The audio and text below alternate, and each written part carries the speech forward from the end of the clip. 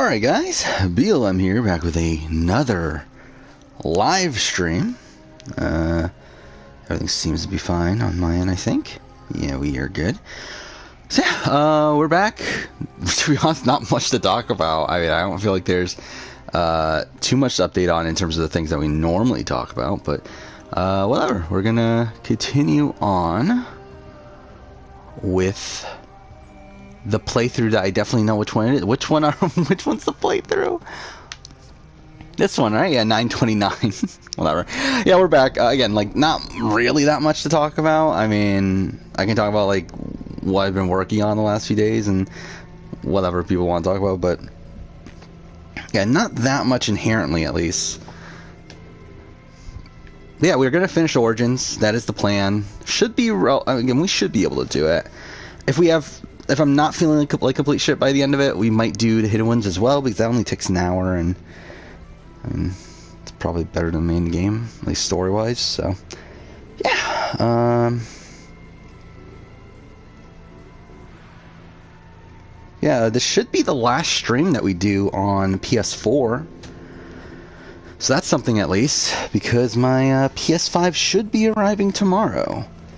Technically, it was supposed to arrive today, but it is now arriving tomorrow. So hopefully it arrives tomorrow, because again, I still plan on streaming on Sunday. Plan on streaming Miles Morales, which it would be nice to play the PS5 version of that, but I guess we'll have to wait and see. I might as well check it right now. I'm pretty sure it's still supposed to be tomorrow.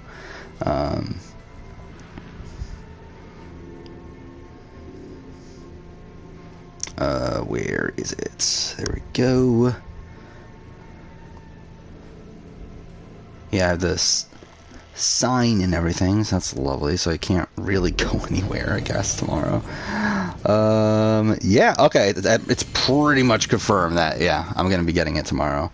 It's in my area already. So, yeah, that's something at least. Alright, what are we doing? This is the right save, right? I should probably... Why are we in Memphis? Is this not the right save?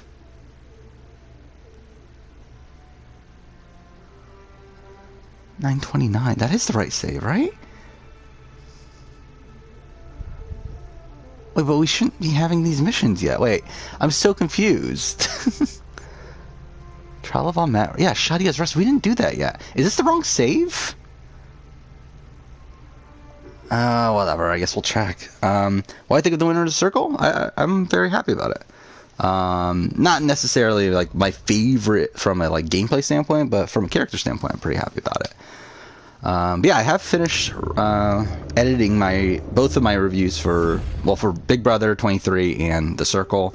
Those will be the next two videos that come out. Tomorrow will be my Big Brother review, which is way too fucking long. And then, Circle review will be out on Wednesday, and then I am in the process of editing the player ranking for BB23, which will probably be out next. Oh, I know, it's this one. Fuck me, because we fucking jumped into that save for like 1 second. Okay, I remember now. Either way, yeah. Yeah, those are the next 3 videos. After that, we're kind of back to normal.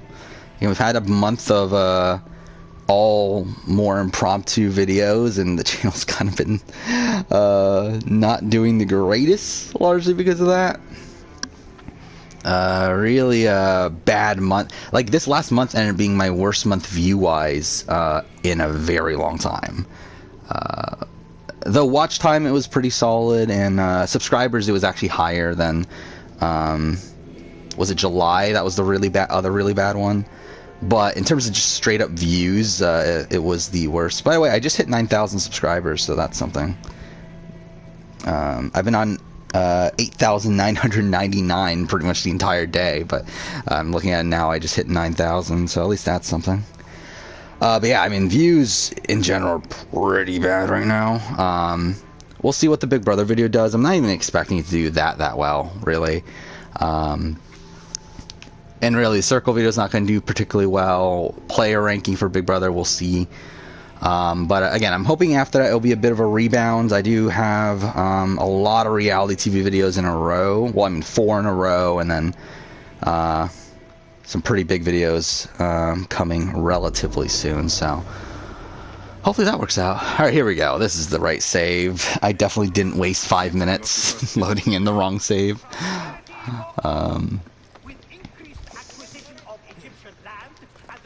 Okay. But yeah, I got a bit of an earlier start here, largely because I didn't really want to.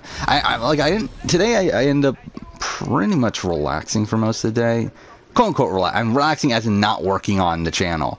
What am I doing? Really, up until the last few hours where I started editing the player ranking. I thought you could go straight to oh, can you not do it until... Okay, whatever. Now we can do this, right? There we go. A letter left behind by my informant. It looks like he fled, but the soldiers caught his servant. But yeah, so... Yeah, I mean, was it yesterday was a big day for me working on the channel. Kind of like Tuesday. Tuesday, I talked about this. I spent the entire day recording videos. I recorded 9 fucking videos. And yesterday was a similar day where I recorded the ending to my Big Brother and Circle reviews. I record 4 other videos, almost all of them being Big Brother. Actually, were they all Big Brother videos? 3 of them were for sure. I don't remember what the other one was. But either way, there was that, and then I did end up editing the remainder of the Big Brother and Circle reviews last night, and stayed up till like 2:30 in the morning doing that. So that was fun, but at least that's out of the way. And I just took today a bit slower. Where what I actually ended up doing for most of the day was, well, I mean, one, I got up really fucking late, but outside of that, I did. Oh fuck, we still have the Chocobo. Whatever, who cares? Oh yeah, oh hey Sarah Quill. Yeah, I did see the Square Enix event. That was shit. Like, what the fuck was that? Like the Square Enix. I love how like the what was it? It was the Tokyo Game Show Square Enix event. It was literally just stuff we've already seen. Like, it was almost all the exact same trailers. Like, it was pretty hilarious. But yeah, I did. That was like one of the only new things there was more of the Final Fantasy Origins, which still looks kind of eh. I mean, I'm sure I'll play it. Like, we did get a date. I think it's like March, right? So I'm sure I'll play it, but it's not like my most hyped game or anything. Yeah, well, I think the only things new were that, and then the Final Fantasy VII First Soldier, or whatever that was called. I think those were like the only new things, right? Like, everything else is like stuff we had already seen. Who are you? A friend. Stay quiet. I will get you out of here. Oh, okay. Not what I meant to do. Okay, definitely not what I meant to do. What the fuck? Alright. But yeah, I mean, what I spent most of the day on today... Well, actually, I left my apartment for the first time in a week today, so that's something. Pretty much because I ran out of food, so... that's something. And then after that, I spent like 5 hours trying to speedrun The Last of Us again. Because I speedran it... Like, we obviously played it on stream. And then I did a speedrun the next day where I beat my PB. But it was like a PB where there was like so much time to save still. Wait, I don't even need to be doing that. What am I doing? So I decided to do it again today, and I had like 3 failed attempts. But on the 4th one, I got a PB by like 7 minutes, which was ridiculous. So that's something at least. And guy here's dialogue. Hotefres took a trader ship to Lake Moeris. It has a large statue on board, and is Oh, to be honest, I didn't even pay attention. Was there a cell phone in it? I didn't even pay attention to that. Then I must hurry. Get somewhere safe. Be well. Because I didn't really pay attention to the actual like, I saw the gameplay and everything, but like, I wasn't paying attention to what was going on in the story-related stuff. I thought there was a boat around here. Did I pass it? Is there not? Okay, well, I could have sworn there was. Guess I have to go back? Whatever. Am I doing Big Brother ranking file 2s? Not... I don't plan on doing it right now. Like, it's definitely a video that I assume I'm going to do eventually. Like, it's on my list of videos, but it's not a video I currently have scheduled. Oh, hey, it's me, Raccoon. Yeah, just a bit of a more casual stream tonight. You know, there's nothing... Again, there's, like, nothing really going on. Like, Big Brother's done. We already talked about Survivor. Circle's done. There's really not much going on, so... really, I just wanted to finish Origins here. So, might as well do that. Still planning on streaming on Sunday, doing Miles Morales. Again, hopefully my PS5 arrives. It was supposed to be here today. Now it's coming tomorrow. I just checked the status, and it does, like, it's in my area. So, if it doesn't arrive tomorrow, then there's something seriously wrong. So, yeah. You think that Sean's getting a winners at it? I disagree with that, personally. I think if you look at it on paper, maybe, but I think there's so many holes. Like, his premiere had a lot of holes in it. And then this episode felt like it was very circumstantial content because he went to the island. So, again, he's the top, like, I think I have him number 5 on my power rankings, but I don't personally think he's, like, a guaranteed winners at it. Because, like, to be honest, I don't think anyone has a good winners at it this season. I think everyone's at it is, like, massively flawed.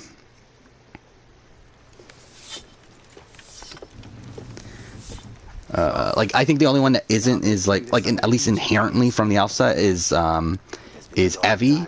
But, like, I feel like Evie's just way too overexposed. I feel like she's being looked at as a... or she's trying to be portrayed as, like, a decoy winner at it. 30 minutes in? I'm Bayakosiwa, and I seek information on the crocodile. The phantom that has brought Fiam to its knees. What could you want with him? Yeah, what is this article? It's about... Alright, Jack feels like he's trolling us. I intend to hunt every last one of them down. Oh, 30 seconds. I'm a fucking idiot, by the way. Yeah, seconds. Crocodile has transformed not only the land, Okay, I remember this clip. those who do not cower in fear are made to work for him. Actually, I do remember him saying... I stole a ledger from a Greek magistrate.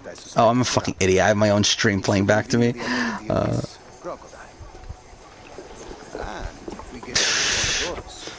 yeah, I haven't seen this. I gave it to my wife Heno to hide. As long as the Ptolemies think it's yeah, that's something. I mean, it feels like this entire game's just gonna be a massive meme, right? Like, it really just feels... I don't know. It doesn't, like, seem like a... I mean, yeah, like, a lot of people have been comparing it to, like, a PS3 game and stuff, and the writing seems pretty atrocious, so... what am I doing now? Where am I going? Wait, didn't I ride here on a boat? Where'd my boat go? You know what? Whatever. I'm just gonna fast travel.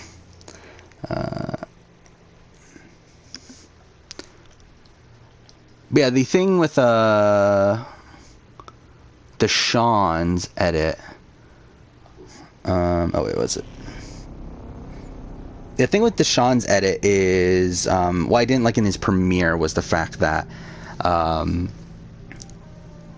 essentially, like, a lot of the premiere was talking about how you need to take risks and all these things, and they, like, bothered to show him actively not take a risk.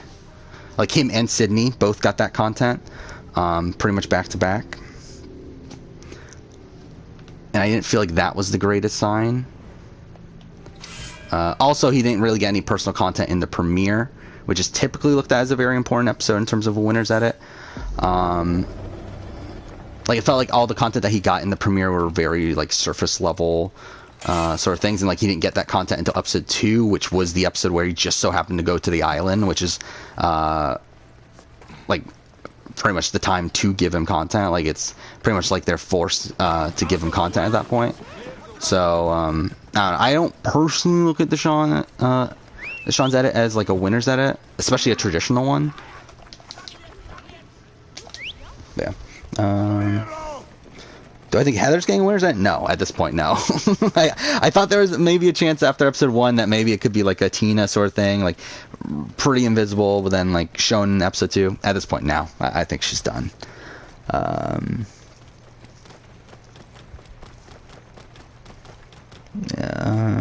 Yeah, like I don't know, like Square Enix, like this entire event felt like they were just trolling us, right? Like this entire TGS thing. Again, they literally showed the exact same Forspoken trailer from the PlayStation event. They showed the exact same fucking Guardians of the Galaxy trailer. They showed fucking the trailer for Life is Strange: True Colors. It just felt, the entire thing just felt like a troll.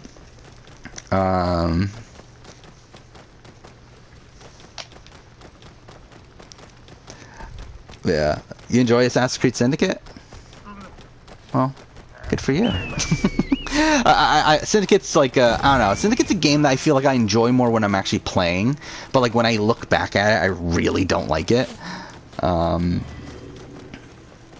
it's Assassin's Creed, or it's Ubisoft Quebec that develops it, who were the people that did Odyssey, and it's really a team that doesn't get Assassin's Creed for the most part. And like Syndicate was like a step in the bad direction, but then like they took it even further with Odyssey. But Assassin's Creed Syndicate more so feels like a parody of Assassin's Creed than does an actual Assassin's Creed game. This is going so slow. Whatever. Adam got his personal content on the second episode of Millennium Gen X. Yeah, that is the thing. I forgot, how was Adam's premiere? I know Adam's premiere, like he set up the theme, right? Wasn't that a thing in Adam's premiere though? That he would like he was one of these people that was like talking a lot about millennials and like all that stuff in the premiere. I just feel like Deshaun didn't have a great premiere, and then his episode 2 is like good content, but it's content when you're forced to show him anyway.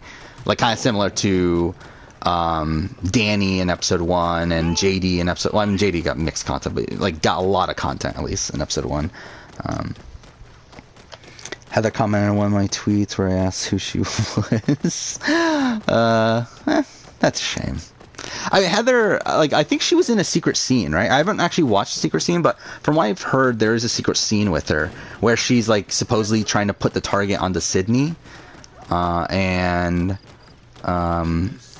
it that she, like, lies about having a dream that, like, Sydney did something or whatever, and, like, she, like, did that to, like, put a target on her, and, like, that just sounds really bizarre. But, yeah, Heather, I think, is dead in the edit at this point. I don't think she is gonna win. She could still, like, make it far. Like, I mean, because, like, there's definitely, like, possible, like, I don't know, like, a Sunday sort of, like, trajectory for her, but I don't really see her winning at this point. I don't even know if I really see her getting to the end. Okay. What the fuck? How'd I get... Oh, I forgot about that. I had torch on me, didn't we? So, like, the torch went... Okay, whatever. Who cares? It doesn't matter. I mean, Heather seems like a nice... I feel like she's understanding of your tweet.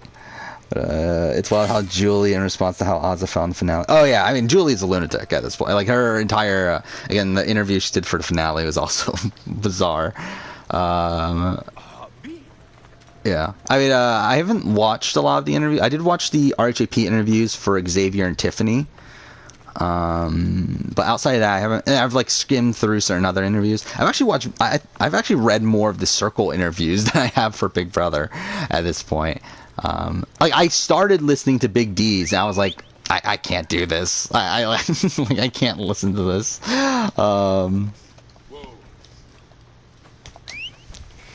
Yeah, I did see that they revealed the merge buff for Survivor. Which is, yeah, it is a red buff, so that's something.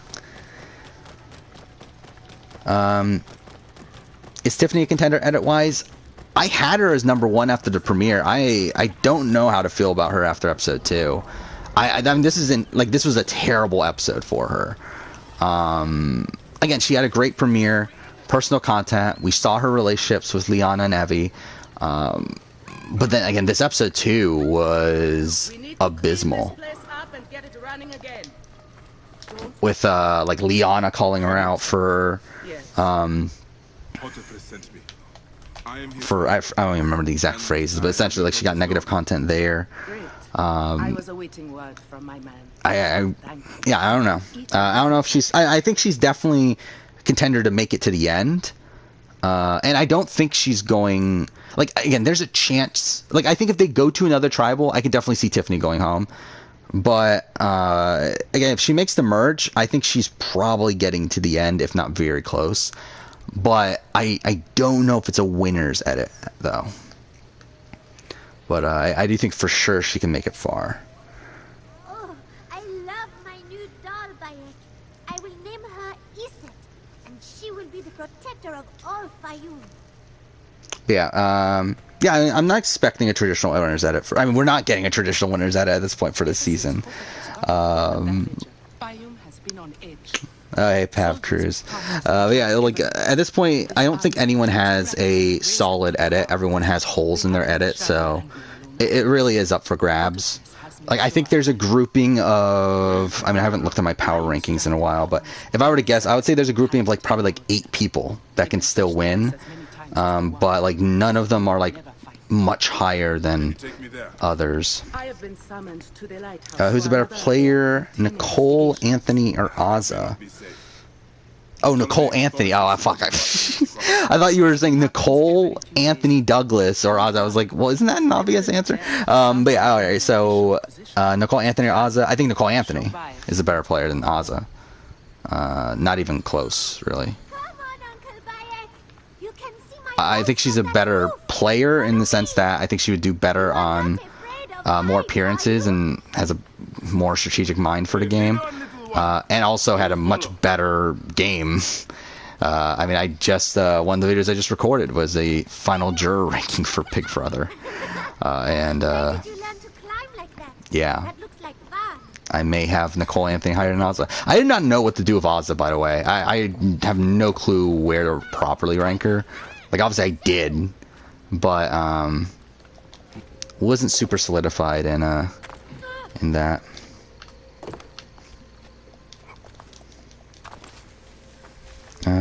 DF is gonna get way more insufferable. Yeah, like the thing is, like, does DF know now? Oh, wait, I'm an idiot. Okay, but yeah, does DF know now? Like, I feel like he probably doesn't, right? That he's like that he's delusional and everything.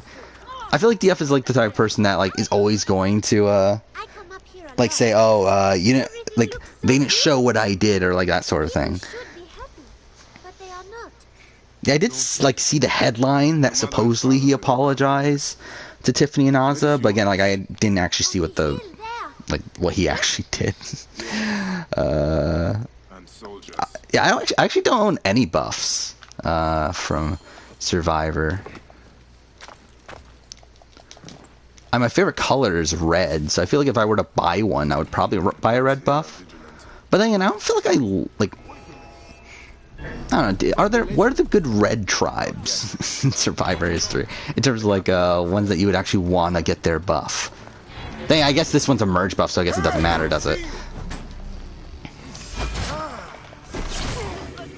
Because I feel like if I were to get like a tribe buff, I feel like the first one that comes to mind to me is like something like Luzon. Oh, I guess villains. You can get a villains buff. That would be pretty good, right? Shadia? Fuck off. Thank God Assassin's Creed's still so realistic. Where I have a fire sword and I have a sword from Final Fantasy fucking 15. What have you done, little one? I forgot there's no run button in this game. I fucking love that line. Okay, Justin. Who do you think is a better player, Victoria or Azza? I think Azza. At least, I mean, spoiler alert for the Final Juror ranking. I have Azza ranked higher on the Final Juror ranking.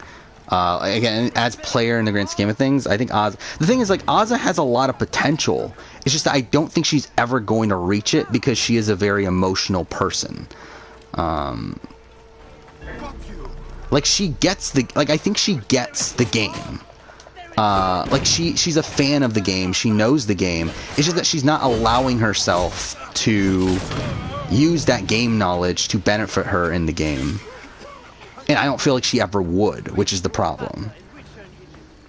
But, I mean, again, against Victoria, I feel like she's better than Victoria. By the way, I did say in my last stream that Victoria was not at the bottom of the final juror ranking. I might have changed my mind. Mainly because I forgot one specific thing. I forgot the fact that she got voted out and saved by a twist at Final 5. I completely forgot about that until I was, like, going over everyone's games right before I recorded the video. I was like, ah, shit. I guess I need to change this. Opinion of Big Brother's gone down? I mean, my opinion of Big Brother is never too high as a TV product, at least. I love Big Brother as a game, but I feel like the TV show's been shit for years. Mom got you an Angkor buff? It's kind of random, isn't it? Angkor is the, yeah, it's the yellow tribe, right? Yeah, so that's kind of random. Who should predict who's going to be the one to say the live feeds? Yeah, I mean, I feel like with this season, I feel like Big D was a pretty strong contender for that. Then again, I mean, like, people liked Big D in the preseason, right? Like, I liked Big D in the preseason. But I feel like, I think maybe before the season starts, that's harder to predict that. But I think by, like, day 1 or 2 of the live feeds, I think you can predict that pretty well. Like, who's going to be delusional enough to say those sort of things. Future seasons of Big Brother, get rid of the GOAT player. I mean, yeah, I mean, that should be a thing in all shows, all social strategy shows, is get rid of the GOAT. If you're not a person, like, if you're not, like, Xavier, essentially. But then, no, actually, no, if you are Xavier, actually, it is better to get rid of that person. Like, essentially, like, for me, I would always want to get rid of that person, because, obviously, that lessens the chance that you get to the end. Unless you're, like, the only person, like, really the only person that should try to keep them around is if you have, like, such a strong relationship with them that they're going to benefit you in the game, or if you're the only, the only person you can beat is them. But I think in most scenarios, you should be trying to get rid of the GOAT, especially if you're someone that it has a likelihood of winning at the end, and again, if you don't have as close a relationship with that person. Again, that's what makes, like, the Suri getting rid of Courtney in Panama such a great move. I mean, that, and also organizing a 3-2-1, but... do you think Big Brother should have a Final 3 instead of Final 2? No. I don't think that should ever happen. I think Survivor should go back to a Final 2. Again, because, like, even though Final 3s are more likely to lead to a more satisfying outcome for a season, I would rather have a less satisfying outcome than a unpure game, if you will. Hey, I love how I'm talking over this, like, pretty depressing scene of a little girl being killed, but whatever. If you watch Survivor South Africa, get rid of the GOAT. Yeah, like in, was it South Africa, what, Santoni was kind of a GOAT? I mean, again, I'm not sure. By the way, my South Africa player ranking is getting very negative reception, which I find hilarious. Yeah. I did read some of the comments, but I haven't read any in a little while, but a lot of people disagree with my placement of Anella, and a lot of people disagree with my placement of Santoni. And Nicole, but, I mean... To be honest, if I were to redo it, I think I would move Santoni above Nicole. I think that's, like, one of the first, like, changes that I would make. But even, like, I don't think Santoni played that great of a game. Like, people are upset that I put Santoni so low, but it's like... Again, like... Santoni didn't have that much control in the game. It's like the only point where Santoni has any semblance of control is in the swap tribe. But even then, she makes moves that aren't in her best interest. Like, she gets rid of her own allies. Like, she gets rid of Paul, who is someone that was on her side. So it's like, I don't look at her game as good. Because, like, she's in the minority for a lot of the rest of the game. Either that or in a swing position to where she doesn't actually do anything with it. Like, I don't consider Santoni's game good. And I don't think she wins at the end. So it's like, there's nothing good about Santoni's game. Or very little good about Santoni's game.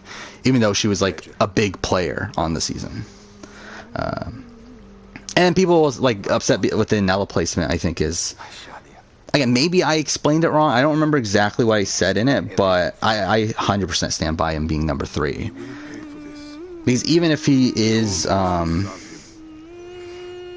Because, like, no matter if it's purposeful or not, he was still in that position no matter what. Because I see people, like, say... Like, I saw a comment that was like, you give him way too much credit. But it's like, even if he doesn't do... Like, even if he isn't making these social bonds, like, on purpose, he's still in those positions.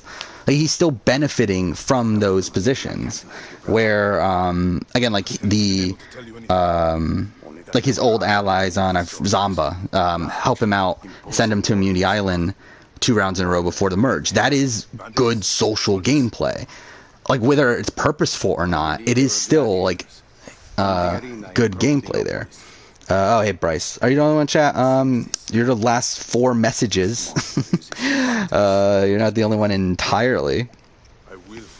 Yeah, how does Twitch... Twitch works where, like, you don't see the messages from before you join, right? Either way. Then, I mean, Nella's Final 6 move's terrible, but it's like... Still. And was able to get in a position to where Tyson and Kieran wanted to take him further into the game. Was the one to make the decision on the final 7 round, or final 8 round to get rid of Inesu. Oh, yeah, I still think there's enough there to put him at 3. Let's see. Yeah, I'm not far behind on chat, but, like, my chat's, like, scrolled down, so I gotta get back into my placement. The worst 4 people... I mean, yeah, the Jokers is the worst team, for sure. Like, I think Brittany is the best player of the 4. Even though, I rated Azza higher on the player ranking, just because, again, she was closer to the end and almost won the game. Kind of. Again, almost won, as in she had a winning scenario, even though she wasn't taking that scenario. But I do think Brittany is the best player there. And again, like, yeah, it's not great. I mean, like, it could have been worse, technically. Like, I mean, the Jokers would have been worse if it had Brent on it. Or if it had, like Travis, maybe. But, yeah, I mean, it's a pretty bad group of people. Which one's better, Shadow of Mordor or Shadow of War? I would say Shadow of Mordor, personally. Where, I mean, Shadow of War just feels like the same, but not as, like, yeah, I haven't played Shadow of War in forever, and even when I just played Shadow of Mordor, I stopped, after the first, like, hour or whatever, and I haven't gone back to it yet, but, from what I remember of the two, I feel like I was higher on Shadow of Mordor, even though I didn't hate Shadow of War. Let's see.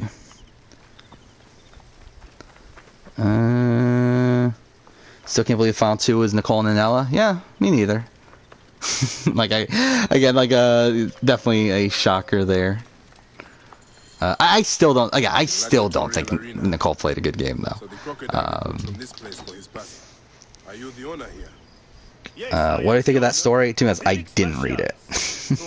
Where's Final 6 in Survivor based on players?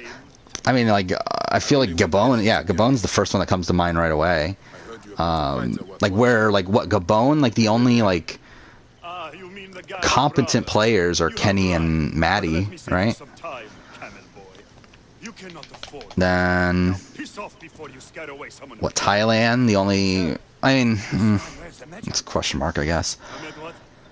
It probably is Gabon. You look the part, like a vicious, mangy dog. trying to think. What other seasons are that have bad final sixes? A huntress from Siwa. Nicaragua at least has Chase and Sash and Holly, and yeah, I mean, so it's not Nicaragua. Then again, I mean, like Dan Lembo, Fabio, and Jane aren't the greatest in the world. Yeah, I mean, it is Gabon, I'm pretty sure. The Garlic brothers are involved in Shadia's murder. I really like the thing. Like whenever I get around to do it, who's fifth in Gabon? It was Kenny. The arena owner mentioned that One of the only decent players there, and even he's massively flawed. Siwa is a small place. I should go and see. Your story is about how cult people. Where are you with cults? I feel like you're too obsessed with cults.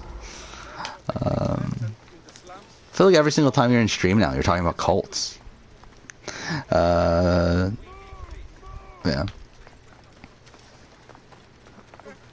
What are we doing again? Oh yeah, we're still doing this.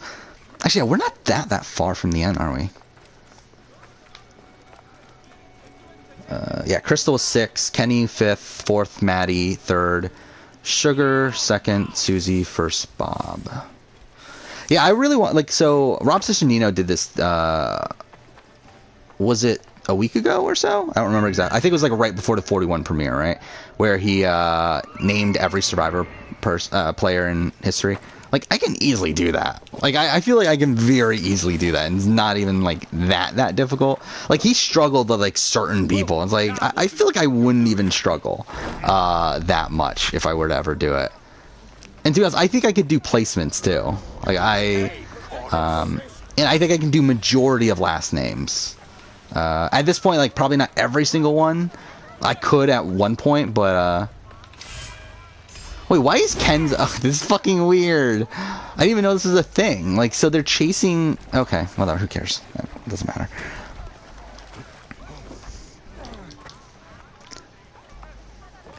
I mean, is that why... Yeah, is that why Bryce is obsessed with cults? Because he's trying to create one for Lauren O'Connell? I feel like that's the most likely outcome of that, right? Oh, yeah, I never turned down level scaling. I mean, at this point, it doesn't really matter. Like, we might as well wait until after the fight, but I completely forgot about that. There we go. Oh, I think if Crystal Cox is a player, not good. Again, doesn't win at the end against anybody, I'm pretty sure. I mean, like, only scenario where she has a chance is, like, Sugar, Susie, Crystal, and even then, I think probably Susie would pull out the win. Yeah. I like Crystal and Kenny, but I don't think they're particularly great players. I mean, Kenny is, like, fine. I mean, like, Kenny is, like, I mean, Kenny's one of the best players on Gabon, and he's, like, not that great. So, yeah. My friend. Have I ever applied for Survivor Big Brother? No, I haven't. Nor do I have much of an interest anymore. I definitely had an interest when I was in college and stuff, but, What are you doing at this point, not really. I heard this was a good place to prosper. Marcus, I mean, Marcus, it's tough with Marcus. Marcus was in the best position. I don't know if he's the best player. Like, I think Marcus is pretty much guaranteed to win if he makes merge. But I don't know if he's the best player in terms of, like, him on multiple appearances. Because I don't think he's a player that can do that on most seasons.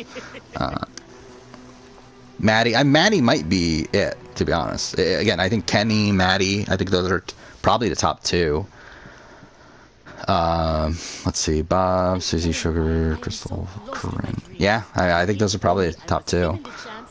I know I could become champion. I mean, unless we want to say like a Jackie, like maybe a Jackie could do well on a return or something like that. But yeah, I think it's Maddie or Kenny are top two. I mean, it would be interesting whenever I get around doing Gabon player ranking. So you have finally given up trying to put the world to rights. I mean, like I'm pretty sure Maddie would be number one. Now that I think about it. Trust outsiders, but do not worry. Yeah, I think Maddie would be number one, but yeah, he's still not that great. Especially as a player in the grand scheme of things. I think Maddie's a better player than Fabio. Rank all Survivor hosts. I mean, like obviously Jeff is number one. I think, I think at this point JLP and the other one, Nico, are around the same level, and then you got like all the bad ones from old International Survivor. Oh, and Matt Chisholm is like so bad that he's good, where like he's hilarious, but it's because he's such a bad host. All right, let's turn off level scaling.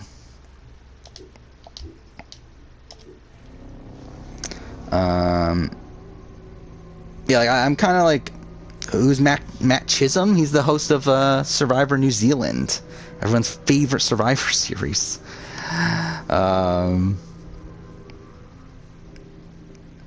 Who else is? I mean, like Link. Like all the other ones are just so boring. Like that's the problem. I mean, I always like I like the original host of South Africa. What was his name? Who was like, it's so weird because like he was a guy that applied to be on this show, and then they were like, "No, we want you to be the host instead." Like it's so fucking weird. But he's like a guy that's like super deep voice, and I always liked him, even though he's not that good of a host. But like both UK, like it's so weird too. They have two different like they have a different host for each of the UK seasons. Like there's only 2 UK seasons that are filmed back to back, yet they had different hosts for them for some reason, and they're both really bad. Australian Survivor 2002 is really bad.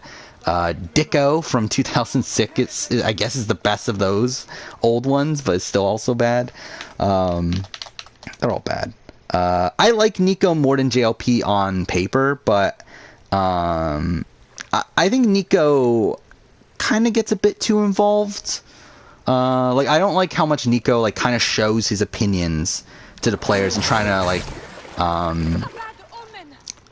he kind of like puts his opinions into tribals, and I don't necessarily like that. But I like Nico better on paper than JLP, but I think JLP probably is an actual better host at least, but I like Nico more. Am I going to do a player ranking for all players? Maybe? I talked about this in stream a long time ago, that the tentative plan is to rank every Survivor player after Survivor 50. If I'm still doing YouTube, that would be the plan. Will I still be on YouTube by then? Who the fuck knows? But I would do it if I'm still around by Survivor 50. I don't know how I will do it. I don't know if it'll be like, I don't know how I'll approach it. Maybe I'll do like 100 per episode, or I don't know, and like do like I don't know. I haven't thought that through because that's so far down the road. That's still what, 5 years from now. But I would say that's the time to do it. To be honest, I should have done it for 40. I think if I were to do it before that, I should have done it for 40. But it's not really a thing that was really on my radar at that point. And also, I didn't know at first that we were going to get such a big gap and all that stuff. But either way, like, yeah, I think 50 would be the time that I would plan on doing it now. And in an ideal world, I would do the same thing for Big Brother at some point. But, yeah, who knows? Yeah, BB Can, Australian Survivor, Survivor, all these other shows too. But, I'm not as like locked into doing those as I am with Survivor. Like Survivor, I feel like I will do it if I get to Survivor 50, while the other ones are kind of just like maybe. BB Can after season 10. How many BB Can players are there? Because BB Can is very doable, right? There's like what, 100? 106 right now. So if there's like 14, 50, so 120 people, maybe I can definitely do that, to be honest. We'll see. It's not on the schedule, but then again, I mean, like it wouldn't be on the schedule even if I was planning on doing it right now. But yeah, I mean, like I could do it, but I don't know if I will. If I do it, it'll probably be like end of next year, early 2023. Like I don't think I would do it after BB Can 10. I think I would do it more so like before BB Can 11. I think that'll be kind of the timeline for that. Like kind of do it as a hype video for BB Can before BB Can 11. Yeah, I like 14-person cast for Buchan. I do think it works out better, especially because like it seems like they're locked into having 9-person juries. So I think 14-person cast works out better there. Try to do it with drama. It pleases the crowd. Oh yeah, have I ever watched Total Drama Island? We talked about this in the past. I've watched the first season, but not beyond that. And I don't know, it's fine. Like I mainly watched it because of its connection to Survivor. I don't really I don't know. I didn't watch it until like 3 or 4 years ago. So it was like well after like again, I was in college at that point, so it's not like I was like a kid when I was watching or anything like that. So I don't know, it's fine. Is that armor from Ptolemy's army? What else do we got? How would each host do on a Survivor season? Like Jeff, I think would do well if no one knew that he was the host of Survivor. But like if we're talking about like, I'm assuming we're talking without the target, right? Of them being the host. So I think Jeff would do well. I think he probably gets their merge most times. Probably like could be a boot around the merge. But I think Jeff is definitely someone that would do well. Nico, I'm not entirely sure. I think Nico would do. I mean, to be honest, like most hosts, like probably would like naturally get around the merge or so. I mean, most of them are like these like athletic men typically. I've never failed that before in my entire life, but whatever. Yeah, I think Nico is kind of like Julie Chen, from what I understand, where he is very religious and kind of makes it clear that he's very religious. So I don't know how he would do well personality-wise with other people. JLP, I think JLP doesn't seem to me as like maybe the most savvy person in the world. Like I don't think he, like the thing about Jeff is that I think Jeff has a lot of the skills that it would take to be a good Survivor player, in terms of like I think he has a good read on people. Like I think he gets the strategy of the game. I don't get that from JLP. I don't think JLP like I think JLP is like one of these people like probably a merge boot maybe right afterwards. I don't see how he navigates through the game. Matt Chisholm, probably first or second boot. And then, again, who cares for all the old hosts? Yeah, that's like, I know Nico gets like very political and very religious on Twitter and stuff, so don't think he would do particularly well. Ranking of circle winners. Again, like I probably will do it at some point, but it's also like kind of arbitrary because like gameplay in the circle is just so random, especially for the winner. But if we're talking about like on the path to the win, like Celebrity is the worst. Celebrity UK. I mean, I think Celebrity UK is probably the worst winner ever, circle wise, in terms of like player. Fun character, but terrible player. Series 3's fine. Probably Season 2 US is the next worst. And then I think it probably is Season 3 UK is higher than Season 3 US. But I don't think there's a massive difference. Where I think Season 3 US is a more skilled player, but Season 3 UK had the better performance, if you will.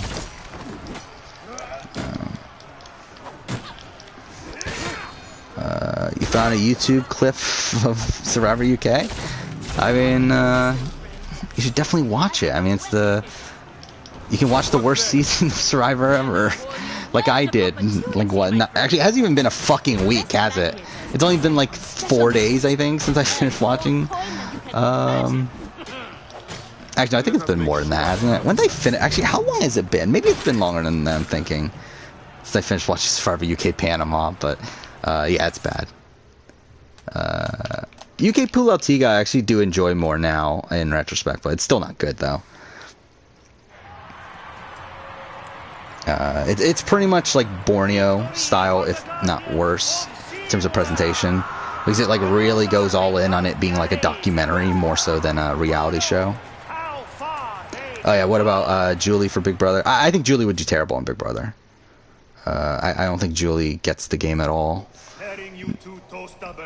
Oh yeah, and then Arissa would do better, obviously. I mean, it's not even close.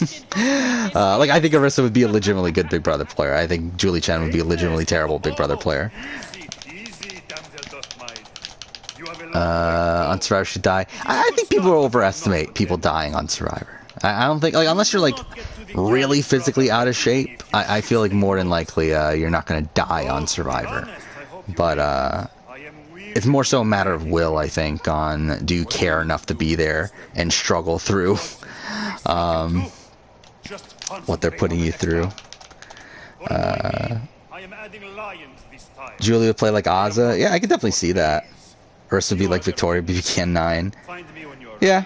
Maybe I would say maybe more like Sarah. I think because I think Arissa's more strategic, like more strategically savvy, I should say, than Victoria. Like Victoria thinks she's strategic, but like is obviously lacking a lot. I feel like Arissa is actually more strategic, so I would say more like a Sarah Hanlon, where like she's still probably not making the most optimal moves at points, but is at least like logically thinking through things. But yeah, I mean, either way, yeah, I could definitely see that though, that sort of thing. Yeah, Survivor UK Season 1's like okay for the time. Like it's a lesser version of Borneo to me, but like it also probably has better players. So, or at least has like certain players are better than the players that you see on Borneo at least. And it's a more strategic season than Borneo as a whole. Yeah, I mean, UK2 is the worst season I've ever watched. And again, I just rewatched it. Like even Australian Survivor 2002, I enjoyed more on the rewatch that I just did. UK Season 2 is like the worst piece of shit I've ever watched. Like it's literally, like it might be my least favorite reality TV show season I've ever watched. Like, and I've watched it now 4 fucking times. Like, it's like, what am I doing with my life that I fucking watched this show so many times? But yeah, it's bad.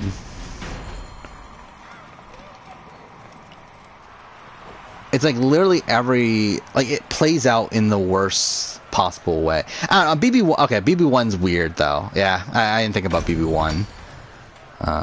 It's definitely worse than BB2. Like it's worse than any other BB. But yeah, BB1 is weird because like I think it's worse than BB1. If BB1 was only 13 episodes, like UK Pan. Actually, UK Panama is only 12 episodes, isn't it? Like 13 if you include the reunion. I don't even remember what the fuck it was. It wasn't really a reunion, but like the documentary special or like, oh no, what was it? Was a oh yeah, that was another fucking weird thing. It was even like a fucking reunion, right? It was like a they just literally taped the press conference that happened afterwards. It's really fucking weird. Whatever, who cares? Again, UK Season 2 is like, it's still one of the worst shows I ever watched.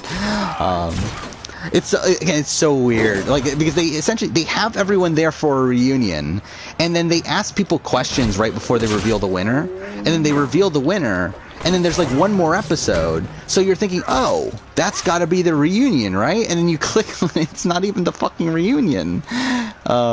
It's literally just like, it's like as if they're going to like an expo, and it's like all the players at like some sort of like press event and everything. It's really weird. I don't even know. Did I see Claire's exit video? I don't think so. I did see her, was it I don't know, I saw her like on some social media. She posted a thing with Christy and said like, thank you for the negative or for the positive COVID test or something like that. So that was funny. But Julie acts so surprised in what? In the exit video? Oh, exit interview. Oh, wait, you're talking. Oh, okay, you're talking about on the episode. Or like, oh no, you're talking about the one that was posted afterwards, right? But either way, the one where she calls her the child of God or whatever. Yeah, I've seen that. You are going to have to win this one alone. You will be fine. Yeah, I mean, I feel like Julie doesn't know anything about Big Brother. Fighters who ask too many questions do not survive. It is Like, I really wonder how much like a rundown they give her on what's going on. You will get your chance. Like, how detailed are these notes that they're giving? Because she's clearly not watching, right? And like, we know that they do give her updates, but I really wonder like what those updates are. I have to win this. Like, is it like full on like live feed updates? I doubt it, right? I'm sure it's like just like a rundown of what happens on the episodes or something. Like she did do an interview saying that Xavier's the best winner ever. So I mean, good job Xavier. He's the best winner ever. So that's something. Yeah, I did see Claire added Child of God to her Instagram, which is funny. Yeah, I don't know what. Again, like Julie Chen's lost her mind though.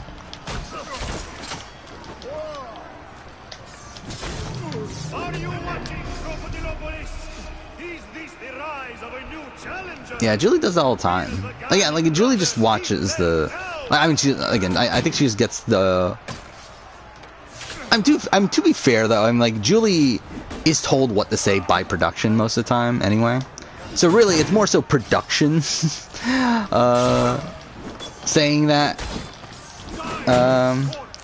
Whitney got taken out by the Royal Flush. Which, I mean, to be fair, she did get taken out by a Royal Flush. It's just the Royal Flush wasn't the group that was in power.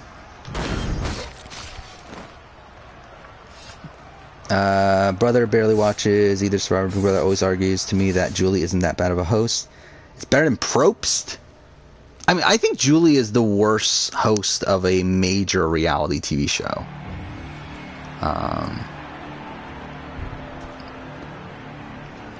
Yeah, I'm trying to like think through them of the ones that are currently on. Like, I think she is the worst.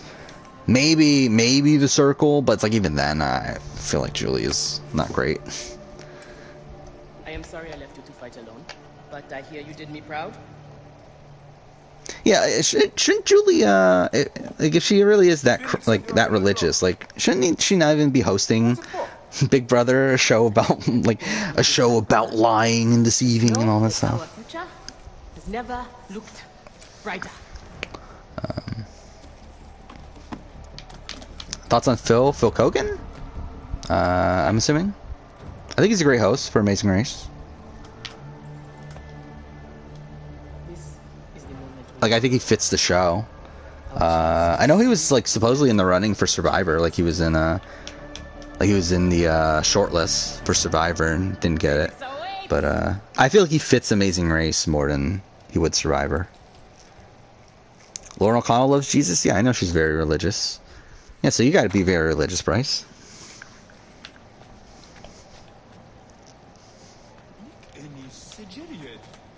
Who'd be better hosting Pod or Julie?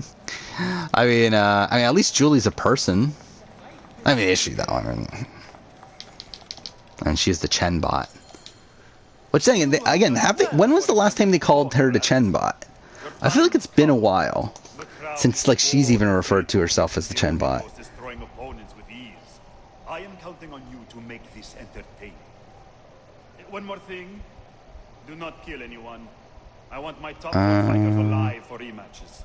I have given the girls the same order. Okay, I guess she did an interview last year where But this is about pain and humiliation. she talks about how she was terrible when Big Brother began, because again, she was obviously only terrible when Big Brother began. Monuments and scroll our names across temples after this. We will be adored. Okay.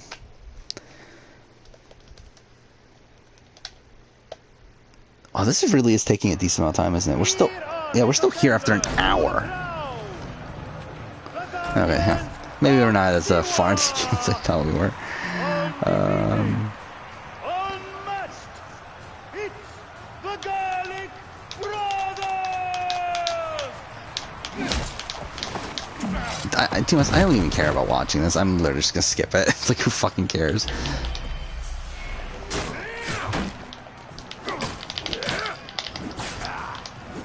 Come on. Okay, well that's lovely. Can I get up?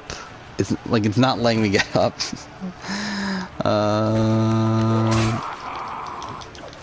Okay. What the fuck is going on?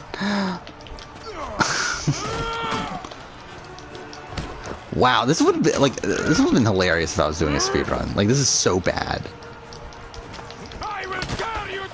Oh fuck! Oh, what is this? There we go. What the fuck? Am I gonna mention one of my videos how I think Lauren O'Connell's a meme now? Probably not. Yeah, I don't know where it's relevant, where that would be relevant. Julie apparently has a contract that she can only be the host for Big Brother US. I would assume that makes like I would assume she has a contract where she can only be a host for like a CBS show at least. I feel like that makes sense.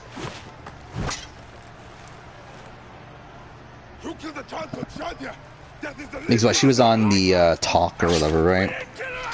But or whichever the other, fuck, I don't even know which one's which, but one of those shows.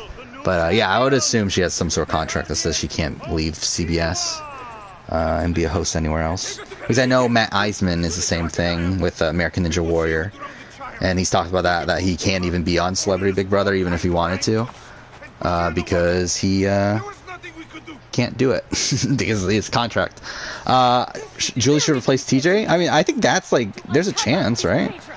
There's not, but I mean, like I would assume that they would allow that in her contract because they're owned by the same company now, Big Brother and the Challenge. So I'm sure something could be worked out there. But again, she's not doing it. Nor should I mean, like I think TJ is a better host than Julie. Then again, I feel like TJ is a good host for the Challenge. I don't know if he would be a good host for anything else, but I think he's good for the Challenge. At this point, again, like I do think earlier seasons he just didn't give a shit, and it's hilarious. But I think at this point he fits the Challenge. The only iconic moment from Julie was slapping Marcellus.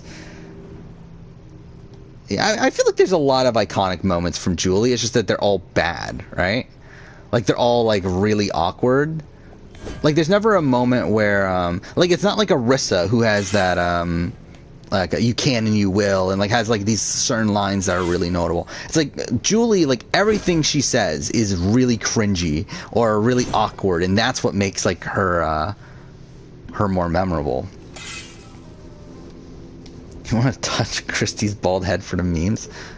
I think I'm good. You hear Zingbots. Yeah, Zingbot as a host would be hilarious. Like, that would be hilarious if they actually, like, if they got rid of Julie Chen and they just, like, replaced her with a literal robot.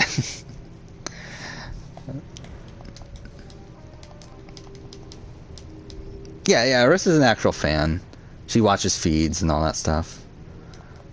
I do think she's a fan, but, like, she's not, I don't know, it's like she's part of the super fan community, like she's involved. I don't think she cares about the game necessarily though. Like I don't think she's a fan, like I guess she's not a fan like I am a fan, where I care about like the integrity of the game and like all that stuff. Like she's not really, like she's a fan that loves the twists and loves like I think she's very approving of what BB Can does. It's not like she's like a Taron Armstrong where like he complains whenever BB Can does twists. It's like she's like pro twists and that sort of thing. So like she's not like, she is a fan, a massive fan, but like kind of a different type of fan from what like I am a fan.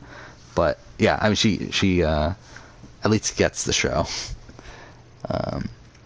So it was Berenike. She's the crocodile.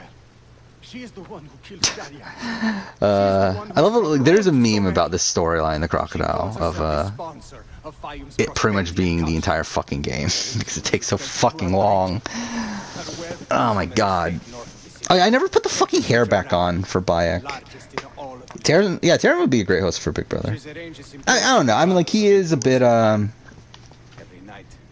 think if he is a bit looser, like, he, on the podcast, like, he's definitely gotten a lot more, Like, he used to be very, like, cold and robotic. I mean, obviously that's why they called him the robot, but, like, he's definitely become more lively in the last few seasons. I feel like, yeah, I think he would be a fun host. I do feel like Big Brother, like, I don't know, I would feel weird if Big Brother US had a male host at this point, though. Like, I just feel like, I don't know, it just doesn't really feel right to me. I mean, to be honest, like, actually, does any Big Brother series that I've watched at least have a male host? I feel like it's always a female host, right?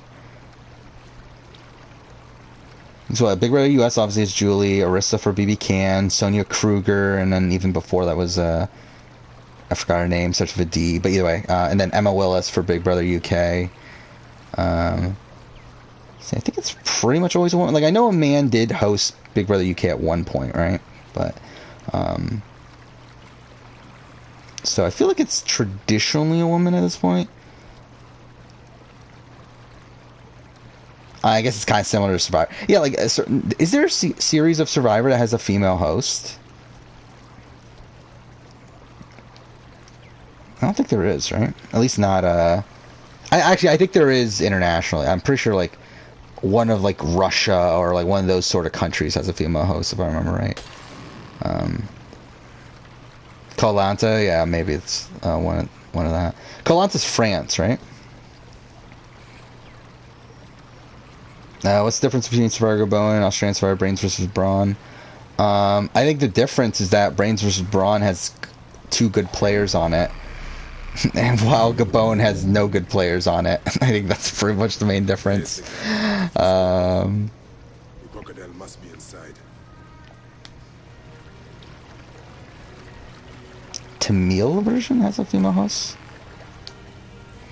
Pretty decent speedrun, Dead Rising 3.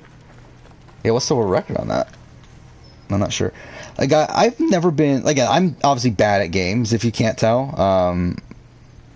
So I've never really gotten... The only game that I've gotten close to getting world record on is a joke of a game, and that is Walking Dead Telltale. Where, I did speedrun it at one time, and I wasn't even trying, and I got second place. Like, a time enough for second place. So, like, again, like, if I really cared enough, I'm pretty sure I could get the world record. But, like, do I care enough to get the world record in fucking, Walking Dead Telltale? Probably not. But either way. Hour 29. Okay. Yeah, so you're like, what, like 45 off? I'm like, again, like, I talked about this, I forgot if you were here or not, but today I did a speedrun of The Last of Us.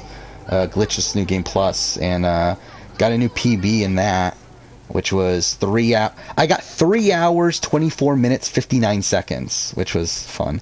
And I saved 7 minutes for my last PB.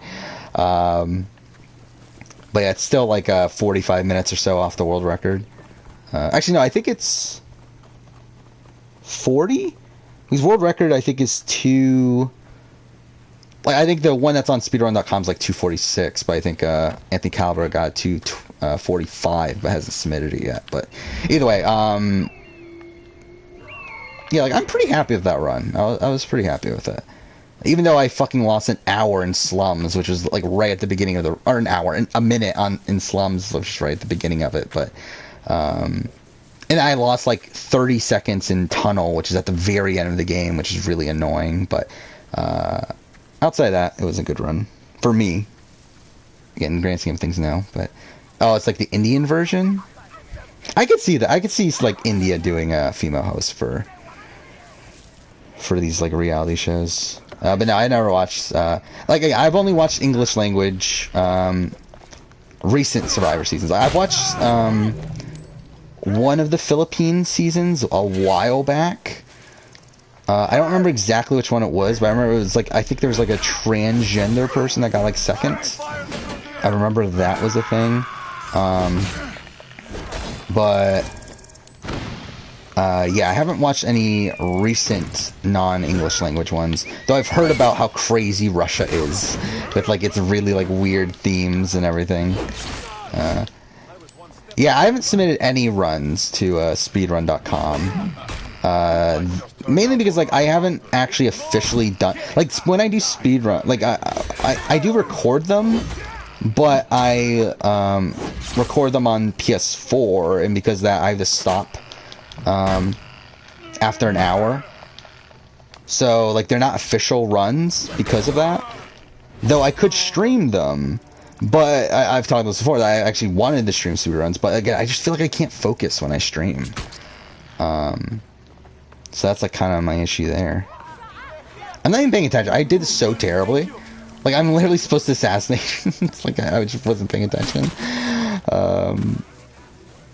Yeah, like there's certain speedruns I really would like. You got the world's longest ad. Well, I apologize for that. It's Twitch, it's not me. I mean, to be fair, I barely get any money from it, so it's like whatever. By the way, Twitch sucks with fucking CPM. It's hilarious how bad it is. Mind you, it's like obviously like it's not like many people watch these anyway. Oh, yeah, see you later, Pop Cruise. But yeah, it's not like many people watch these anyway to even make enough money to do anything with it anyway. But it is hilarious how bad the ad revenue is on Twitch in comparison to YouTube. Where like CPM on YouTube is like at least 4 times more for me than it is on Twitch. And obviously I'm getting way more views on YouTube than Twitch, so again, it's really bad. Okay, this is so terrible. Like, what the fuck? Why won't you stop running?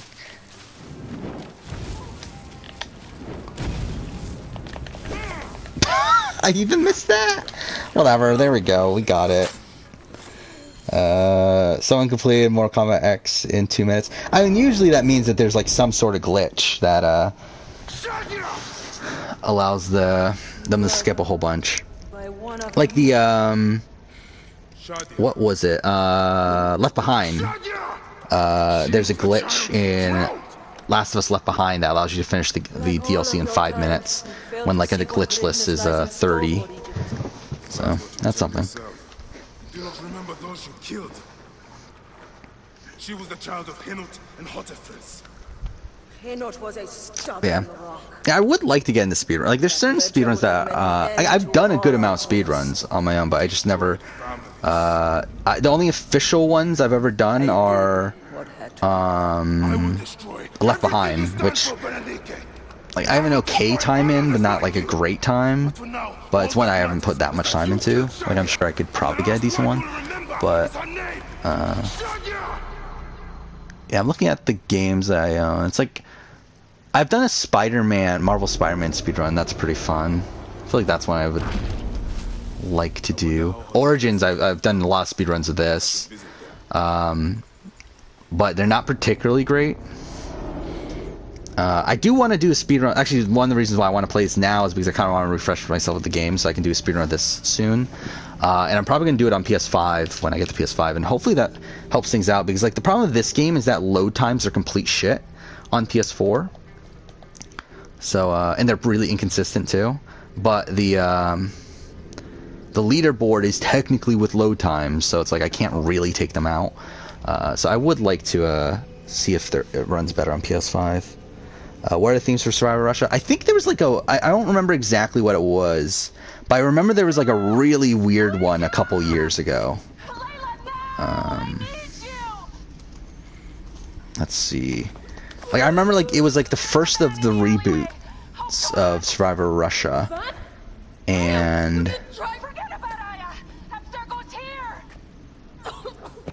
had like a really bizarre one. Why can't I find it? Let's see.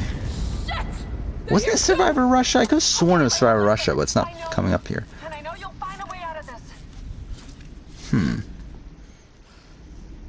You start your binge of Survivor Marquesas? I just watched Survivor Marquesas not too long ago. Oh fuck, we're at this point. Oh fuck, we're at the worst part of the fucking story. Fuck me, this fucking makes no sense. Okay, I just fucked it up anyway, but whatever. What was it? It was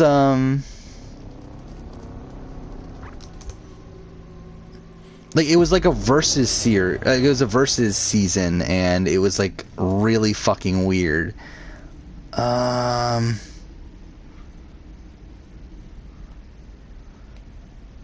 Is it Russian Survivor? Is that why I'm not finding it? Why can't I find it anymore? Like, I know for sure this happened.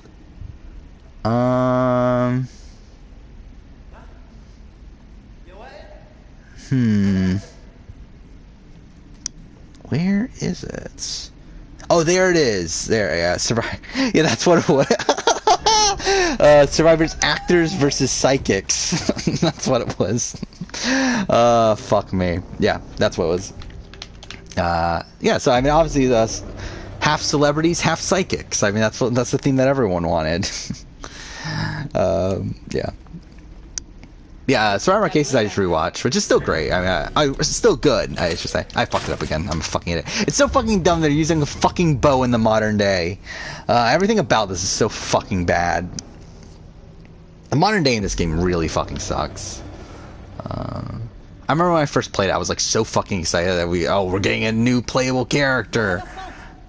They're finally listening to the fans, and then they just like fucking make Layla one of the worst characters. It's a complete shit modern day. What the fuck? Okay, there we go. Opinion on Nasir? I really like Nasir. I think at this point, I definitely see him having longevity. Again, he had a really bad premiere, but I kind of see it as more of like a Mike White or a David Wright sort of situation where, like, yeah, they get sketched out by him, but then they kind of turn around on him, and he probably will end up having a decent run. Yeah, is he the winner? Probably not. But I think he is probably in it for a while at this point. To do this. It's them or me. A vegetarian versus meat eater season, is that a thing? There we go. Yeah, I do remember that Russian Survivor did have a lot of weird things going on there that I saw on Reddit at a point. Yeah, what do we got here? Controversial situation in Russian Survivor.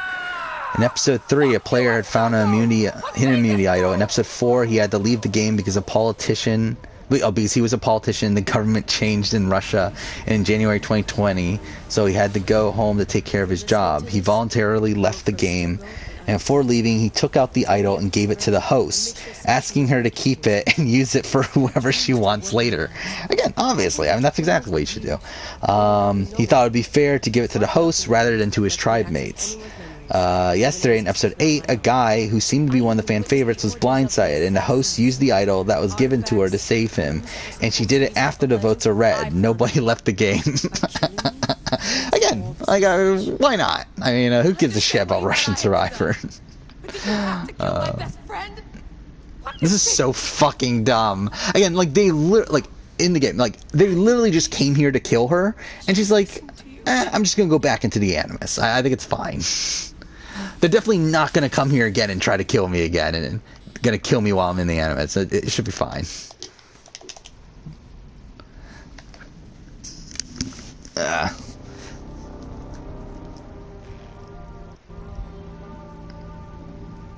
Yeah, this is bizarre. Who's the so I guess Russian Survivor has a female host. I thought it did. Who is it though? Again, why can't I find actual information on Russian Survivor? Like, I know it exists, but like I don't see like the official page anywhere for Russian Survivor.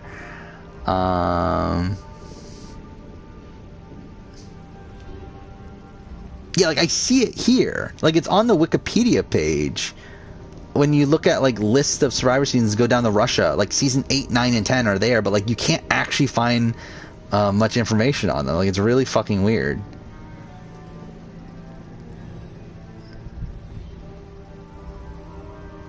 Oh, there's the host. Yeah, it is a woman, so that's something. Yeah, I feel like that would be bizarre though. Watch Russian Survivor. I would watch it if there were like subtitled versions of it. Obviously, I'm not gonna watch it when I don't know the fucking language, and there's no subtitles. But I would be interested in watching it at some point. Okay, wait. I did mark it. Oh, is it not? Okay, whatever. Who cares? I guess it just hasn't loaded in yet. But I know where it is, so we'll go here. Who do I think gets eliminated if Uwa loses? Probably Brad. I think that's the most likely situation. Especially from the edit. I think there's a chance of Ricard, but I think more than likely it's Brad.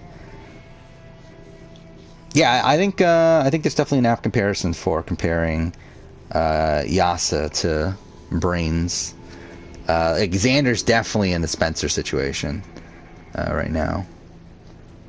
Yeah, Tiffany Jatia. And to be honest, the other two are, it's like kind of arbitrary which one's which, but yeah.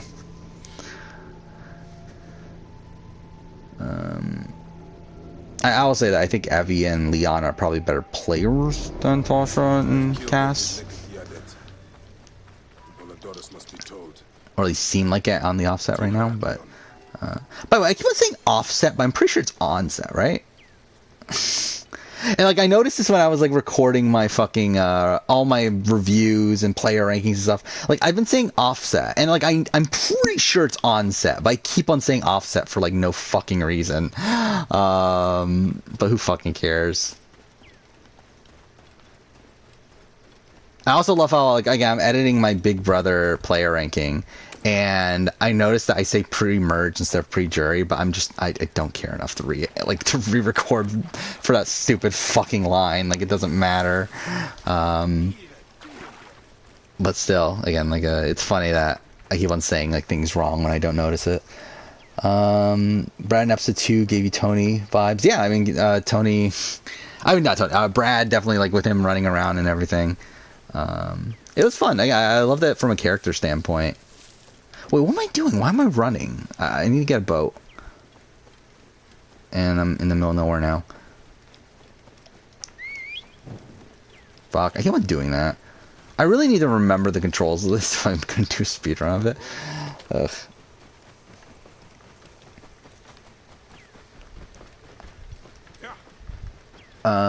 There's a boat. Watch the BB runner-up rankings. Oh, I didn't put timestamps on it. I don't think, right? I think, like, YouTube automates it, which is weird now. There's a setting where YouTube automates chapters. And with, like, my rankings and stuff, because there's text on the video, it makes them on their own. I don't necessarily like it, though, because, like, sometimes they're inaccurate, and it's kind of annoying. So I'm debating over, like, going through all my videos to see which ones have it, which ones don't, and, like, manually turning some off. Because it does kind of irritate me, because I remember one video in particular, I don't remember which one it was, but actually it might have been the runner-up ranking, where it was, I think, like, one of the timestamps was inaccurate. And it doesn't allow you to, like, just change one. You either have to turn it on or turn it off or put your own. So, I don't know. I've been thinking about, like, maybe going back and making sure certain ones are right and whatever. But, yeah, that's the thing that YouTube does nowadays, is automate chapters. Which, I don't know how it works for things that don't have text on screen. Like, I find it weird that they even, like, bothered to do that. But, who cares? Imagine Brad gets this weird Tony edit. I mean, I personally don't think it's happening. Because at least with, again, like with Tony, it was like strategic credit. And also Tony doesn't get undermined in the edit as much as Brad has at this point. It's like you're seeing what Tony's doing and he looks like a lunatic, but you don't ever hear from other people saying, hey, he's a lunatic. While with Brad here, we do explicitly hear people say, like we hear Shan talking about how he's sketchy, and then Ricard talking about how he needs to go home and stuff like that, which again we never saw from Tony and Cagayan. So I think I don't think Brad's winning. What if Brad finds a third of the weird idol? Could be. Again, I haven't talked about this. I'm pretty sure that it's going to be found, the three idols. Because something that's interesting that they didn't air is that at the bottom of the note, it explicitly says that if all 3 idols aren't found by the time the merge. You get your vote back by the merge, but they didn't say that on the show. So that screams out to me that it's not important. Because more than likely, all the idols are found before the merge. So I have a feeling that that is the case here. That I do feel pretty confident that the all 3 idols are going to be found at some point. Again, might be a while for all we know, but I do feel like before the merge they will be found. By the way, I did love how, like, obviously Xander says the ridiculous line that he has to say, but then, like, immediately after he says it, like, Jeff is laughing at him. Like, isn't it kind of weird where it's like, Jeff is the one that's, like, forcing him to say this, and he's, like, laughing in his face that he's saying this. It's kind of funny. Like, it's kind of the same thing with the circle, where, like Vince is wearing the, or not Vince, Nick is wearing the cape while playing Vince, but then the circle on the show, they're like mocking him for wearing a cape. It's like, you fucking gave him a cape to fucking wear. Like, why are you mocking him for the thing that you're telling him to do? It just felt weird to me.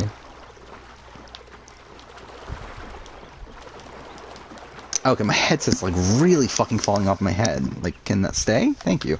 Alright.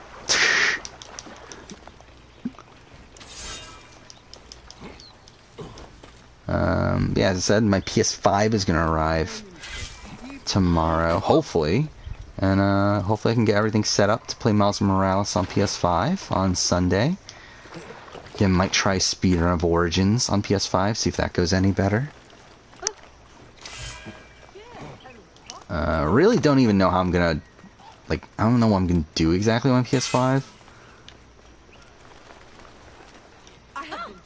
In terms of what games I'm gonna put on it and stuff, but I guess we'll figure it out later.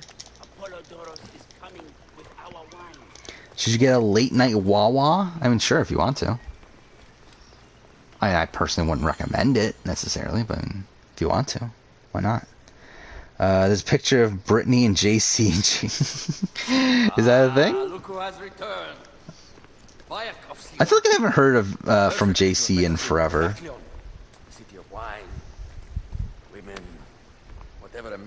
Yeah, tomorrow is the BB23 review. It is way too fucking long. It is, what, an hour and 31 minutes, I think? To the queen. I love this scene. But yeah, it is my longest script ever, I know. You arrive at an opportune time. Though actually, like, comparatively, like, it's like over 1,000 words more than Australian Survivor. Yeah, it's only like 5 minutes longer, I think. So, oh fuck off! I'm not even logged into my own account. How many more names after that? Where am I? Oh, I did pass 9,000 subscribers. I forgot if I talked about that. Oh, I did at the beginning of the stream. Yeah, I'm at 9,000 exactly right now. So for all I know, someone's gonna unsubscribe soon. But who fucking cares? Again.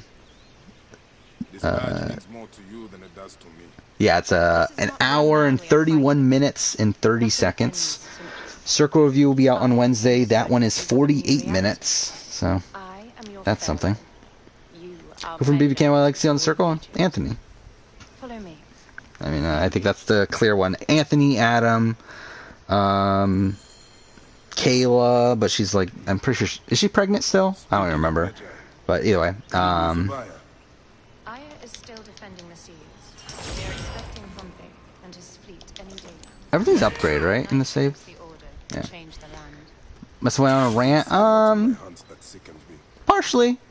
It's also just naturally long at this point. Again, like the way I make, like essentially what I do for my reviews at this point is essentially do a retelling of the season, but then add my opinions along the way. And it's just the natural way that I end up doing reviews now is just like gets more and more detailed as time goes on, and I want it that way because it's like I kind of want to document all my thoughts on the season, but it also leads to these being really long. But yeah, I do know, like, the end of the video in particular ended up being longer than I expected. Yes, the dreamer posits himself as truly Egyptian, and yet sends a man to murder me. Not very Egyptian. On your way to unsub? I mean, Do it.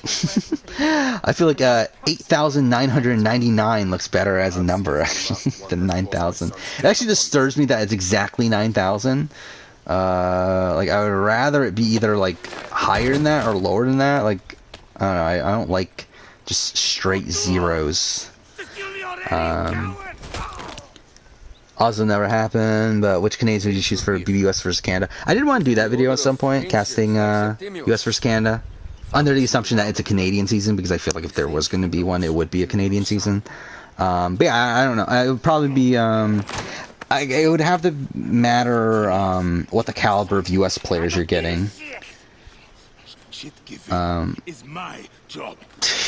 I love that line. But yeah, just in general with BB Can, I mean, like, I would love to see Anthony back. I'd love to see Godfrey back.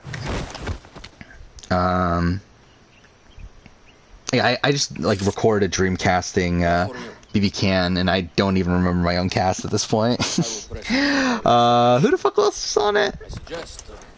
Either way, like obviously like the big names, Netta, Paris, Emmett, like people like that. But yeah, I think you first have to gauge what the caliber of cast you're going for, though. Olivia, yeah, I do like Olivia. Yeah, it's again,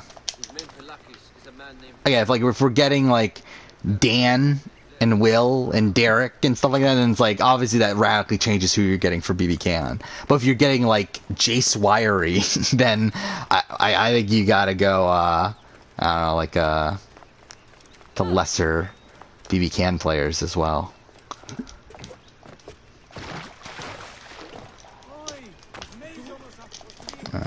Opinion on Diary of Wimpy Kid? I never read them or watched anything from them.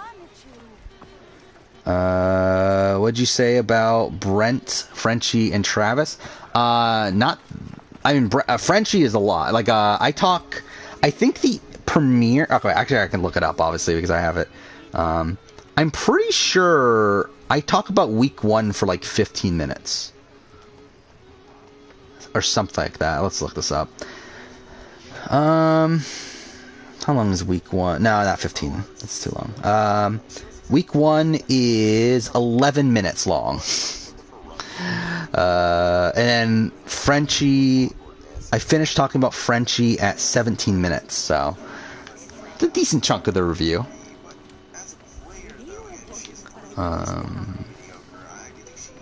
Big Brother's interesting though when writing the reviews, because like with I feel like with Survivor and Australian Survivor and stuff, like a lot more of my notes make the cut, while with Big Brother, like so much ends up getting cut along the way. I am not.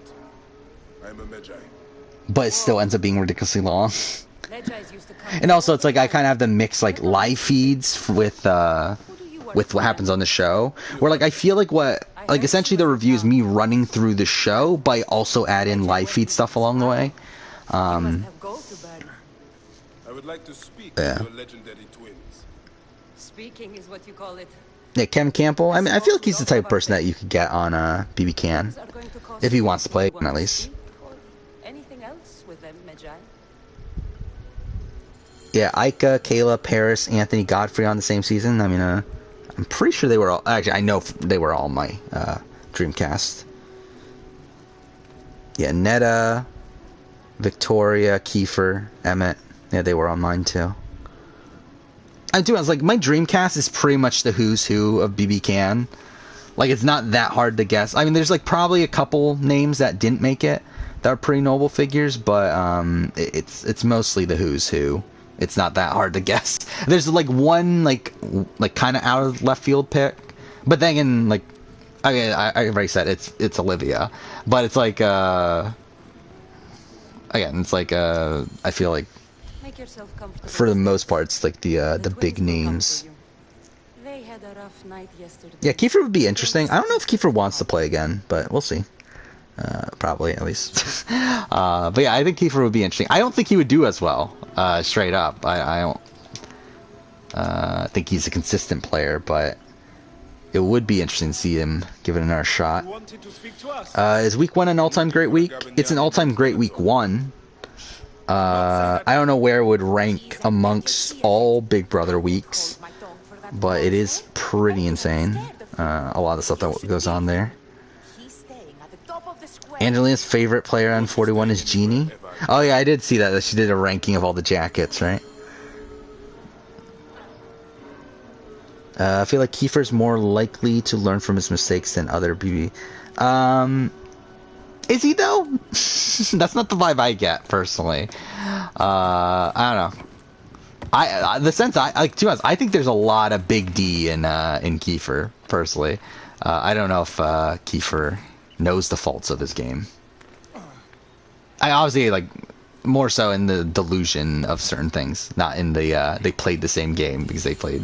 Kiefer obviously played a much better game, but I don't get the sense that Kiefer knows what he did wrong. Really dislike Victoria from BB 9. I find her a fun character. I think she's a frustrating character in the sense that she again doesn't like. She thinks that she's like the mastermind, and really, okay, come on, how'd that not die? How is it not dying? What? What the fuck was that? Whatever. She knows you like Brittany. Yeah, I mean, I think they're of a similar mold, even though Victoria's more active in the game. But I think she's more actively bad. Victoria just posted she wants to play again. Alright. It's not surprising. I think Victoria for sure. Like, I think she's a pretty high likelihood of playing. I don't know why I strung that sentence together really terribly, but I think there's a high likelihood of her playing again, depending on when they do All Stars or when they do returnees. But yeah, I think it's I think she's one of the top picks from BB Can 9. I would think. Again, I think her and Kiefer are the top two. And then a chance of Jed, and chance of Roe, chance of Brayden, and that might be it. Unless I'm forgetting someone. Wait. The snake's fucking dead now. Why is the snake dead now? Whatever. Victoria's your favorite player? I like Victoria. I think she's great TV, but again, she did kind of annoy me. But would like to see her back, probably though. Does Xavier know the faults of his game? Not necessarily. I don't know. Like last I heard from Xavier was the X interviews he did right after the season. Like, doesn't seem like it.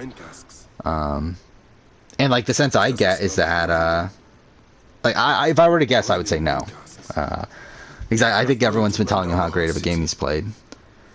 I did see that that Derek essentially told him that that Tiffany was the mastermind, but outside of that, like I don't think he gets exactly how he won. Still, my gods. Yeah, Xavier's from is he from Detroit? I know he's from Michigan. Yeah. Must be to infiltrate the palace. Posing as wine merchants. Which yeah, I forgot about like that him and Tiffany are both from Detroit, right? Oh, is he from Kalamazoo? Okay, I thought he was from Detroit. Either way. Which way I've talked about this before, right? That I was born in Michigan. You have your own puppets within the order. I don't live in Michigan. I haven't lived there in years, but at least born there. But yeah, what about Roe? Again, like I think Roe there's a chance. Ty, I don't think is super likely. To be honest, I think before Ty in the end game, I don't get the sense that they like Ty that much. Like if you look at the edit, Ty is barely on the show until the end game. Like he has the least amount of DRs for a lot of the season out of the people left in the game. So it's like I don't get the sense they liked him that much, but he did win, so there's probably a chance. But I feel like they would go for like go for Jed over Ty on All Stars sort of season.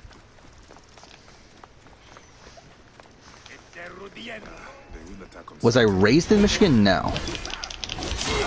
I lived there till I was like 2.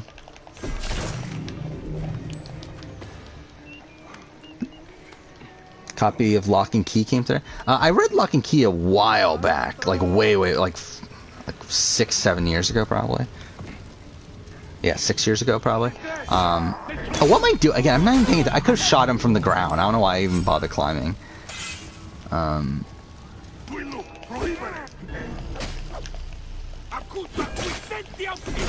But yeah, I barely remember it at this point, though.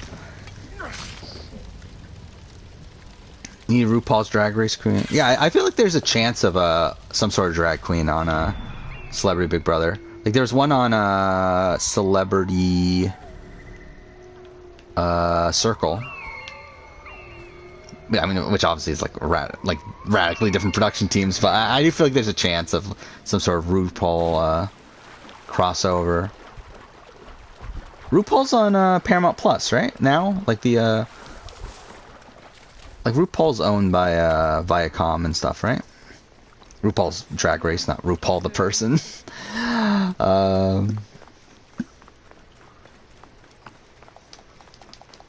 Do my parents live there? No, but they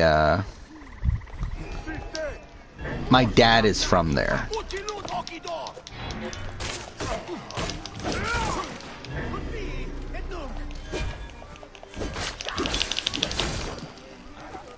And I mean, I guess technically I'm from there, aren't I? But either way, yeah, he was like, he lived there for like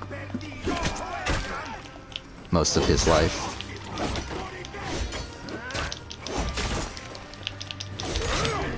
Okay. Want Josh to return? I think it would be fun, but I don't know how, like I don't think he would do well, for one, and two, I just don't think he's super likely. But I do like Josh, though, as a character, and he seems like a fun person, but yeah, don't think it's super likely, though. I haven't forgotten about Tina. I just don't think Tina has a chance of coming back, and I don't really want to see it either. Even though I think Tina, again, I think Tina was one of the better players on the cast. Like, she is not one that is particularly interesting TV. He was an imposter. And, yeah, don't personally have an interest in seeing her back. Nice sword. It's the sword from Final Fantasy 15.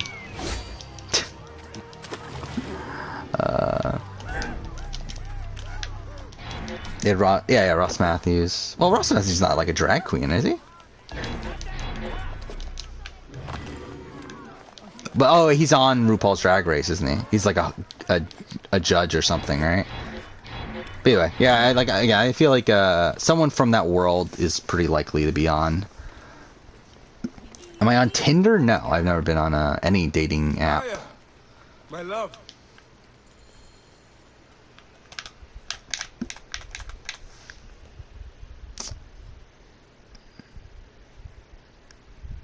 There we go. Do you think BB Can 9 is a Survivor Gabon? Not particularly. I mean, like, kind of, but kind of not. I don't know. Like, the thing is, like, Gabon is such a weird thing where it's like, yeah, it is a train wreck, but to me it's also, like, not a satisfying train wreck by the end of it. While I feel like BB Can 9 was, like, a satisfying train wreck. It was a train wreck, but it also felt like the best player won at the end and like all that sort of stuff. Where again, like having Bob win Gabon is just a pure train wreck. Ross Matthews should have won.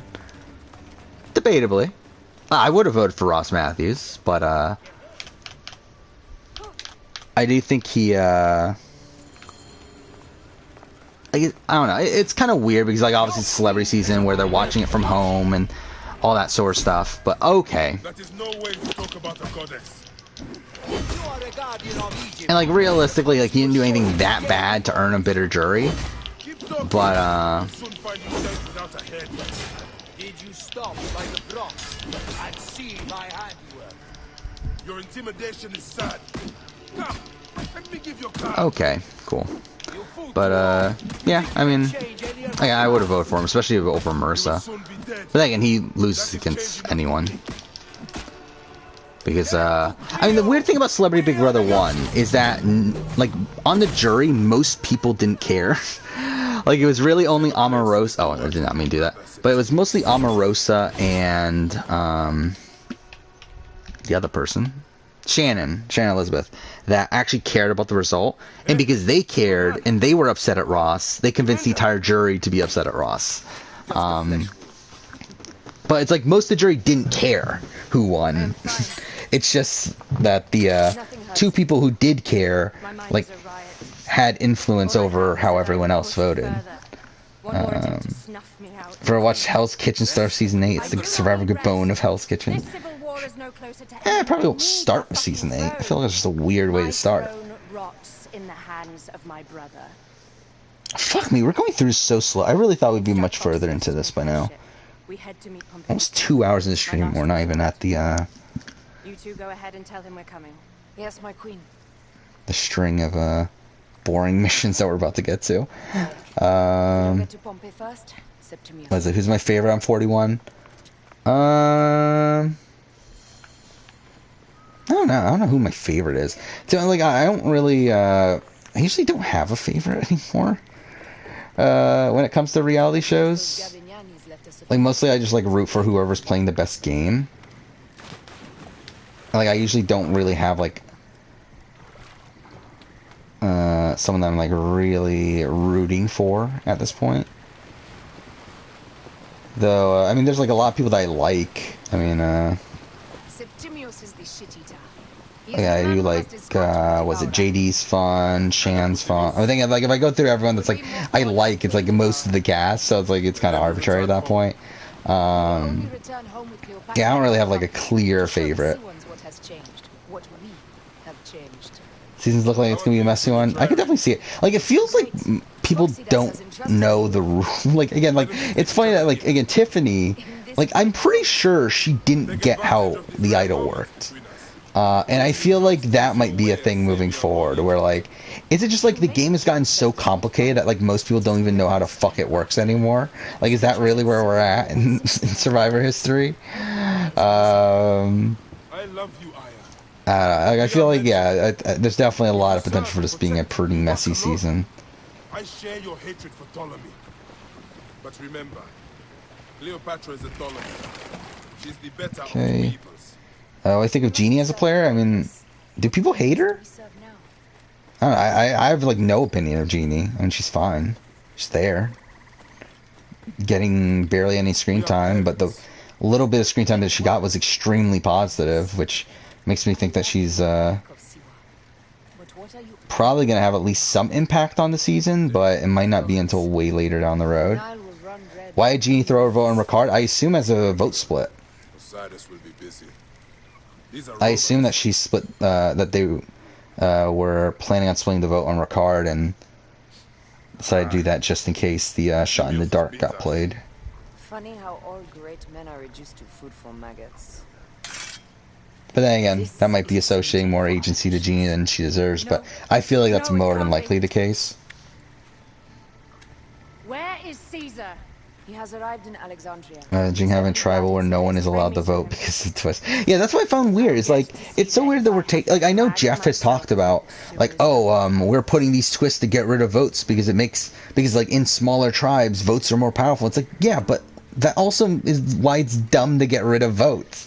It's like, it's so dumb that we can literally get into a situation where, like, next round, if Xander doesn't get his vote back, and, not what I meant to do, and, like, one of those people risk their vote on the island and lose their vote, like, we're gonna be in like, someone plays the die or something, like, we're gonna have, like, what, or two people play their die, we're gonna have no votes at that point, or, like, one person plays their die and then we're gonna have literally one vote for the tribal. It's like, it's fucking dumb. I don't like that element of it. I don't like that we're taking away so many votes on such a small tribe.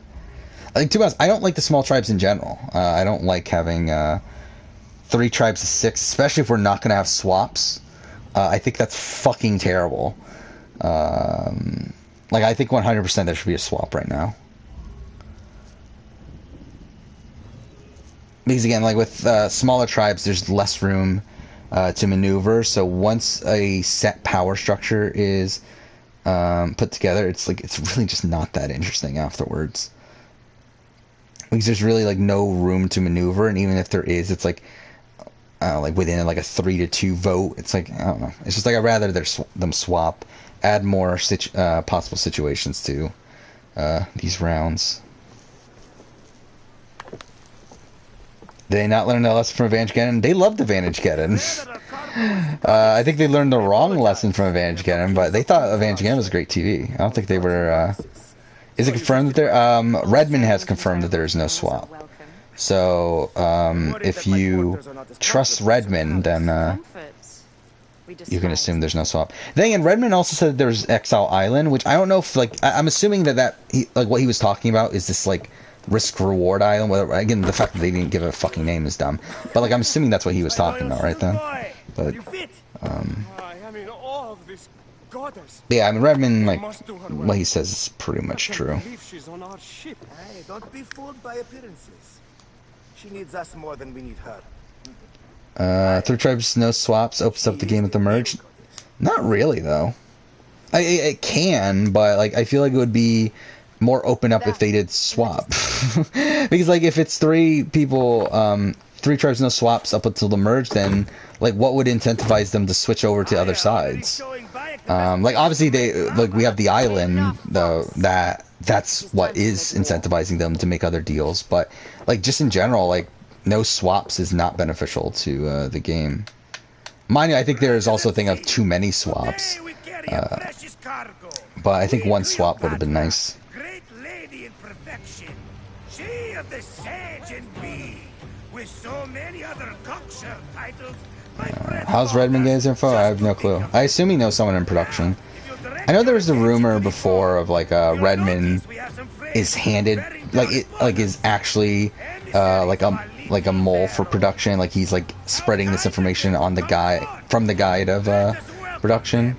But I think more than likely the case is just that he knows someone in production and gets information that way. I assume he also probably has multiple sources too. It's usually someone like him when fully rely on one person.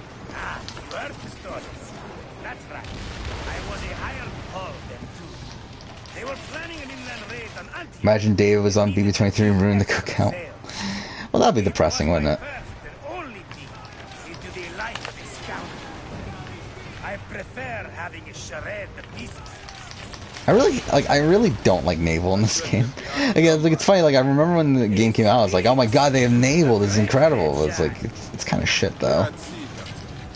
Like, obviously, Black Flag is like the peak of naval in Assassin's Creed, but it's like kind of half-assed here. Imagine David as the winner. Yeah, like if David was cast on this season over Xavier.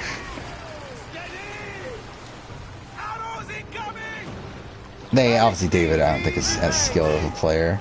Like as much as I do think Xavier got lucky, like at so many points in the game, he does have a natural charisma to him that allowed him to get lucky to begin with. I don't think David has.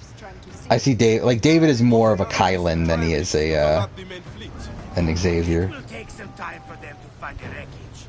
Onwards! Captain, my sheep smells like charcoal. Production.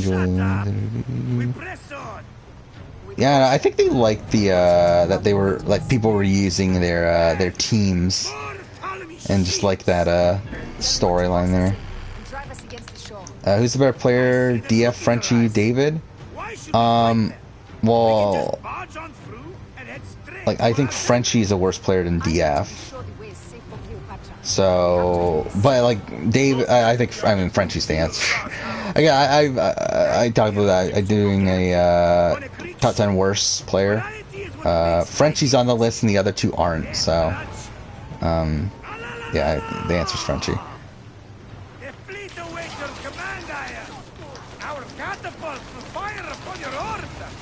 Could Kylan become a murderer? Couldn't anyone technically become a murderer? Whether it's intentional or not.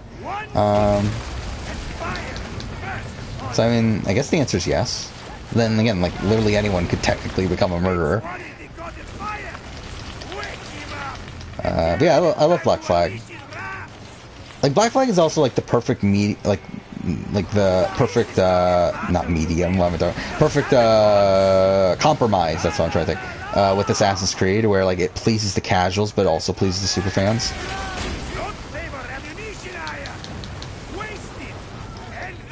Mainly because it's written by Dario McDevitt.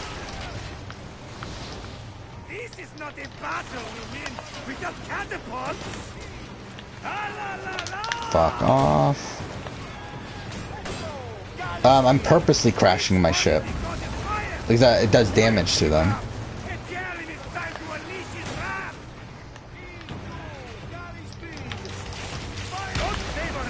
It also allows you to throw the fire bombs at close range.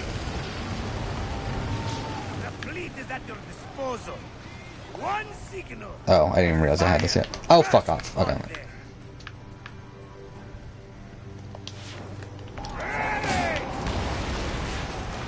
Yeah, to be honest, like, with this, again, with Assassin's Creed, I haven't thought about Assassin's Creed in a while at this point. Like, I just don't care anymore. Like, I did do the, like, obviously I played through the Ezio trilogy. That was, like, one of my first stream series. I did make the Revelations retrospective. And then I did that video, like, real quick video on, like, my current thoughts on the franchise or whatever, like, after they announced, Assassin's Creed Infinity, right? That's what it was. But like since then, haven't thought about it. So it's like Origins here. Like I don't even really look at it as an Assassin's Creed game that much. Like it is technically an Assassin's Creed game, obviously, but it's like when I think of, like when I'm playing it here, I'm not playing it thinking I'm playing an Assassin's Creed game. Two ships down. Damn Ptolemy. Do I know what the regular show is? No, I don't. I'm no fucking general with bottomless Roman compass. Those were my men.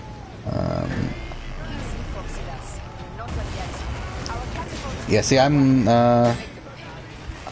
I've played every Assassin's Creed game. Well, I mean, at least twice. So, like, I've only played Valhalla twice, but I've played every other game way too many fucking times. Like, well, I've played Assassin's Creed 1. I don't even know what the number is anymore. Like, it's well above 20. I know that. For Assassin's Creed 1. Though, it used to be my most played game of all time in terms of number of times. I don't think it is anymore. Because, like, I haven't played AC1 in, like, I haven't actually played AC1, like, all the way through in, I think, like, 6 years, maybe? It's been a while. Yeah, like, AC2, I've played, probably well over 30 times at this point. Brotherhood, probably, like, a few times less than that, because every single time I play the Ezio trilogy, I play all three at this point. Revelations, again, just a few times less than that. And then I've played 3 probably around 15 times or so. Black Flag at least 10 to 15 times. And then after that, it gets a bit less, like Unity and Syndicate, I think I've played probably around, like, I think Unity I've played, like, actually no, Unity and Syndicate I probably played around the same, which is probably like 8 times or so. Origins here I've played, oh fuck, did I die? I wasn't paying attention. But yeah, Origins here I've probably played at least 20 at this point. Because if we're including speedrun stuff, it's definitely well above 20. But even without that, it's probably, like, without that, I mean, dude, without that, it's probably, like, oh, okay, that was weird. Without that, it's probably, like, around 15. But, yeah, speedruns and stuff, it's, like, probably 25 or so. And then Odyssey, I've played, I think, like, 5 times. Right? Maybe 4, I don't remember. I've done a speedrun of Odyssey and I fucking hated it. The only time I actually, like, feel like I would actually want to replay Odyssey at this point is to redo the speedrun because it was such a disaster, but I also don't want to fucking play Odyssey again.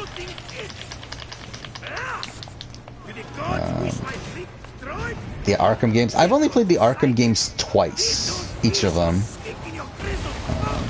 Actually, no, I played City 3 times, I think. But either way, like I like the Arkham games, but they're not really games that I'm like. I feel like I'm a casual Arkham fan. Looking at BB Can 9 compared to BB 23, what happened? In terms of what? In terms of 23 being more boring, I guess. I mean, to be honest, I think 23 though was like kind of proof of concept though, like of like the potential that Big Brother has at this point. Like even though it didn't, oh fuck up, I'm doing terrible here. Like even though it didn't live up to it, I feel like a large portion of that was because like the cookout like needed to happen. But like without the cookout being a thing that needs to happen moving forward, then I feel like we could be getting a fun season next time. Oh my god, fuck me. I really hate the naval sections here. Ugh. Let's go! Galley speed!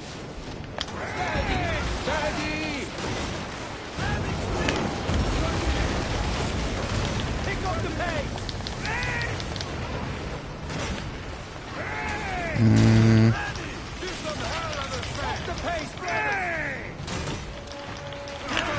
Fuck off! God damn it.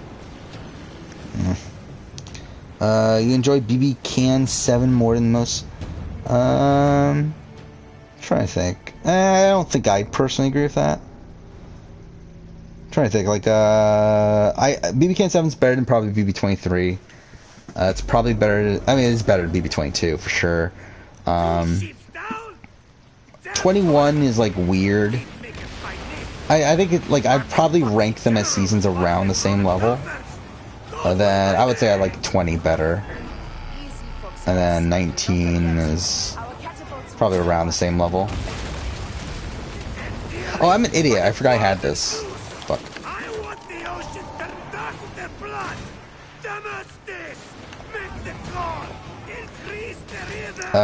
AC ship battles versus Kingdom Hearts.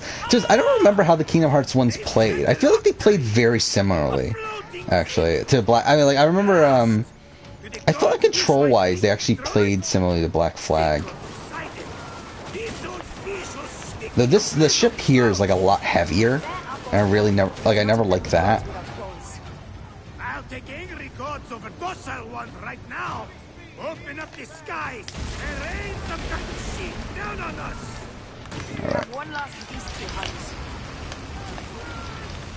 Did I watch Celebrity Coach Trip? No, I have not. I think we talked about that at one point, though, didn't we? Someone mentioned that in chat. But no, I haven't watched it.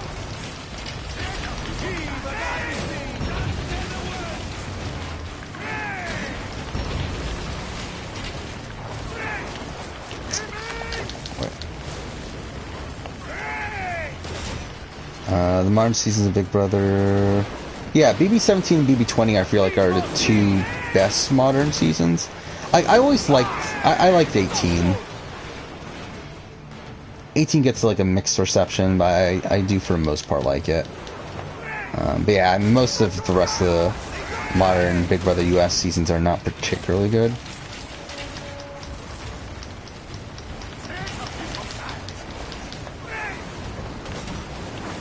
Okay. Well, that's lovely.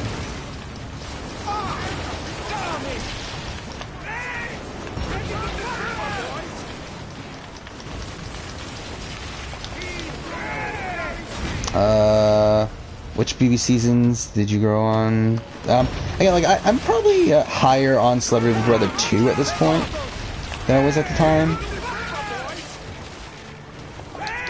I'm probably higher on BB19 at this point than I was at the time.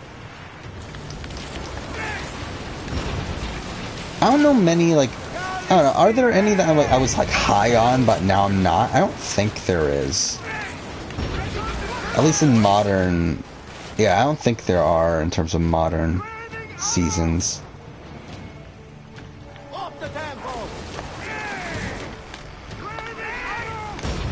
Come on, it's taking forever. Ugh.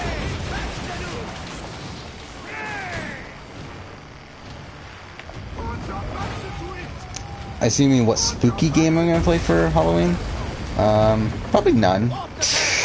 I don't know. Dude, I don't even know what we're gonna play after this, if I'm being honest. After Miles Morales, at least.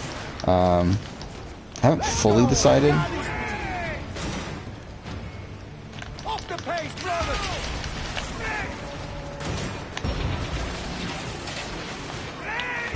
Oh my god, can this fucking die already? What the fuck? Thank you. Is that it? Oh, fuck off. There's still another one right behind us.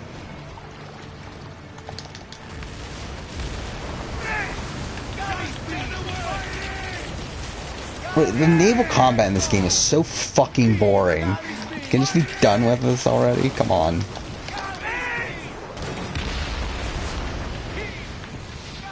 Alright. Oh, fuck off. No, there we go. Whatever, close enough. What, I hate BB Can 6? I don't hate BB Can 6. I love BB Can 6. I think the problem is the televised show sucks. But the actual, like, live feeds in the season itself is great. But it's tough to like, when doing a season ranking and stuff, it's kind of tough to rank it because there's a major difference between what happened on the feeds and what happened on the show. Where if we're ranking it on the show, it's one of the worst seasons possibly ever. But if we're ranking it on what happened on the feeds, it's one of the most interesting seasons ever. So like that, there's like a massive disconnect there. But I do for the most part like BB Can 6. Like, I think that actually that might be, like, again, like my experience while watching it on the feeds was incredible. But it's like, when looking back on it, it's like, how do you properly rank it? Oh yeah, Little Nightmares. I do want to play those games. I do own Little Nightmares 1. The plan is to play 2 before I do my 2021 year in gaming video. So I'll probably play both of them at some point. How do you think DK Chillin would do on Big Brother? Probably well. Let's not celebrate too roundly, old man. I feel like he would do okay. Probably not in this season. But I feel like in most general Big Brother seasons, I feel like he would be a decent player. BB18 had a pretty dynamic house. Like, it was a really fun endgame.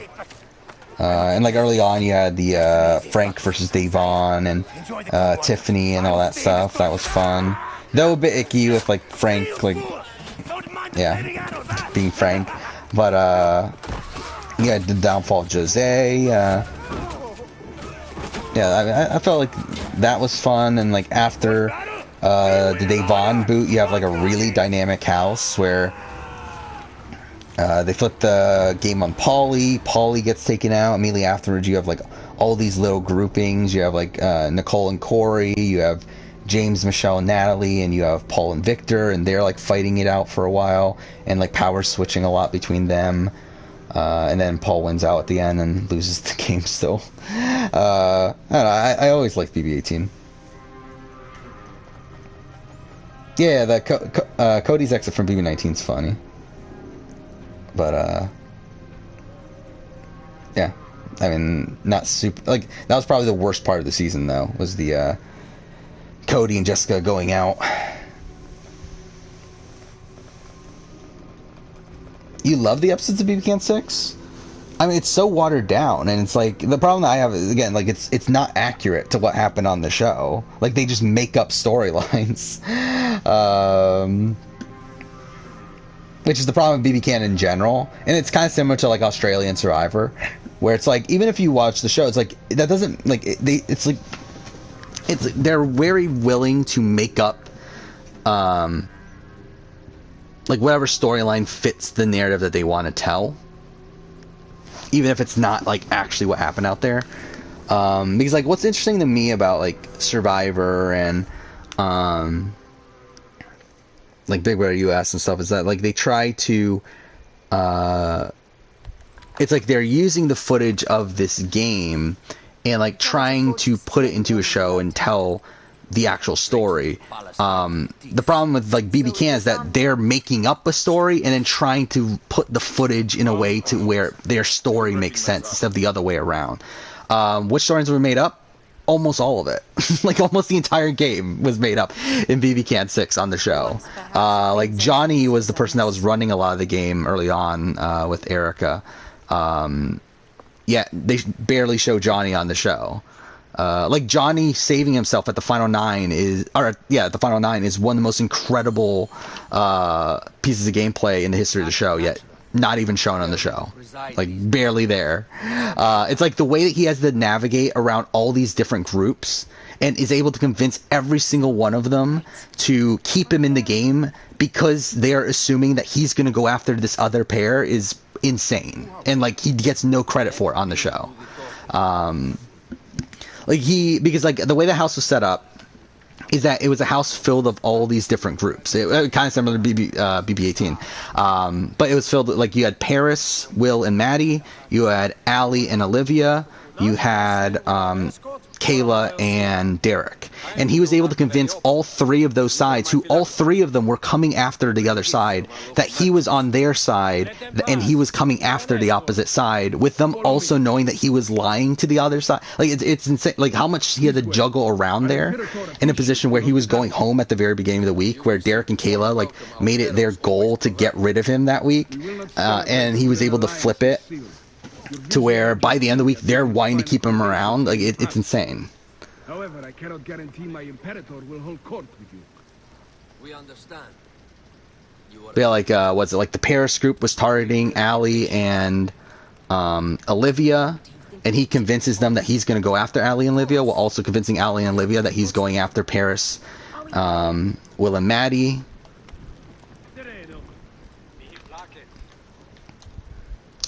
Come on. But yeah, it's like that entire week is insane, and like was one of the best like live feed experiences yet.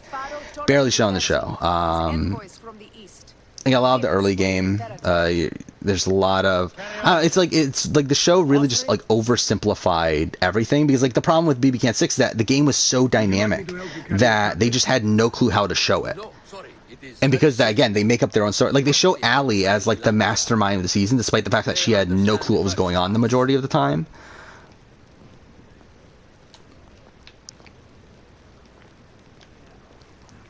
And really, she was, like, one of the worst players in this. Like, she blows up her own game. Like, the reason she goes home, like, she was initially staying over Kayla. And the reason she goes home is because she goes to Paris and essentially, like, wouldn't,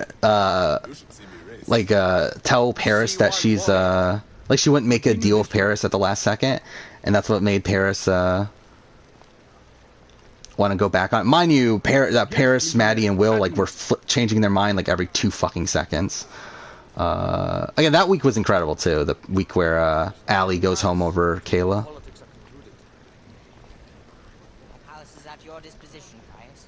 Season goes downhill after the triple though, but pretty much everything up until that point was really, really great.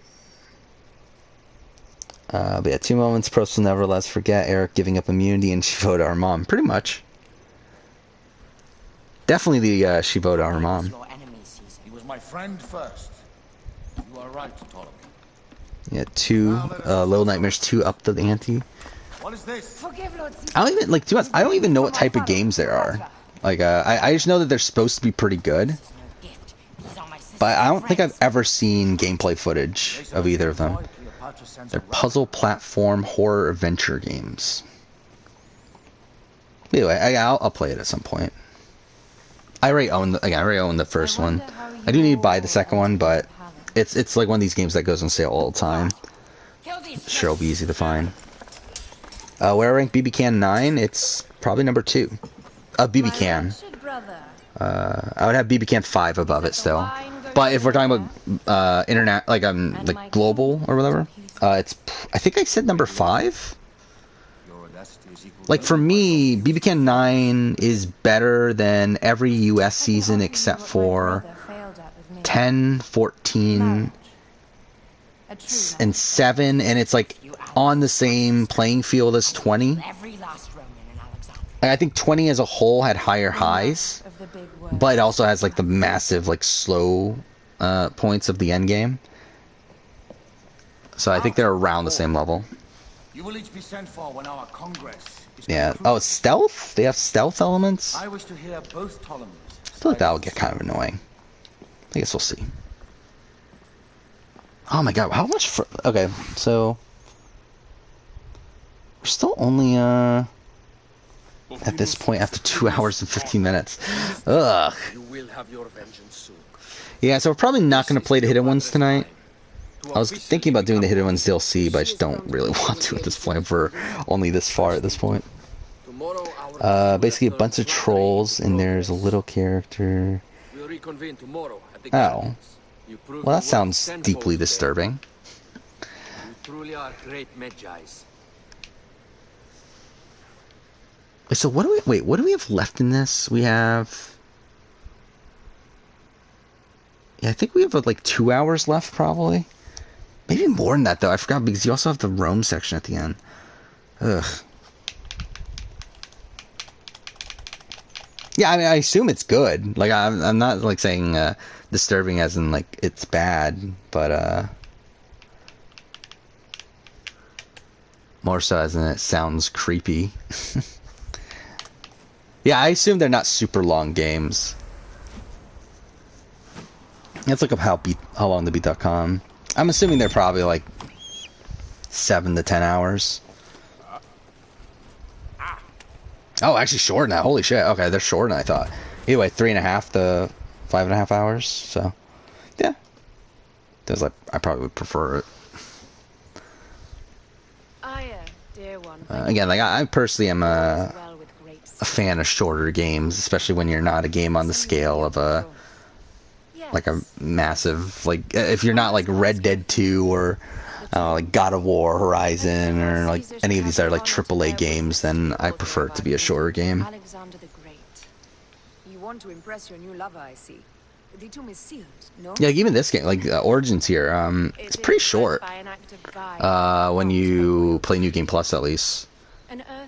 Because like one of the bigger issues with this game is if you don't do New Game Plus, then you have to grind so fucking much because of the level capping. But on New Game Plus, like you can blow through this in well, I mean, normally it would be like 6 to 7 hours, but we're already like, yeah, we're almost 7 hours into this.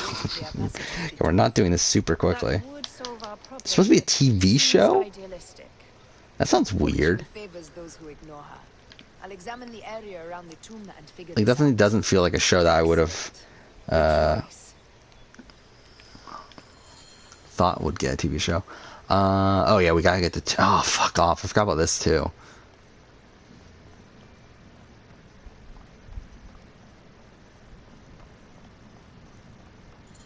It is a dead end, my lady. Okay. Not scary, but creepy. Yeah. This is a tighter squeeze than the caves west of Siwa. We were smaller in those days.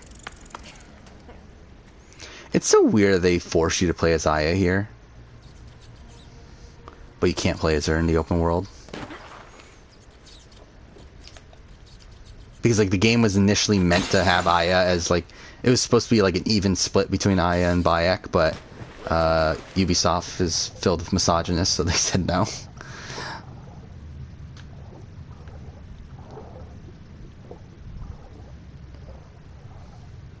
Okay.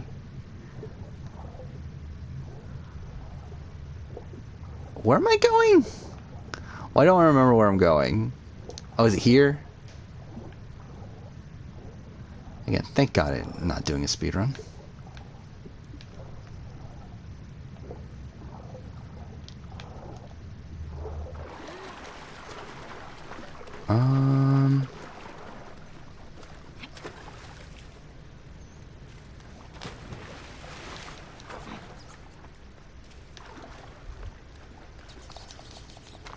There we go, we did it. Actually, you know what? Actually, should I pause it here? I should probably go check up on something. I'll be back real quick, actually.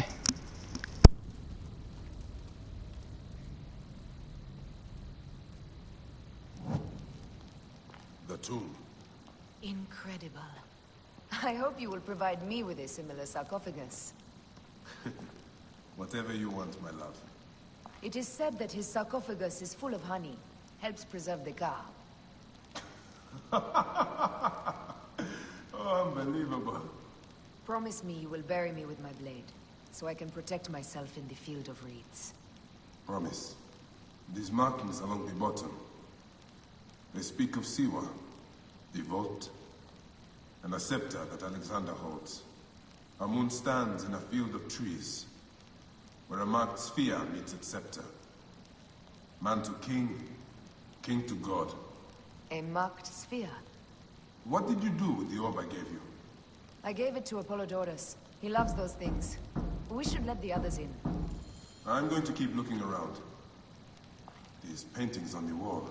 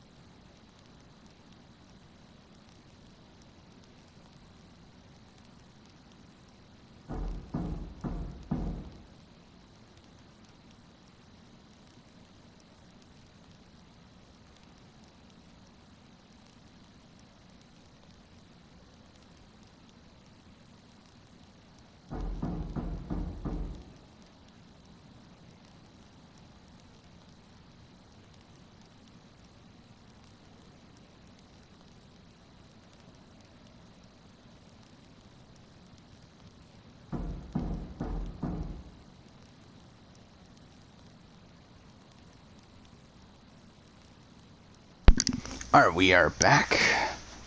Alright, so we gotta open the door for him, right?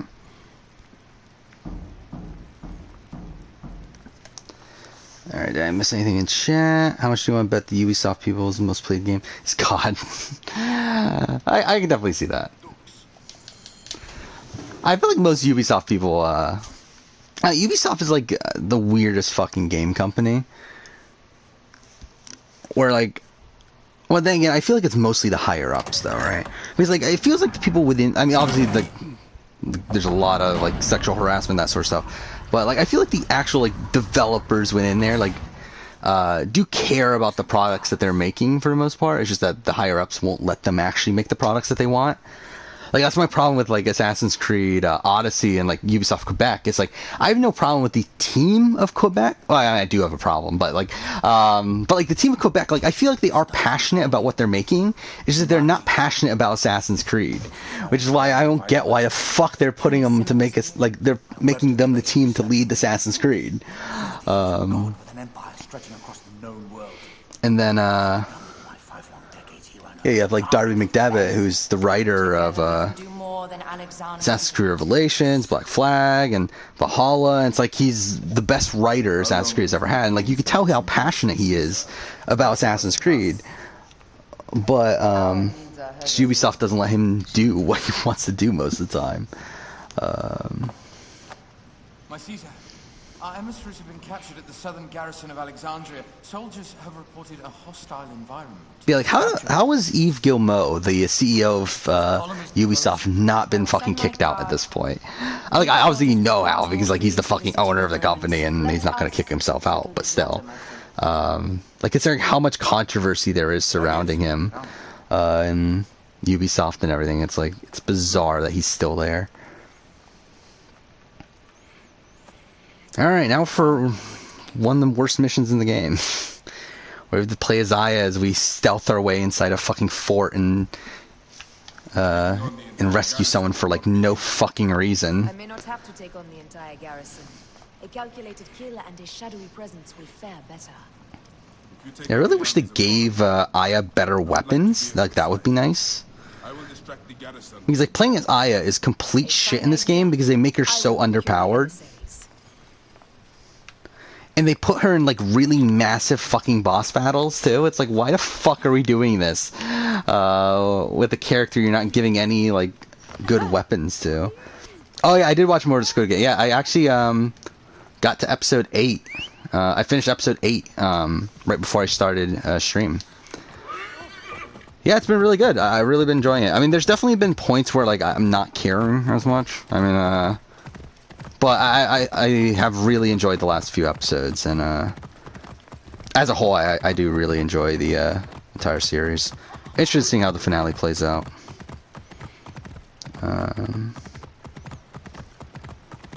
But it's a show that I wouldn't be opposed to doing like some sort of video about down the road. Like I think it might be like if this was like when I started the channel, I would definitely be making a video on Squid Game. But at the point that I'm at now, it's like not really. But I feel like if I do ever get around to doing that series that I wanted to do of like talking about a whole bunch of all the like the scripted shows that have like some sort of relation to social strategy games, then I feel like Squid Game would be a fun one to talk about there. This would have been pretty good if it was a speedrun, actually. Did that pretty well. Yeah, that was really good. I don't even know if I've actually done it that smooth before. Is it a reality show? No, it's a scripted show, but yeah, you have if it was a reality show, the cops would be called. Yeah, it's a scripted show, but it's based around a game, kind of. Like it's a game where people are being murdered along the way. So again, not something that would I mean, who knows if it will be real, but at least it's not a reality show, not TV real show. Yeah, I assume, I don't know, like season 2 is confirmed. Okay. But yeah, I did see that it's #1 on Netflix, and that yeah, I'm assuming a lot of people are watching it. I don't know how they're gonna do a season 2 based on how the season's playing out. And like based on how I assume this finale is gonna go. Wait, what? Why are there enemies here now? Whatever. This is so bad. What the fuck? Cool. Perfect. Again, Aya sucks. Oh, Squid Game is Netflix current banner. Yeah. Yeah, like I assume that are we gonna have like a different cast every season? Is that what they're gonna do? I don't know. Because there's a lot of death. Like I don't know how they would continue this for too long unless like we're like legitimately just getting a different cast every time. I don't know. Come on, please put me after the cutscene. Good. If I didn't get this checkpoint, I would have been so fucking pissed. New game in a different country. Okay, that sounds interesting. Yeah,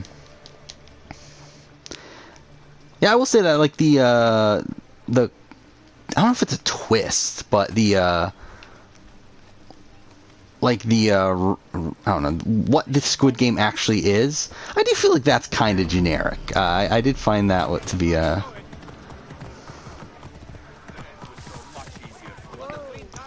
pretty cliched there. But yeah, I could see them doing that sort of format, I guess, like different countries and that sort of thing. Or even maybe even, I guess it would, okay. It's like the fucking clothes are glitching through the horse, but whatever.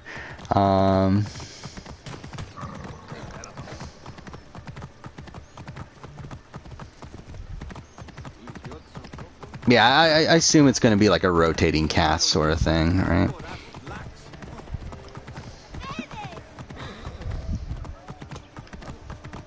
Because again, doesn't really make sense for you to have the same cast every season when you're killing off most of your cast every time.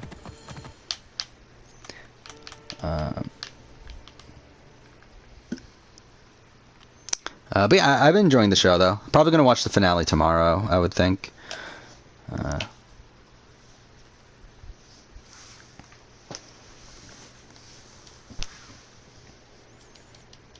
Oh yeah, I think that's not out of the realm possibility. Now it is Netflix, right? Do they own the rights to the show, or because like obviously it's a Korean show? There. Septimius plans on trapping you in the palace. You have no time. So like, would they keep it in? Levius, they want fire. Let us burn the whole damn harbor. Yeah, would they keep it in South Korea then, or what? The rest of the fleet will know what to do. We will join them by chariot. Salve, Lord Caesar. I will make the order. Has it been out for that long? It's been out for like 2 weeks now? I didn't even realize that. I thought it came out this week. My queen, you should accompany me into battle. As these soldiers rip each other apart, I shall stay on my throne. I am queen until a sword plunges through my heart. Allie was the best character. And even then, my blood will stay on my throne. Which Allie are you talking about? Allie Elliott? Are we talking about BB Can Allie? What are we talking about? Yeah, which one? To do with as you will.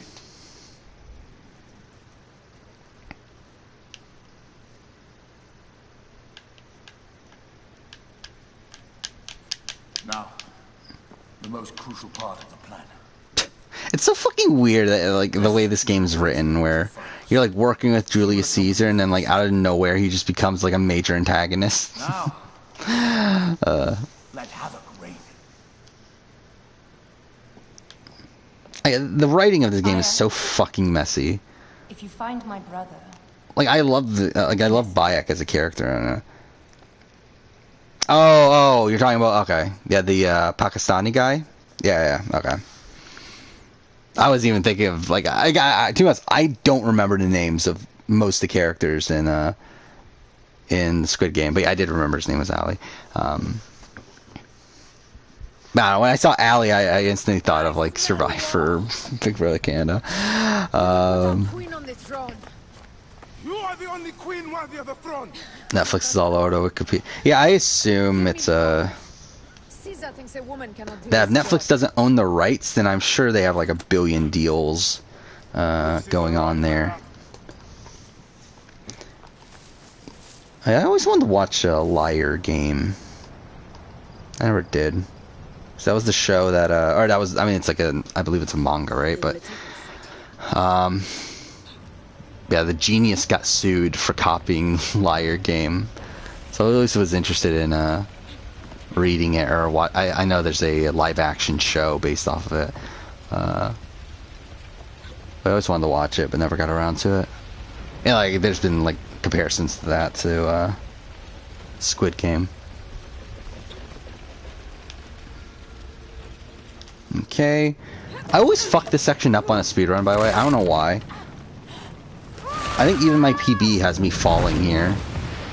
And me having to redo this for whatever reason. Yeah, here on casually, I'm able to do it. And like, you should be able to do it. Like, it's a fucking simple, just crossing beams and stuff, but whatever. Oh, GG. I forgot about that. Yeah, that's been there for a while, right? Yeah, it's a, I ranked every player of the Genius. When it'll come out, who the fuck knows? It's been in the back burner for so long now. It's the video that's been in the back burner for the longest time. I finished it June of last year. And it's just been sitting there, just because it's not like, it's been scheduled for like different points in time, just things keep on delaying it, and like, it's at the point now where it's like, I don't know when I'll release it. It's there. We'll see when it comes out. Yeah, when I have an open spot that, for a Wednesday video that there's like nothing else to replace it with, I mean, it'll get released then. When is that? Who the fuck knows? Like, it does have a date for right now. It's just like, again, it's been jumped around a billion times at this point. Like every video that I've done has a tentative date at least. So yeah, this is like a long time. Yeah, I don't know. It'll come out at some point. I really would like to do more Genius videos, though. I do love the Genius. Just that they don't get views, and most people don't care. But so if I do a Genius video, I feel like I need a reason to do a Genius video from outside of just me wanting to do it. So like, I will be doing Genius season retrospectives whenever. I think it's not even until 2023 that there's an anniversary. But I'll definitely be doing retrospectives then. And that should be fun. Don't know what else to really do with the Genius, though. Considering it's kind of a dead franchise. South Korean broadcast company. Oh yeah, I did see that just right now when I looked up Squid Game. Yeah, that some sort of company was suing them. So is it just like a massive hit in South Korea then? Alright. Okay. Fuck this fight.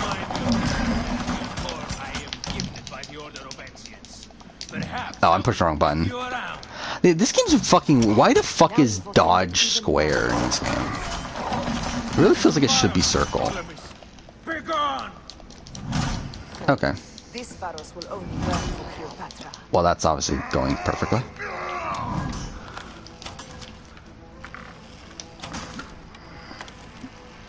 Come on.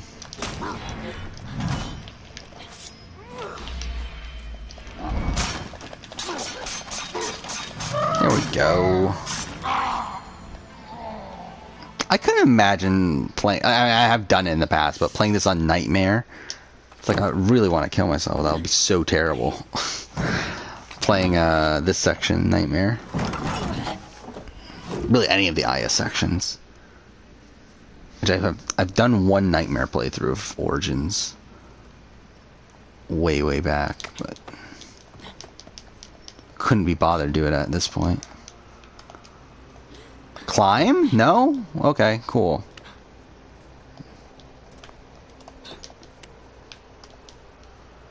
Can you climb? No? Come on. So fucking dumb. There we go. Ugh. Fuck, we're already 2.5 hours in the stream. We still have so much left to go.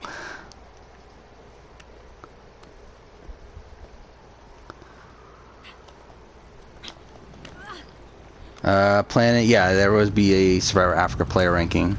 I already recorded it, but haven't. Oh, wait, before Survivor 41? No. It'll be after. It'll be next year, early. Because again, Survivor Africa didn't end until because again, like my player rankings come out on the anniversaries of the finales. So yeah, the Survivor Africa retrospective will come out the 13th of this year, and then the player ranking I think is like, I don't know, it's January something. January 12th. Yeah, I haven't edited it yet though. I recorded it a while back. Yeah, I recorded it when I did the Africa one, so Africa retrospective. So yeah, I finished editing that July 25th. So it's been 3 months or so since I probably recorded the Africa one, but I still haven't edited it yet. I have so many videos that I need to edit at this point. Again, I've recorded a whole bunch of videos recently, and I've already had a whole bunch of videos in the back burner. But again, like I've been pretty busy with a lot of the videos that came out recently, where again we literally had a string of... We're at a string right now of 5 videos in a row that all had to come out soon after they were finished. We also had Survivor 41 cast assessment, and then we have the next 3 videos are of a similar mold. So it's 9 videos, pretty close to each other, that had to be made pretty much right now. So got a bit behind on editing stuff, but and plan to get further. Okay, keeps fucking freezing. Oh, when's BB2 player ranking? That was supposed to be out this Wednesday, but it got delayed because of the circle. So it won't be out until the 20th as of right now. Because again, it was supposed to be out the 6th, but the circle came up, and again, obviously the circle is more relevant right now. And again, who really cares when if the player ranking comes out on the anniversary of the finale? Really, that's more of a me thing than an actual thing that needs to happen. So yeah, that got delayed, and also because like the next Wednesday is the Survivor Africa retrospective, so BB2 got delayed until the 20th. But it should be pretty locked in for 20th, unless. Yeah, I mean it should be locked in. Like I don't know what would, like there's only 2 videos that could postpone a certain Wednesday video at this point, and that would be Challenge All Stars 2 and Big Brother VIP. However, we know Big Brother VIP is not until November, and I don't see Challenge All Stars 2 ending before that point. So again, it should be locked in for that date at this point. But that's kind of what I'm talking about with the Genius video. Why the Genius video still isn't out yet is because there's videos like that like kind of need to come out. More so the Genius video where it's like, oh, what the fuck? I've never what the fuck? I've only failed this like once in my entire life. Like, how did I fail that right now? Yeah, that was weird. Actually, you know what? While we're here, I might as well jot down the Squid Game as a possible video. Actually, it's just Squid Game, right? I keep on saying the Squid Game, but I'm pretty sure it's just called Squid Game. But, yeah, let's put that down here. Because, again, would ideally like to do a video on it at some point. But probably not happening. I want to make more videos about the challenge. The problem is the schedule's very so full. Yeah, I mean, the challenge just doesn't do well enough to where I'm willing to sacrifice Big Brother and Survivor videos for it. So at that point, it needs to take place of like a video game video or Amazing Race or any of those sort of things. And like, really, it's like the problem right now is that I have too many video game videos, which like most of my audience doesn't care about. But like, I personally want to make a whole bunch of video game videos, and I made way too many to where like literally for the rest of this year, starting from November 27th until. Actually, let's pause this real quick. So October 27th until December 15th. Every Wednesday video, with the exception of one, is going to be a video game video. Just because I have so many video game videos that have been sitting in the back burner. So those will be coming out. Most of them are anniversary videos anyway, but yeah, I would like to do more challenge videos, but again, like the problem too is that even coming into next year, there's like Wednesdays are pretty much booked all the way until August. Like I just have, there's so many fucking videos that like it's so tough to schedule like Wednesday videos because like the way I look at it is Saturday videos are like videos that I expect to do well for the most part, or are like relevant to like shows that just recently ended, while Wednesday videos are more like the everything else. And like for me, most challenge videos, especially like non-season reviews, but even season reviews at this point, I don't feel confident about season reviews even for the challenge.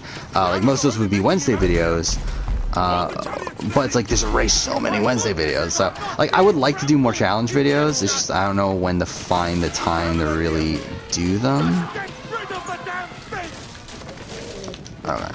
Fuck this section, by the way.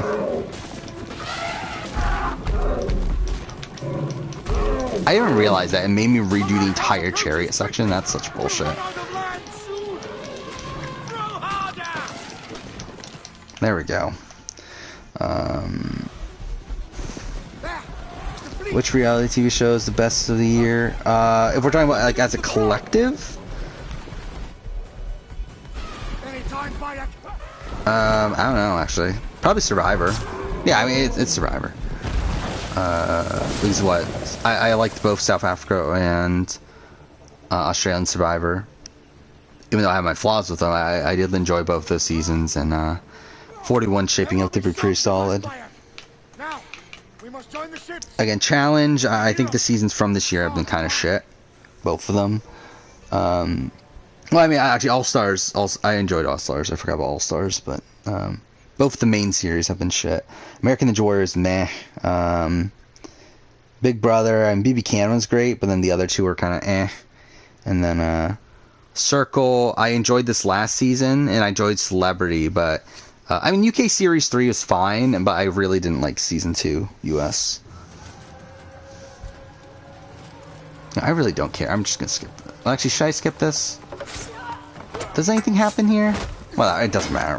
I guess we'll watch it. Yeah, I haven't actually, like, looked at how I would rank my the reality TV shows of the year. Because obviously that's a video I'll be doing at the end of the year. But haven't really looked at the list. Like if I were to guess, I would say BB Can 9's probably #1 right now. And then both Survivor seasons are pretty high. How many are there? How many reality TV seasons? A lot. Actually, wait, let's pause this real quick once we load in, and then I can look it up real quick. So essentially, I'll be ranking every show that I've done a season review of over the course of the year.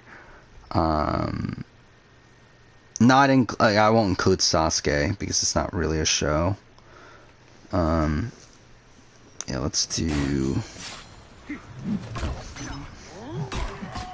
Oh wait, let's pause this real quick.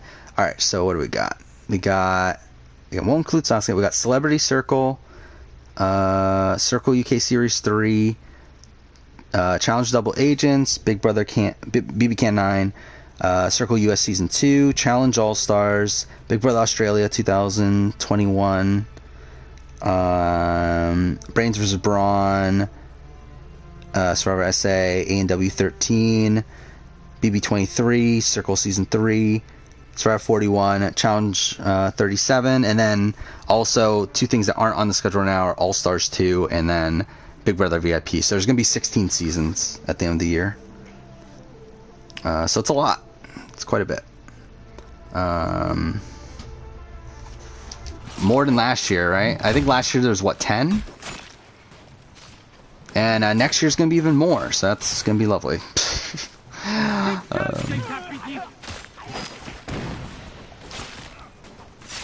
How many are there going to be next year? Because what, it's obviously, like, it's pretty much the same, but then more Challenge All-Star seasons, right? Probably, at least. We know at least 2 for next year at this point. I would assume, and like season 4 is filming in January, so it's like more than likely that means season like more seasons across the year. Yeah, what is it, 5? Are we getting South Africa? I don't think we're for sure getting South Africa at this point. Yeah, Amazing Race, yeah. We're still getting 2 Circle seasons. Well, actually, I guess we're not getting. Yeah, because this year we got 4 Circle seasons. We're not getting any UK, but we are getting 2 US seasons. I would assume 2 Challenge seasons. Challenge like proper. We're getting Celebrity Big Brother. Maybe another Big Brother VIP. We'll see. What else is there? Obviously 2 Survivor US seasons instead of 1. Who knows if we'll get A&W? I don't think A&W's been officially renewed, right? I'll be fine if A&W gets canceled. As much as I did enjoy the finals and stuff. Would not be surprised. Yeah, I'm looking at it right now. It has not been officially renewed. So, who knows? Yeah, Challenge All Stars will be on my ranking. Challenge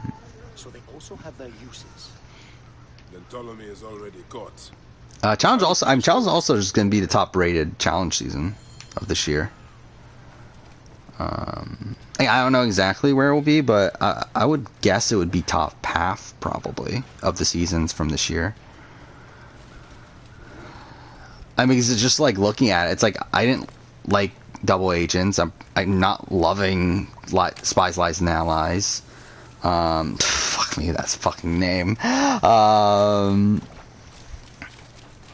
mean, the season's like fine. I mean, there's like it's just a whole bunch of nothing to me. I really don't care about the season.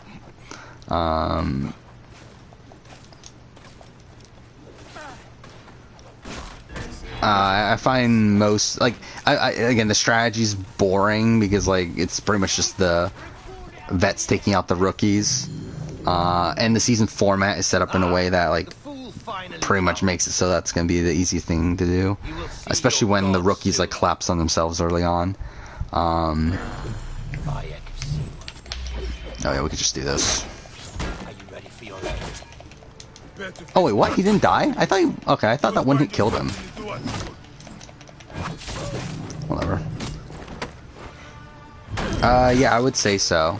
It's probably between BB Can 9 and, I could straight up say, I think it's BB Can 9 over SA. I really did like SA, but I think BB Can 9 is the better season of reality television. I think there's a chance Survivor 41, gets in there, but I doubt it'll be. Again, I feel like it more than like number one will more than likely be BB Can 9, because again, BB Can 9, as I said, is like number 2 BB Can season, probably number 5 or 6 on my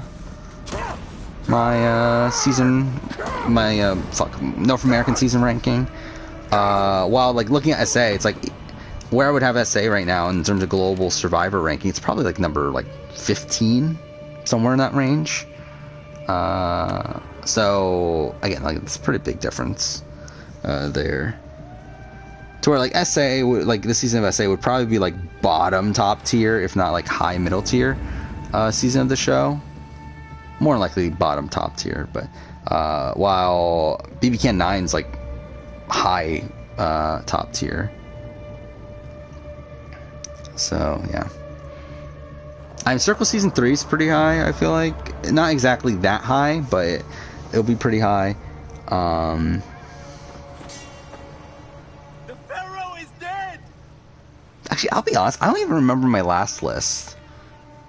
I had Winners at War at number 1, right? Isn't that kind of funny? Oh yeah, Australian Survivor is high, but I think I enjoyed this season of SA more than Australian Survivor.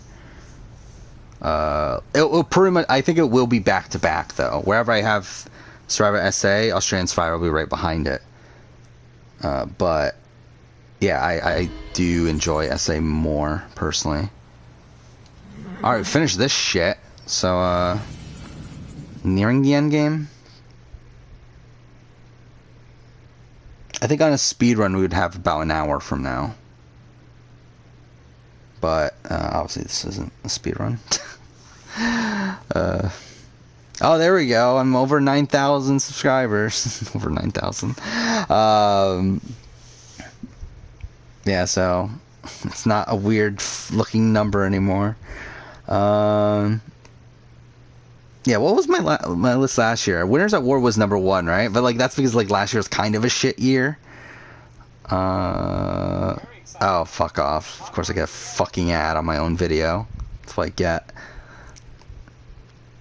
Yeah, I'm pretty sure I had Oh yeah, I forgot. I actually did genuinely put timestamps on this. I put Circle France number 2. That really shows you how bad of a year it is. Holy shit. Fucking Amazing Race 32 is number 2.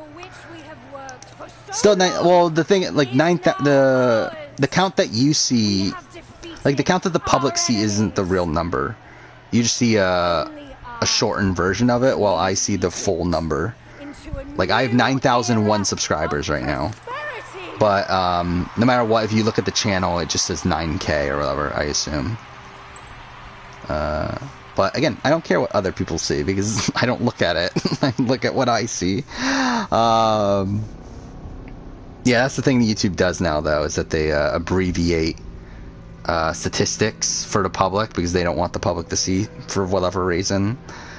Yeah, so like it won't go up until I get 9,010 subscribers, and then it'll say 9.01K. And then once I reach 10,000, I don't think it goes up again until I get 10,100 subscribers. Like it's every 100 that it updates instead of every 10. So that'll be kind of annoying because it'll pretty much be the same number for a long time, considering how slow my fucking channel growth is. But whatever.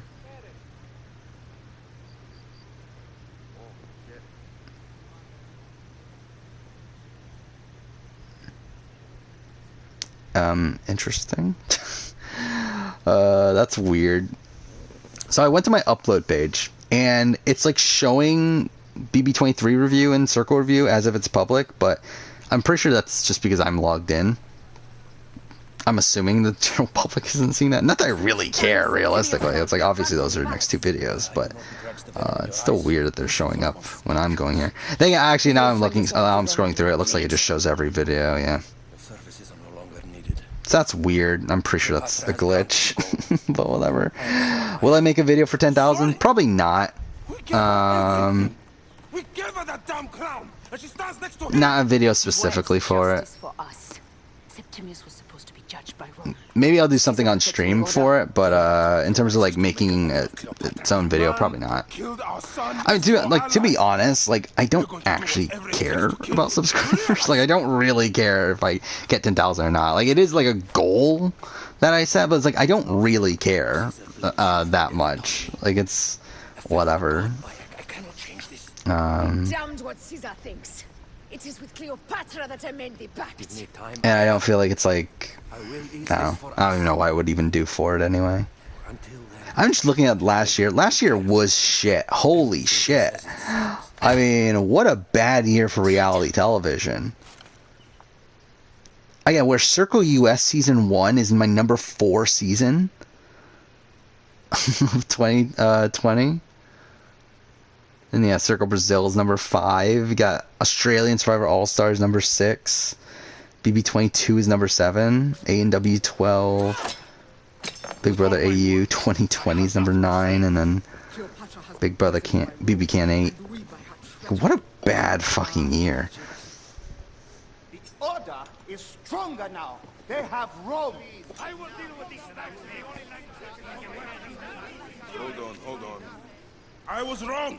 This is a great scene. I am responsible.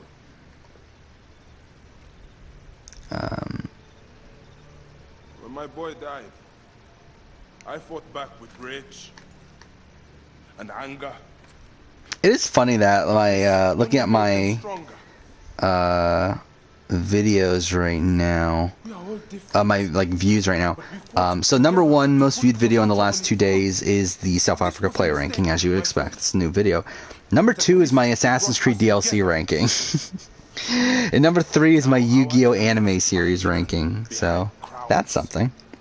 Walking in the shadows of kings and queens. Who are the ones that Yeah, in general, my Survivor videos have not gotten as many views recently. Where it used to be like my Survivor season ranking would get a consistent like 100 views a day. Right now it's like, was it like 35, 40 views a day? Like that's definitely gone down. Our brotherhood is the only hope. Yeah, just in general, views are down for me.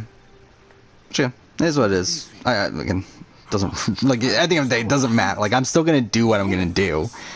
Like it doesn't really matter. And I promise that for all the songs of Egypt. But it is interesting how, in general, viewership is down. Money, I think there's a lot more channels out there now than there was when I started. And two channels that do better content than me, so not surprising.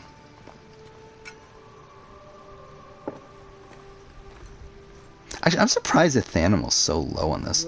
I'm looking at other channels that your audience watches. Number 1 is obviously Peridium, not a surprise. Number 2 is Once Upon an Island. 3 is Idled Out. 4 is Rob Has a Podcast. Then somehow, number 5 is Big Brother Benny. Like, that's kind of weird. I mean, like, that's like a clip channel, right? Yeah, live feed clip channel. Start there. So that's number 5. What is it? Eager Turtle 6. Entertainment Weekly is 7. Like, that's weird. Then Thanimal, and then Analytical Strategy. Yeah, actually, they've gotten bigger, haven't they? I remember when they were at like less than 1,000 subscribers. They're 4,000 subscribers. Actually, they have a video. Fuck, they have a video that has like double the amount of views of my most watched video.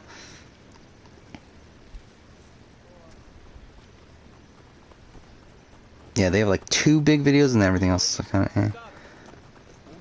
Yeah, then Survivor Geek. I'm pretty sure that's just like a clip channel, right? Yeah. I feel like, doesn't that feel icky that there's channels that are like getting thousands and thousands of subscribers from literally just posting clips of the show? Like for me, it's like, I mean, at least like with Eager Turtle or whatever, like at least they like create like fun things like with the clips of the show. But I feel weird when there's like literally channels that are like literally just posting posting clips of the show, and they're getting like thousands and thousands of subscribers. It's like, how are they not being taken down for copyright? Yeah, like, why the fuck are they being like? Then again, maybe they are getting copyright claims, and maybe CBS is getting the ad revenue. Who knows? But it's like, how the fuck are they not getting claimed when I fucking do a American Ninja Warrior history of American Ninja Warrior video that has like a fucking filter over the footage? And I'm still getting copyright claims on that video. Fuck cares? Whatever. Oh yeah, fuck. We must hurry. Have you watched Survivor Specialist? No, I haven't. I know of them. I haven't watched anything they've done though. I mean, really in general, I don't watch Survivor. Like, I watched Peridium. I haven't watched anyone else. Fuck off. Well, that's great. But I mean, I've said this about, like, in general, I don't watch like other like YouTubers and stuff. Like, I don't watch much of YouTube in general, but like I don't watch like other reality TV based YouTubers. He's like, even Peridium, I don't watch Peridium anymore. I watched him before I started the channel and everything, but I haven't watched him recently. I listen to RHAP and stuff, but outside of that, not really interested in watching Survivor YouTubers. Like, I've said in the past too, it's like, to be honest, I don't want to watch my content. Like, I actually don't have an interest in watching my own content. Like, if there was another channel out there that was making the reality TV content that I'm making, I wouldn't care to watch it. Like, I care about making it, but I don't actually care about watching someone else's Big Brother winner ranking or Survivor winner ranking at this point. Like, I don't actually care that much. Like, I'm actually more interested in my video game videos. Like, I've rewatched my video game videos periodically here and there. But when it comes to, like, rewatching my any of my really, like, I don't even know if I've ever rewatched any of my my reality TV videos. Actually, I did rewatch my premiere ranking, and I watched through all of my Survivor South Africa review because it rendered weirdly, so I was just making sure it was good. But in general, like, I don't rewatch a lot of my videos after I finish editing them.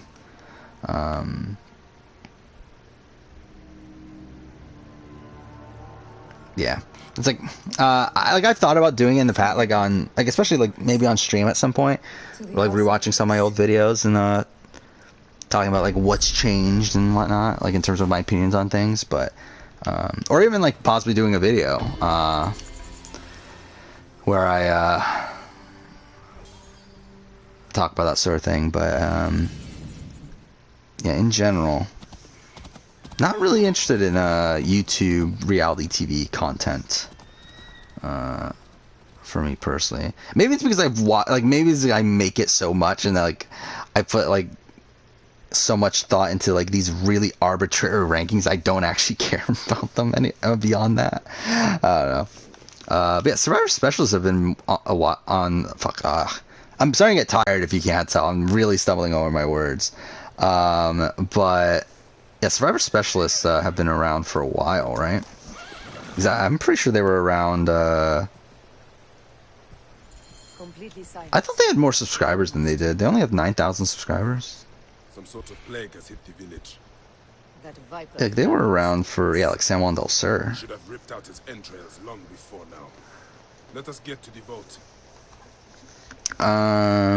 Where I rank Haley as a winner? Pretty low. As a winning game, low. As a player, very high. Tell me I'm going to stream for a bit more. If you're talking about today, then maybe an hour. Maybe a little, I don't know. We'll finish the game. I mean, we're nearing the end of it, but we still have like probably around an hour. But yeah, in terms of winning game, I would say Haley is for sure the highest of the people that have been voted out. I think she's probably above Christy as well. Beyond that, it's kind of tough for me in terms of winning game. But again, as a player, I think she's one of the best players of all time. across any version of the show. Like, I would have more faith in Hayley as a player than... I've said that I think she's the second best player in Australian Survivor history. But, like, even then, like, even though... Like, again, I think she's behind David.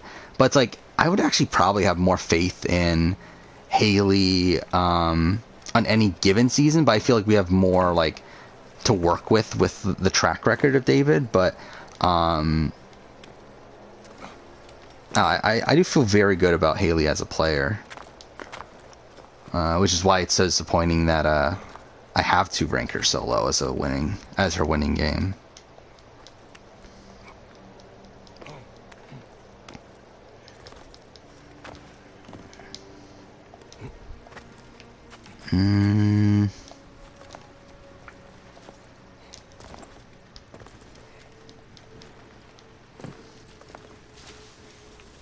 Let's see. Oh yeah, wait, there's no enemy. Why am I like, I was like running around like thinking there were enemies here, but there's no enemies.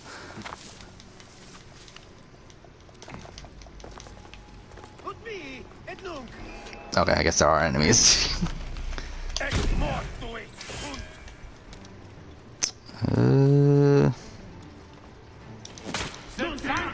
When did I start stream tonight?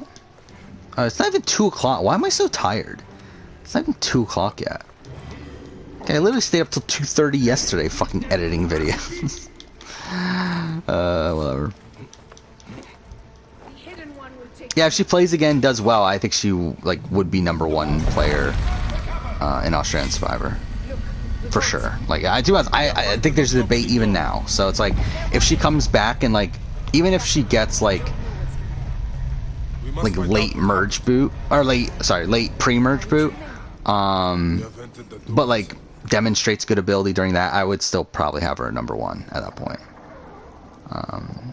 It's just that, again, like with the winning game, it's like she was technically voted out, and like while again there were twists going on during that, I do think she plays those rounds particularly poorly, and even then, even before that, I think she does have holes in her game with her lack of threat management.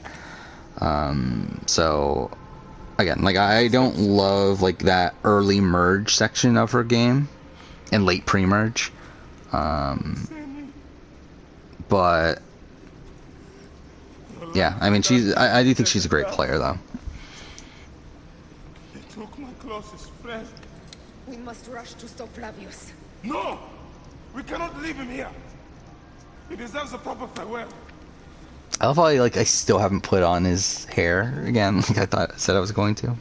What is glitching out? Is that the light? Is that supposed to be like that? I don't feel like I remember that being like that. Yeah, what the fuck is that? Those like little beams. Okay, I guess it is supposed to be from there. That's really fucking weird. I never even noticed that like that. It's not something that's like directly on the schedule, but it's definitely something I want to do. The Big Brother player ranking. I was actually going to do it for this batch of videos I'm currently working on. However, I already have a decent amount of rankings there, but I would say next batch of videos that I work on, I would very much consider making that video. I would say it's almost a guarantee that I would do the video. I feel very good about doing a Big Brother player or winner player ranking, whatever you want to call it. It was horrible. To be honest, what I'll probably end up doing is I'll make it during the next batch of videos, but I'll move it up and release it earlier than what it would be currently scheduled at. Because, yeah, I didn't want to make it now because I'm already working on other, like, big videos. Or, like, at least longer videos and a lot of other player rankings. But, again, like, when I get to the next batch of videos, I feel like I'll be more apt to make it, and then I'll just bump it up on the schedule, because I do really want to do it. They have destroyed Siwa. They must die.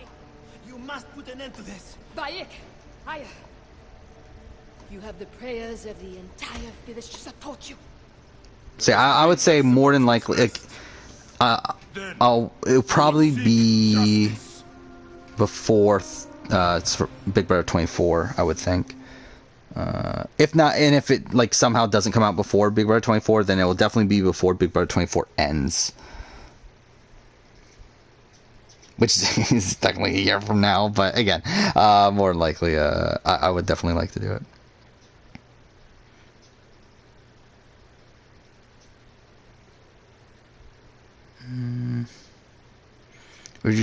Would you consider ranking Benji as the greatest player if he does well? There's a chance. I just don't think Benji will do particularly well. Or do well enough. But I think there is the potential there. Like, if he comes back and wins his returning season and does it in dominant fashion, then yeah, I think... because I think Benji had a better first game than David did. I think just in general, I think I considered Benji a more impressive player his first time around. Alright, we got Heps of a Sword for like the billionth time. How many Heps of a Swords do I have? Because I'll say how many playthroughs I've done of this on this save.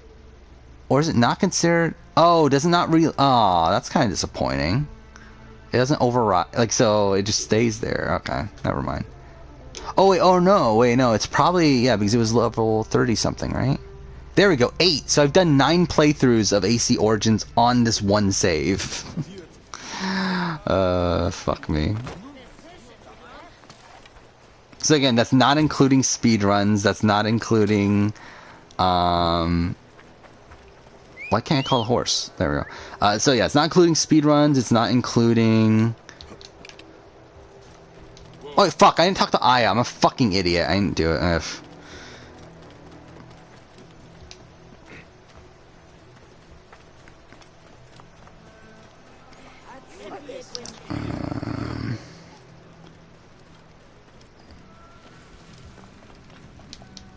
Yeah, not including speedruns, not including playthroughs I've done on other saves, which I've done a decent amount of, actually. Especially when I first played the game. So, I think it's definitely above 20 times I've played this game. Someone there may have seen Flavius pass through. As for me, I will cut out the heart of Septimius. I feel as though wherever we go, tragedy follows. Perhaps we should come to terms. It is hard. I don't want to let go, but... I actually don't care. Like, I mean, this is actually like an important conversation, but I actually don't care enough to listen to it at this point. I do just want to finish the game here. See, I think we're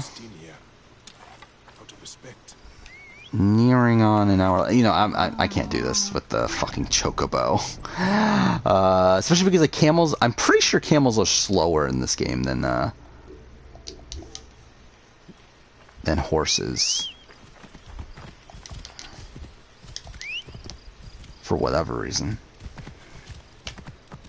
Should I be invited to my own clan? I don't feel like I want to be part of a clan.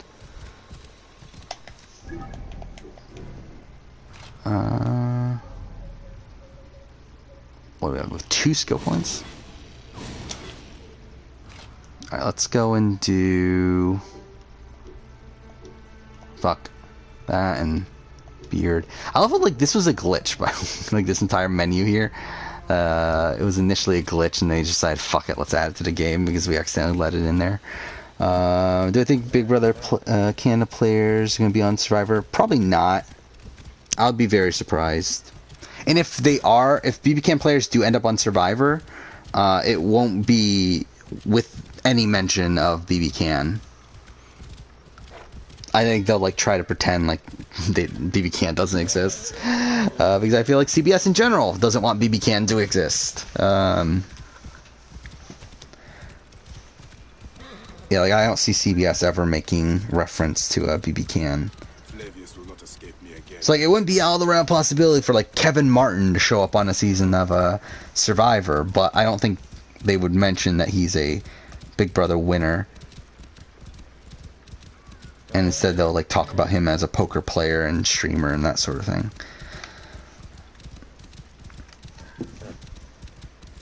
It's not a cult? Are you sure about that?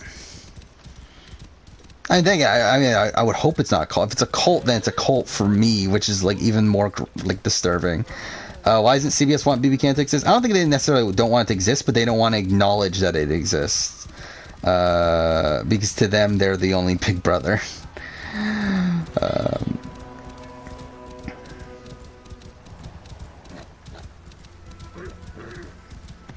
Yeah, CBS in general doesn't like to reference other versions of their shows.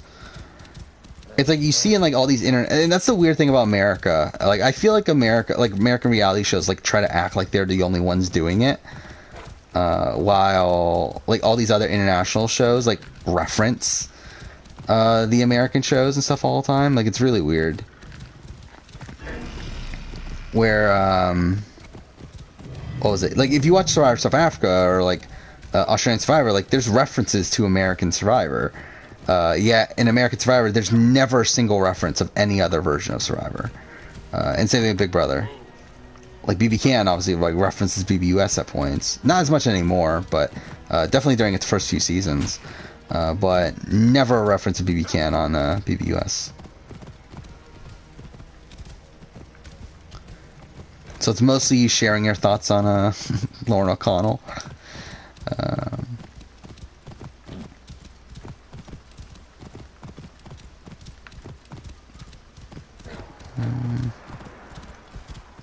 Oh my god, this takes so fucking long. And they make you do this stupid fucking mission here for like no reason. Well, yeah, CBS is on or CBS shows are on Global, but I don't think the other, like, it doesn't work the other way around. Where it's like, I think things on Global will reference CBS, but I don't think CBS will ever reference Global related things.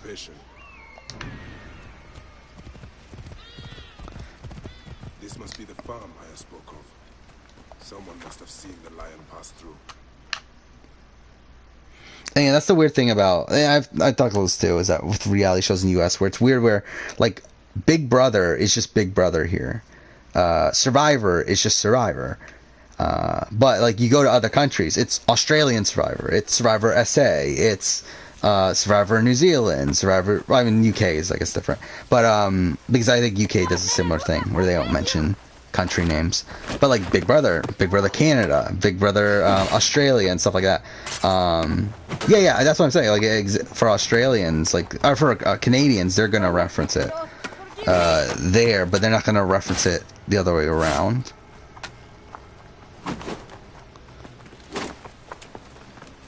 Peace! I am not your enemy. Because, like, even Canadians on Survivor, they don't mention that they're Canadians. Like, they have Canadians on a show. We've never heard that Erica is from Canada. We never heard that Chantal is from Canada. They don't care. Like, I don't think they care. Like, they're not going to reference the anything about Canada. Unless it's, like, important to the story that's going on. But, like, I don't think they're going to go out of their way to mention these things. I'm looking for the sole leader responsible, Flavius. The proconsul? Yeah, it's like, I feel like it's so weird how America is, like, essentially, like, assumed to be on the top or whatever. It's like, I don't know, the way America treats their shows, like, those are the main show. And, like, to be fair, with Survivor is the main version of Survivor. That's why when I do Survivor US videos, I don't put Survivor US on those videos. I just put Survivor, because, like, Survivor US is Survivor. Like, it is the main version of the show, is essentially the first version of the show. Yes, there's Expedition Robinson, but it is the first of the Survivor franchise. And the same thing with the Amazing Race. Amazing Race US is the Amazing Race. But with Big Brother, I do put Big Brother US when I don't, like, have a season name or whatever. Like, a Big B23 review will just be Big Brother 23 review. But, when it's like a Big Brother US in general video, I do put Big Brother US because, again, it's not the original version of the show. So I feel weird not classifying it that way. But, like, as it airs in America, it is just Big Brother, unlike in other countries where they specifically mention the country name. It's like the same thing with, like, hashtags. Like, hashtags for Big Brother. You never see it hashtag Big Brother US. you just see Big Brother 23 or Big Brother or whatever. While like other countries, they specifically go BBCAN, BBAU. Even in the UK, despite them not specifically mention that we're BBUK, it's like it's still the hashtag is BBUK. So it is weird how America does things like that. Lynette, are you all right? What happened here? Yeah. Red cloaks and that mix up with the lion's head. Took anyone who could work. Farm hands, my son Kade, everyone. Then he came. Dark eyes hooded as a river. Yeah, okay, I legitimately couldn't care about this conversation. I'm not gonna bother even listening to it because it really doesn't matter. Again, the entire point of this mission is so fucking dumb because it's only here to introduce side quests. Because the original game forces you to do side quests at this point, which is really dumb because it breaks up the pacing of the end of the game. For your son. For every son. You must miss him very much. All my waking and sleeping hours. You will see him again in the field of reeds. I hope so. I really do love Bayek as a character. Yes, Cyrene. The shining porticos of It's just a shame that we couldn't get it is north of here. a proper continuation to his story. I will find him and destroy every fiber of his car. Okay. When you arrive, Yeah, again, don't care. Not gonna bother listening to her. You know what? I'm just gonna go straight to Flavius. You can do that, right? I'm pretty sure that's a speedrun thing, right? You go straight to Flavius. You don't have to do the conversation.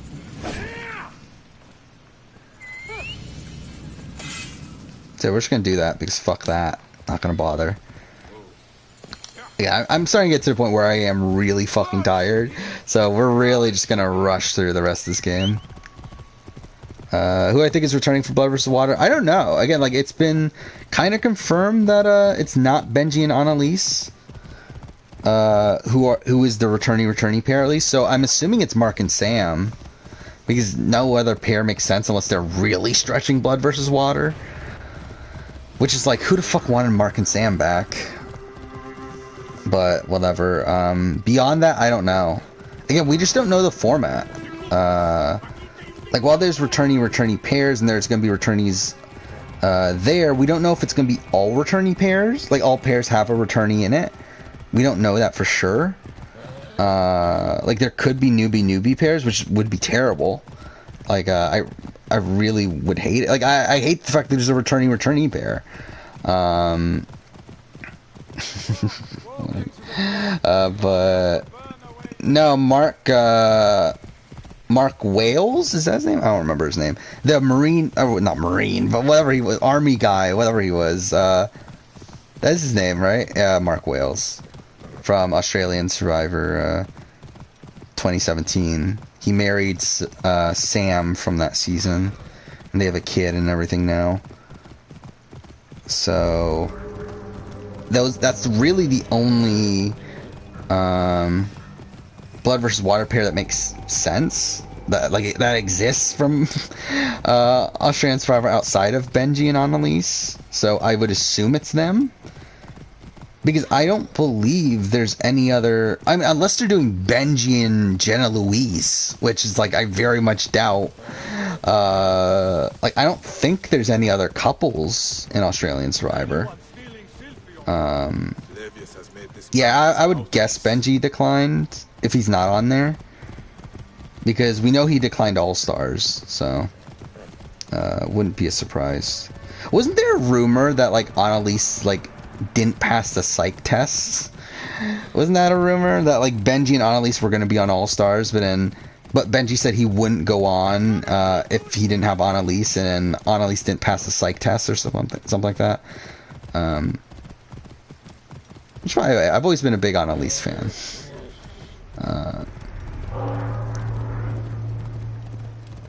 But is Benji cool? I mean, he's fine. He's a fun character. He was invisible for the first 7 episodes of the season, even though he got the most confessionals by the end of it, which is insane. He's a fun character. Good player. Not like top tier or anything, but good Again, I had him in my top 10, I think, right? I think I had him at number 8 or so on my first top 10 player ranking. He would be bumped out now, but he is a good player. Yeah, I would rather have Benji come back than Annalise, for sure, but if that is his, like, condition, then, like, bring them both back. And, like, I wouldn't mind Annalise return. Like, she's definitely not, like, someone I need to see play again. Oh, I do have it marked. Wait, what? Oh, wait. Did I just go the wrong way? Oh, fuck, what the fuck? It's on the other side of the thing. I'm a fucking idiot. Because that's it, right? Or... How did I... Wait. I'm a fucking idiot. I think I did just go in the complete wrong direction. Okay, whatever.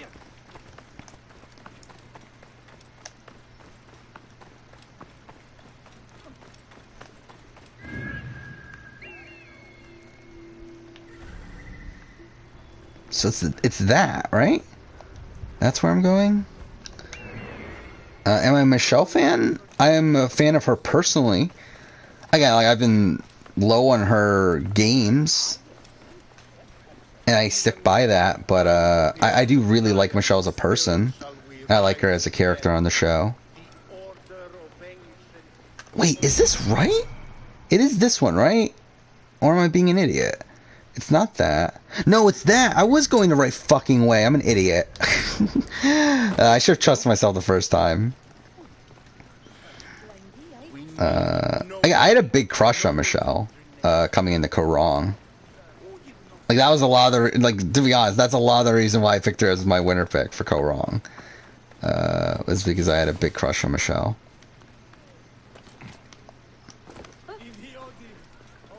But, yeah, I mean, like, again, I like her as a character. I liked her on the challenge. What's the difference between Bob Crowley and Christie? I feel like there is a difference, but to be honest, it's, like, not much of one.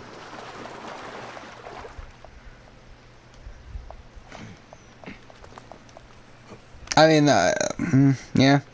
I mean, to be honest, Bob actually had an alliance at one point, at least. Though at the same time, Bob was always at the bottom of his alliance and knew he was at the bottom and was okay with being at the bottom. Yeah, I mean, they're both, again, they're both bad.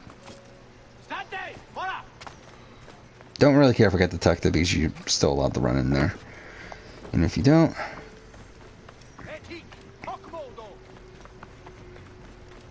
but I think in general, like, I would say Christie has more game knowledge than Bob. Like, as delusional as I think Christie is in the game and how, like, I feel like she makes the wrong move at most points. Like, she does know the game better than Bob did. So, I mean, at least there's that. What I think of Kyle and Scott Pollard, I like them as characters. As players, they're kind of mixed bag. Like, I think Kyle's the... I think Jason's the better player of the two from a pure likability standpoint, really. Because I think Scott is someone that I can't imagine Scott ever winning a game of Survivor well. I think there's at least a chance for Jason. Oh yeah, Christie's final trial. I mean, it's not even an argument. Like, I mean, we're comparing one of the worst final trial performances of all time to one of the strongest to a degree. Again, like I've always like not loved Christie's final performance just because like it annoys me personally because it's her being delusional and her like making up shit about her game, but her making up shit works for the jury. So it's like it's a very effective final tribal, even though it's one that I wouldn't have voted for personally.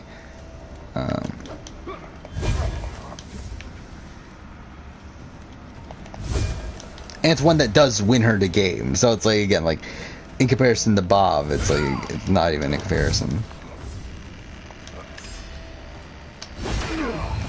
Alright. I forgot, what's this speedrun strat here? I know there's a speedrun strat. I really should, if I'm going to do a speedrun of this, which I did want to do, I really should do my research again.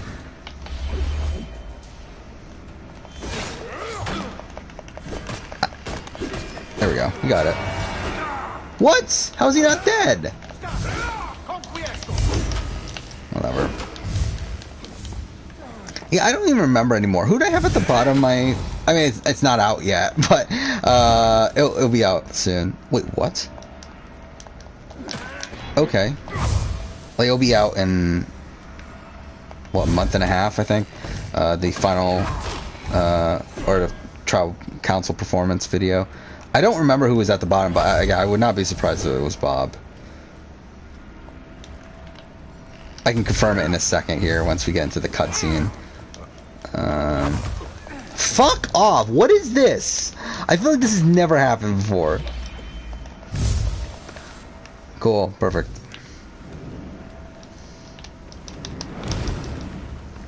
Enough! Face me!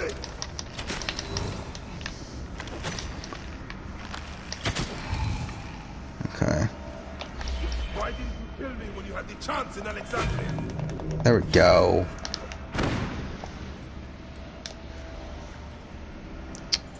There we go. We did it. Alright. Yeah, I'm gonna look it up real quick. Why is it taking forever to load? There we go. Child Fabius. A child. I love this scene. It's fucking dumb. Like, the fact that Flavius is the main antagonist of the game is hilariously dumb, but, I always did love this scene. I forgot how long my losing Final Tribal performance video is. Oh no, I forgot how long that was. Okay, I can confirm Bob is at the bottom. Yeah, he's at the bottom. Actually, now I think about it, yeah, I'm pretty sure he was at the bottom by a lot, too.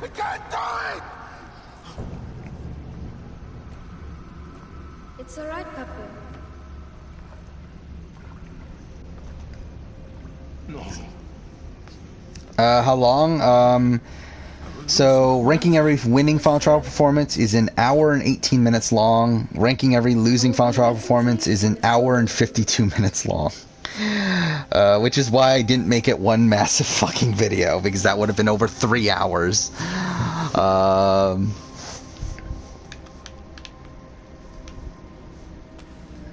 What I think Bob's Final Tribal, I mean, like, I assumed it was low. I just didn't know if it was at the very bottom or if it was like one spot away or whatever, but yeah, I have it at the bottom. Alright, so we're done with Bayek, pretty much. All we need to do is fast travel back to Alexandria and have the beach scene. Which, if I cared enough about Assassin's Creed, would be one of my favorite moments in the game. Alright, so let's go. Can I, Actually, I should probably mark the mission first. Oh, fuck off.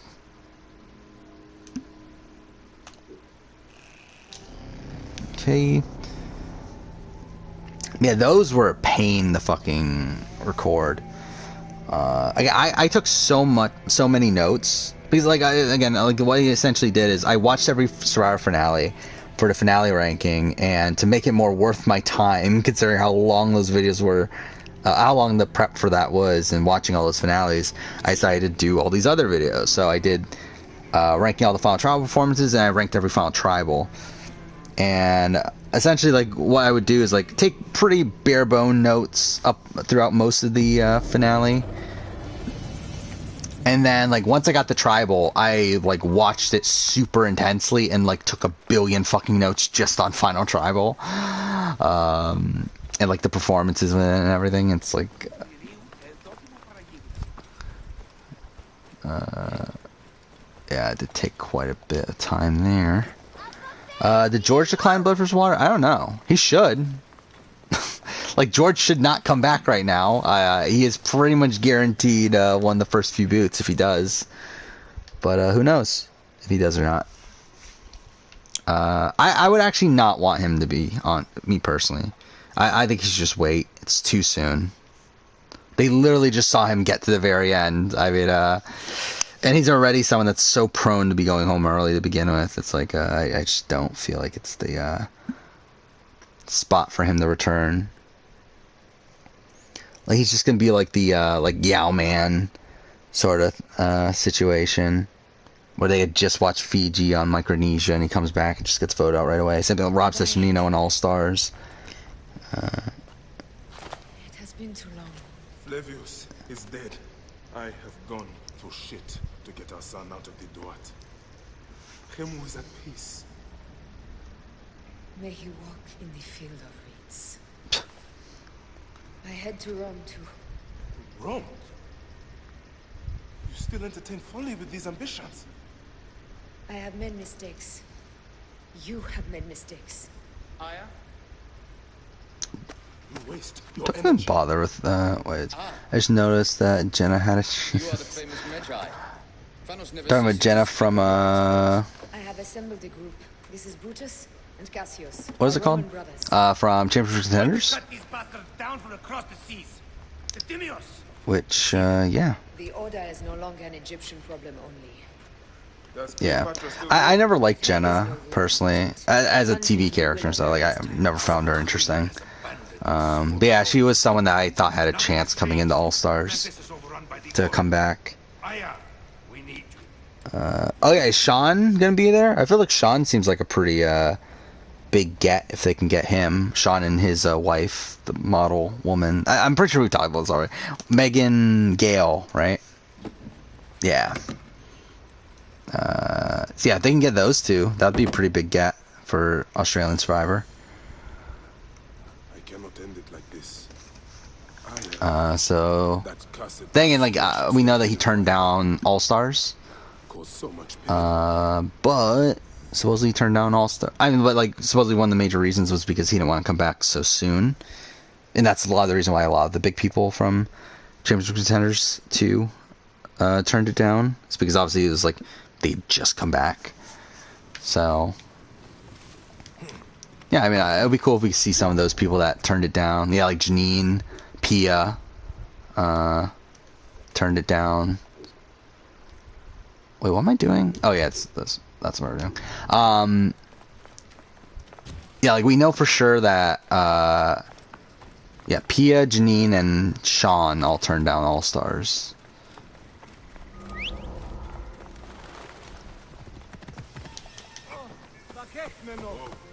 I wouldn't be too surprised if Luke turned it down too. I don't know. Did they ask Luke? I do wonder. I feel like they've got to ask Luke, right? I feel like there's no way they didn't ask Luke. But I doubt Luke would come back for this season, right? Considering he just filmed Big Brother. I think that would be weird if he came back for Blood vs. Water so soon. Has the season started filming yet? No, right? Like it's like later this month, right? That's films. If we get a cast, then it has a returnees, which again, we pretty much know it will. I will probably do a cast reaction video.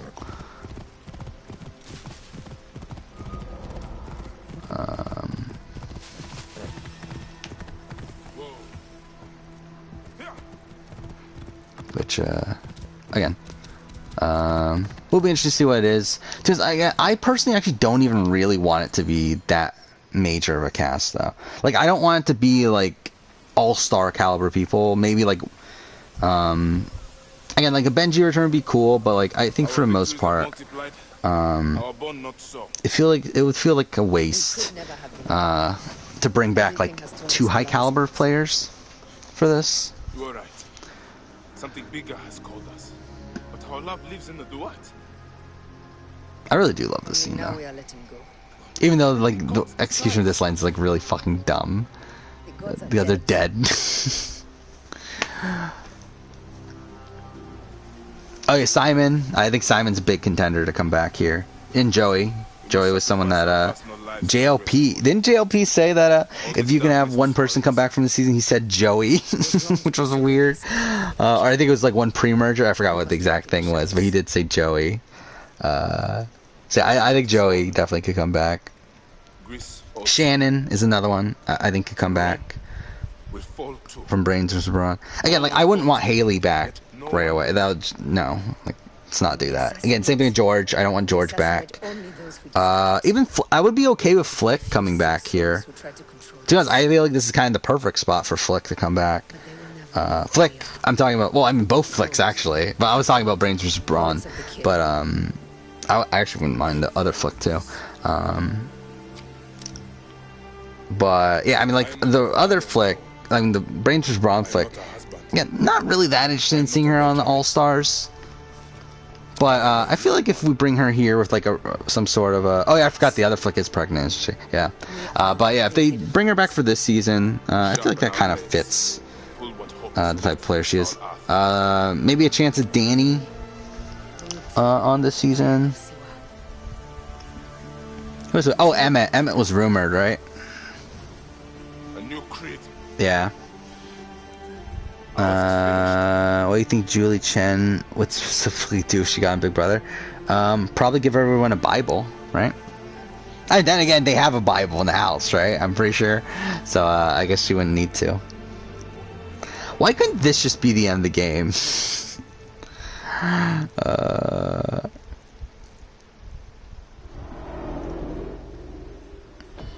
Now, who else is there from Brains vs. Brawn?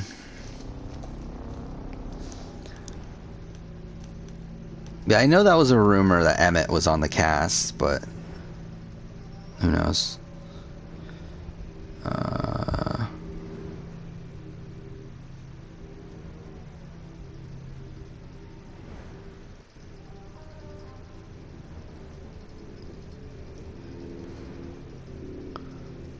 Let's see. Yeah, so again, like George and Haley don't want back. Flick would be fine. Again, I think Danny could come back. Emmett. Would they get Baden back? I don't think they're like that interested in Baden returning, right? Kez, I would like a Kez return. I don't think it's super likely. But especially, I think probably Flick and fucking William Miles. I forgot all that. The name William Miles ring a bell? Yeah, I think Shannon and Flick are probably more likely returnees than Kez, but I would like a Kez return. And Joey, I think that's probably it from Brains vs. Brawn.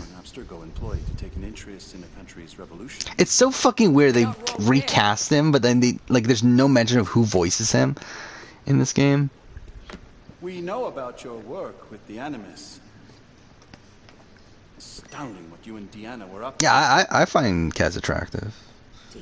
I would be lying if I wasn't turned on by the scene of her finding the idol. You think Janelle's hot? No, I've never been a big Janelle person, personally. Plenty of other subjects to cover on our ride to Alexandria. Don't assume I'm going anywhere with you. Well, let's look at your options. You can come with me, or you can stay here and do the dance of death again and again until you make a mistake. Let's see. I'm looking at the other Australian Survivor casts real quick. I feel like we could be getting a lot of Championship Contenders 2 returnees though. Like these people that were considered for All Stars. So again, like Pia, I would say there's maybe a chance if she wants to come back at least. Again, like Janine, Fine. Sean. That doesn't mean I'm on. I'm actually maybe that's it though. Realistically, like, do they want Andy back? I don't know. I know he was in consideration for All Stars, but it's like, do they really want him back? Like, do they really want to bring like Abby back again?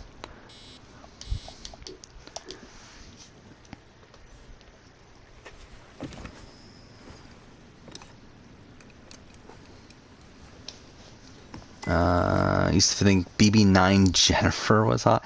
Like BB9, again, I've never been a big fan of Jen in any aspect. Yeah, I find Phoebe attractive. Yeah,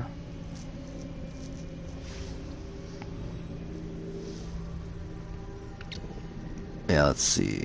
Championship Contenders 1. Brian Lake would be interesting. I don't think it would happen though. Fenella, Shawnee. I know Shawnee moved back to Australia, right? And like there was the rumors that like, oh, she's doing that because she's gonna be on Australian Survivor, which is like I kind of doubt, but there's at least a chance that she would be on this season. Matt Rogers, I wouldn't be opposed to on this type of season. Again, Benji would be cool, but doubt it at this point. Heath, I think Heath is someone that I wouldn't have been opposed to being on All Stars. Tegan, also another one. Can't believe she wasn't considered for All Stars. Sharn, I mean, like I don't know if we need to see Sharn again. I think we're good without Sharn at this point. We passed Neapolis in the crack of morning. We can get Russell Hantz back. Him and Sean, or him and Brandon, or him and Willie. Because obviously that's super likely. Let's see. Australian Survivor Season 4 or Season 2 if you want to be technical. I think Michelle seems like a caliber of returnee for this season that I wouldn't be opposed to seeing again. Sarah. I would love to see Sarah. Sarah Talik.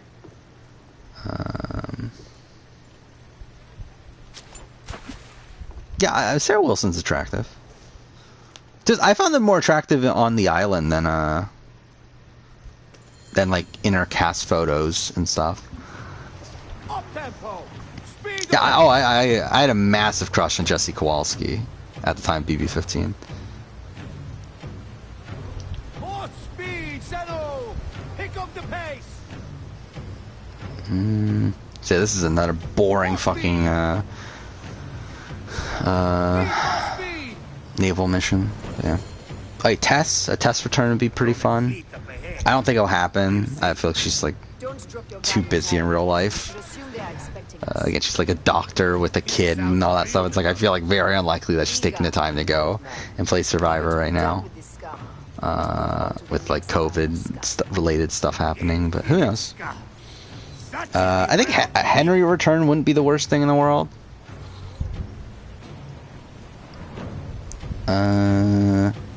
Yeah, I already said Mark and Samantha as a chance. And then, who do we got in Season 1? Christy if she wants it, but I don't think she wants it. Lee? A Lee return would be interesting at this point. With him having left last time because of his mom's death. Matt Tennant would be interesting, but I don't think it'll happen.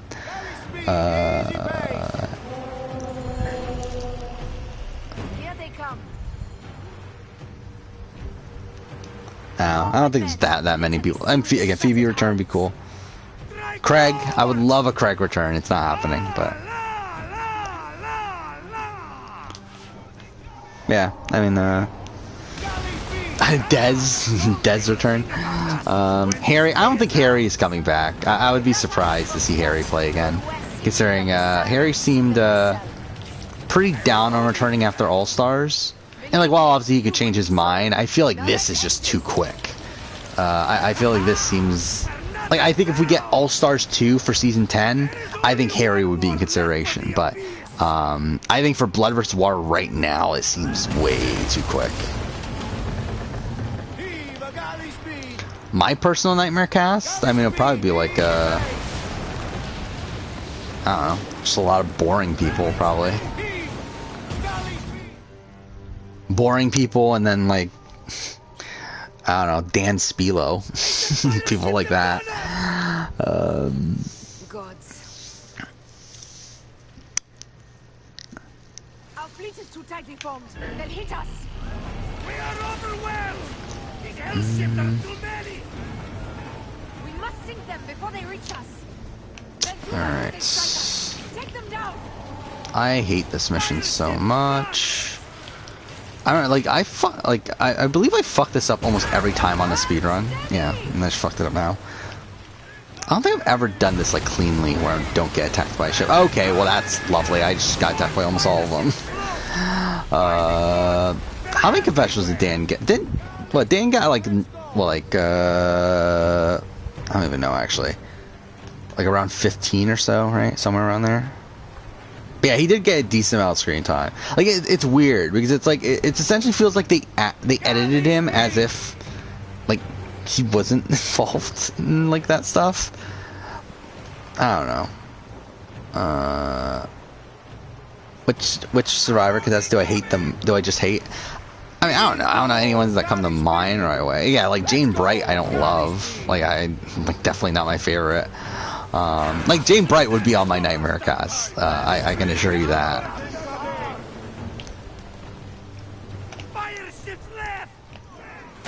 Wait, wrong button.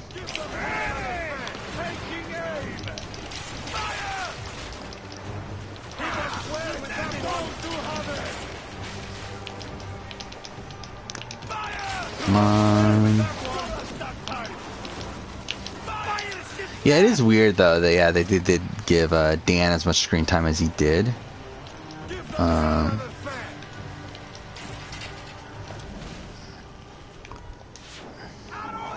Yeah, it does feel like they edited him and as if he didn't do the things.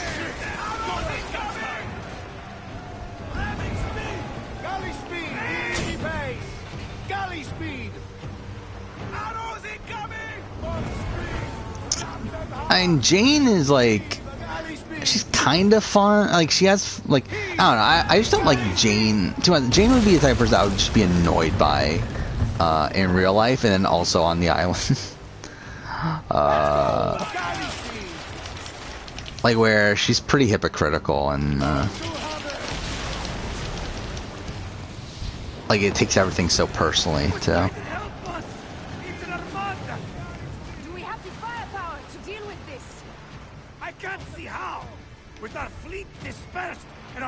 And like she's one of these people that like talks as if she's like one of the good people, while everyone else is anyone else that's against her is the bad people, which I'm not a particularly good big fan of.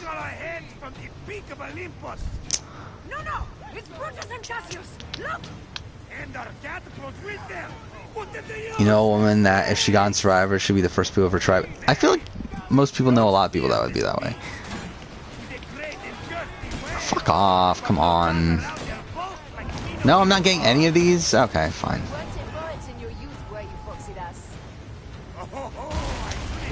Oh wow, that actually worked? Oh no, it didn't. Never mind. I thought it was fucking destroyed from that one.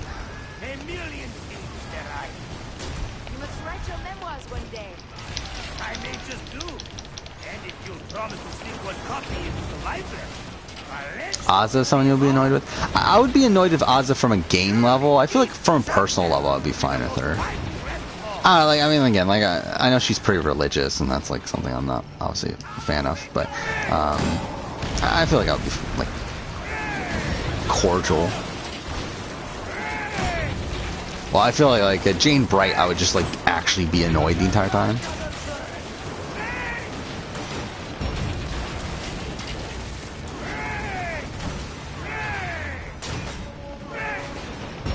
This is so fucking dumb. Again, the fucking naval in this game is so dumb, where it's essentially you countering most of the time, or you blocking most of the time, and then you just have to let go to counter, and it's fucking dumb.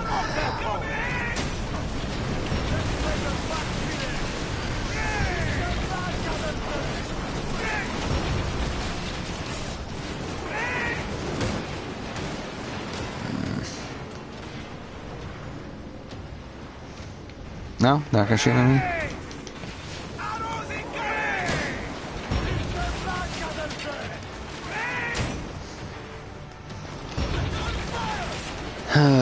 Come on.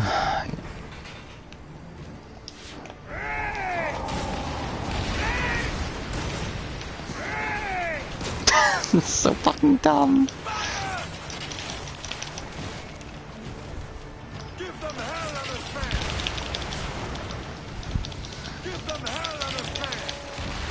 Okay, so that one's done. Wait, is that the... Okay, it is.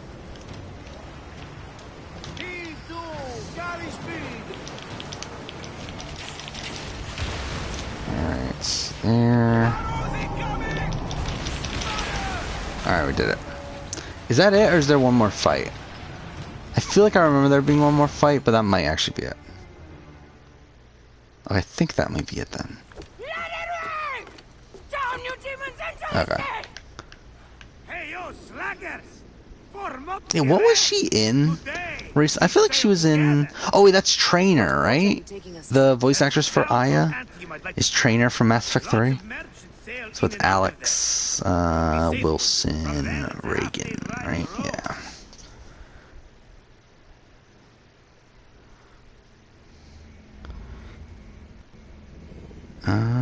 Oh, she's also the main character in Dragon Age Inquisition.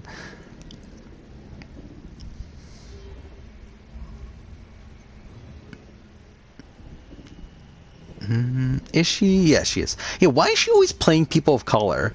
Like, that's so fucking weird. That she's a white person, yet she's always playing people of color in video games. Whatever.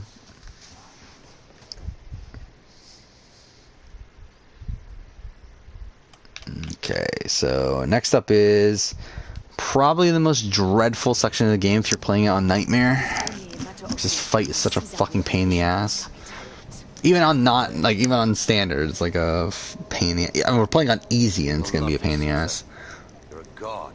The Senate will not bow so easily. A parliament of clucking heads. Let me be your wolf. This is such a fucking dumb scene. To be honest, I feel like my opinion of like Origins through its replay has probably gone down. Like, there's so much dumb shit in this game. Yeah, I still do like this game, but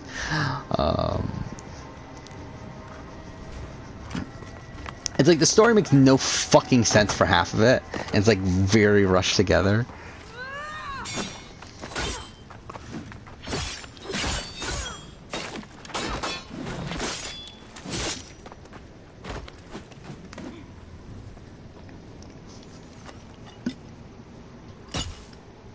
Alright, let's finish the shit. I mean, this is essentially the final boss battle, right? Like, technically there's more after this, but it's just more so... Okay, well this is going terrible. Ooh, that's like doing decent amount... Does that normally do that much damage? Oh, I think it does, but you don't give you that much ammo, do they? Yeah, we're already almost out. Alright, whatever. I will erase your order from the annals. Kneel to Caesar. Kneel to Rome. Feels good to side with winners. We are the writers of history. Okay. Caesar will follow you to oblivion. Yeah, thank God this is Assassin's Creed, where someone's swinging around blades that are glowing with something that aren't pieces of meat. You have no honor. You stole everything from me. I am a Gabinian. Ooh, that was close. Away, little one. You should have taken your chance to drop. Fuck, how did that hit him? Flavius isn't here to save you this time, Septimius. No Roman deals will be made. How I pick pictures for season reviews? Essentially, like, it matters what most pictures that I use for season reviews and stuff are from the CBS website. It's the thumbnails for the episodes. When it comes to Big Brother, usually, because like with Big Brother I go through it week by week instead of episode by episode, so usually I look like at that week's worth of episodes and just pick whichever one I think suits the week best. Though I am doing oh fuck recently I've been trying to be a bit more professional with things, where really from this last batch that I worked on I've made it so that every picture that I use follows like are like all of the same size and like that sort of thing. So that's changed some things up. Because like it used to be like I just find whatever picture I can find and use it and not really care about the size. Then like earlier this year I started to make sure like all my like logos and stuff were high res and all that sort of thing. And then now I'm at the point where like I'm making sure like I'm essentially all the like I used to use any cast photo that I found. However, now I'm specifically using the cast photos that are from the CBS website. So like that's the thing that I've changed. Like because on the CBS website for both Survivor and Big Brother, they have these cast photos that are the headshots that are 400 by 500 size-wise. So I'm using that as like my basis for everything now. So like when it comes to those shows, I specifically use those. And then for like Big Brother Canada and like technically I didn't do it with Australian Survivor and Survivor South Africa actually, but at least if moving forward I will be probably resizing everything to that size. And then the same thing with oof. Okay, am I about to die?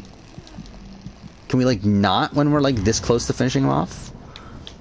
And I have no ammo, so I'm kind of fucked.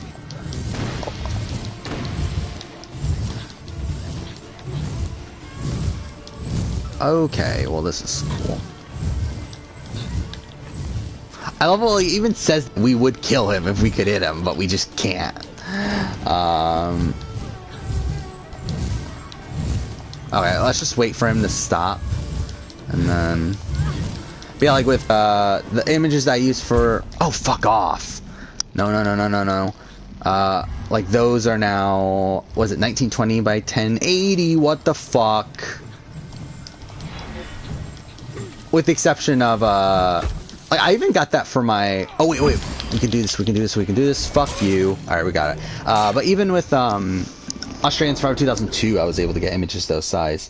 I was not, though, with Survivor UK, Panama, which, like, fuck that. like, who fucking cares? My son's hot. Yeah, my Survivor UK Panama video is going to be very similar to my Survivor...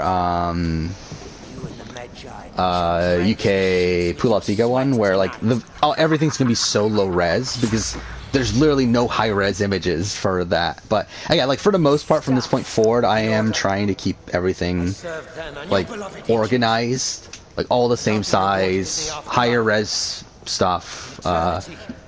So that's something. The only thing that waits for you is oblivion. For your name, your order, and the rotting corpses of your Gavignani. I could devour your fetid heart. Yeah, it's like Survivor UK is like, who gives a shit at this point? Like again, like it's like there's literally nothing high res anything for UK. Like again, even Australian Survivor 2002, there's high res images of all the cast photos. There's high res images of the episodes themselves and stuff. UK, there's nothing. Like I couldn't find anything. So everything that I have is like either like low res like cast photos that are online or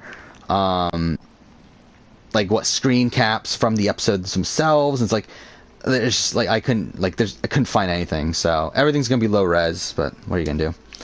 And again, who cares really? Like most people, like again, no one really cares. I don't think, especially for Survivor UK.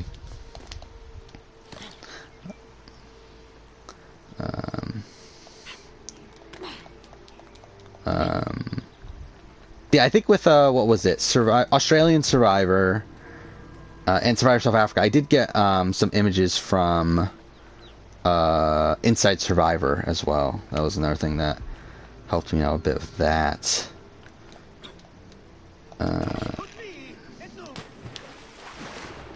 Because the thing that's annoying is that like it is hard to find these high-res pictures from like non-press sources, and that's something I've considered. Like, I considered like trying to sign up as a press member for like Netflix at least with the Circle. I fucked this up. Because like it's so hard to find Circle stuff too. Like high-res Circle images. So like with my Circle review, I like when it comes to so like there are images of the original players, but when it comes to the new players that add in later, like it's very hard to find high-res cast photos of them. So I did end up having to use screen caps from the episodes, which isn't the greatest thing in the world. And even some of the episode pictures I end up using were screen caps from the episodes. Like it's not super easy to find. So that's kind of annoying. So I was considering like, and like you can sign up to be a press member for Netflix, but it's like, again, do I qualify? Probably not, right? But I don't know, I considered like trying to sign up just so I can get access to higher res images there. Fuck. Yeah, okay. That's my own fault. Oh yeah, I know that. Yeah, on the like wikis and stuff. But to be honest, a lot of them aren't that high res. Yeah, like even like I mean Survivor UK, like most of the stuff I got for Survivor UK comes from the wiki, especially when it comes to cast photos and stuff. But like those are even like for Survivor UK, it's still really low res.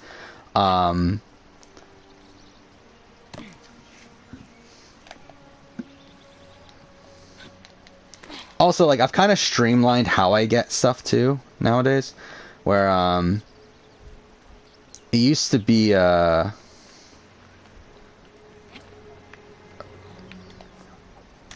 is it? It used to be okay, fuck off. That I like actually download the images from the thing. Now I kind of realize that's probably just easier to copy it and then paste it into Photoshop and then kind of resize it there and get it to the size I want it to be instead of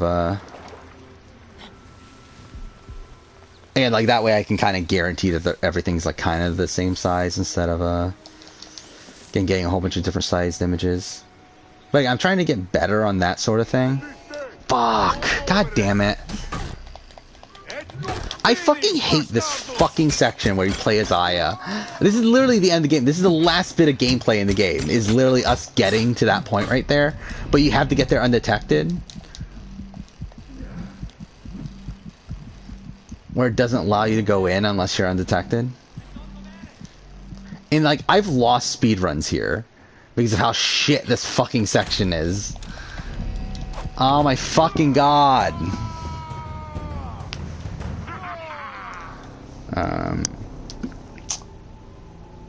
But yeah. When it comes to Survivor and stuff, like CBS website has a lot of good stuff that makes it a lot easier there. Like Survivor US, Big Brother US, but when it comes to like international stuff, it definitely does become a bit tougher.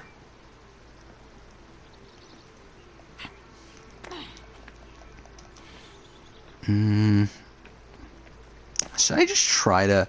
I know you can climb along the sides. Like, it's slow, and that's why I wouldn't do it in a speedrun, but I feel like for now, it's like, should we just do it? It's like, who fucking cares, really?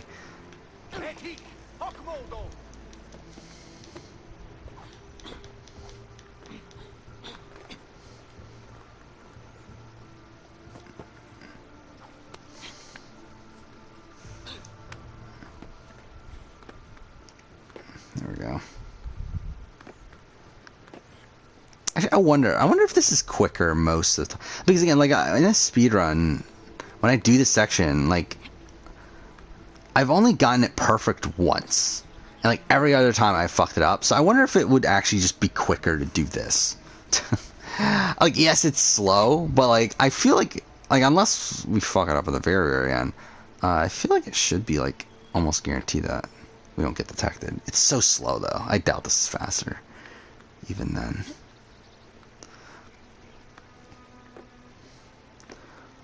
Yeah, like when I started the channel though, I really like didn't give a shit about like image quality and image sizes and like all that sort of stuff. And like what images I used.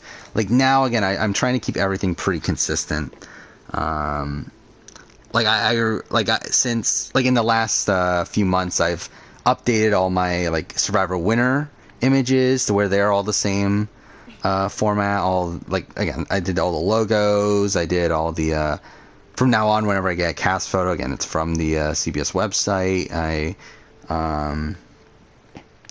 There was a Big Brother, same thing.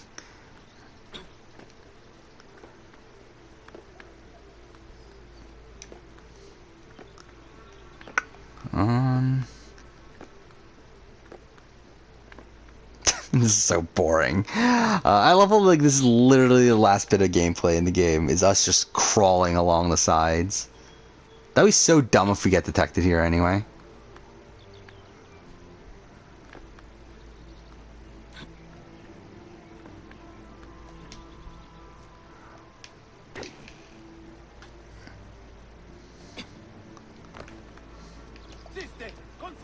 Oof. No. We're good. I don't know, that might actually... Wait, what? How am I in conflict?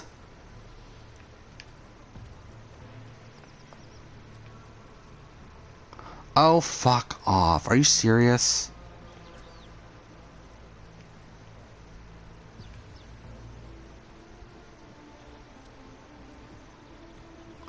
This is such bullshit.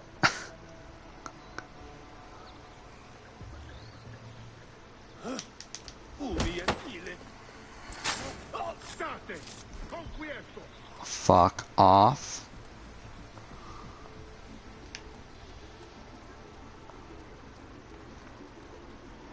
This is so fucking dumb.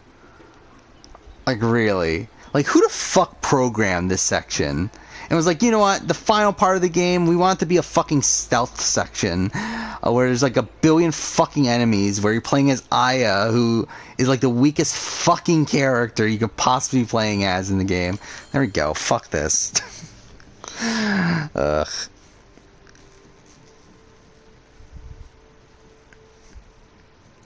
Yeah, even with like thumbnails and stuff, I used to be like, if you pay attention to the pictures in the background, there's a lot of times where like things aren't even in old thumbnails. Actually, even like recent, like some recent ones are probably in terms of videos that have come out recently, there's probably some that aren't super even. Again, now I'm trying to make everything consistent there as well, where I make sure, because what I used to do is like get the image that I want and then like copy it over to the Photoshop thing that to like where the thumbnail is, and then like crop it from there. Now what I do is crop it in a separate like image, document, whatever you call it, that is sized to what it needs to be already, and then copy and paste it in already pre-cropped. That way it's more accurate. The tyrant is dead. You are free now. I'm doing like a lot of like little things like that that make it seem a bit more professional, even though in general the channel's still not very professional. Alright, we're done with the game, so at least there's that. Do I know you?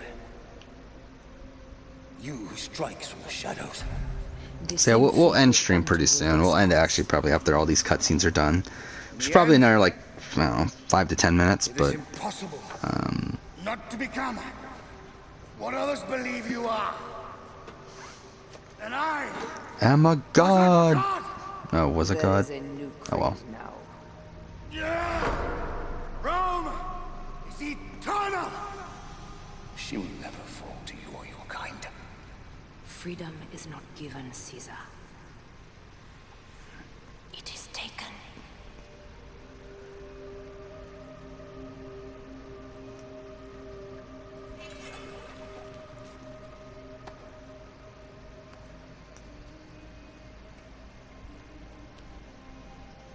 Requiescat in pace, Caesar. I also feel like I should probably at some point actually add stuff to the calendar on my channel. So I haven't really done that, but I feel like at this point I have a solid enough schedule that I probably should. I guess at this point, like, we might as well run through the plans for future streams.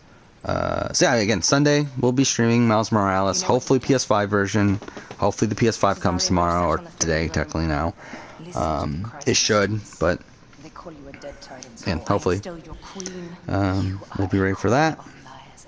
Then on probably after, I don't know when I'll stream after that, actually. I'm not 100%.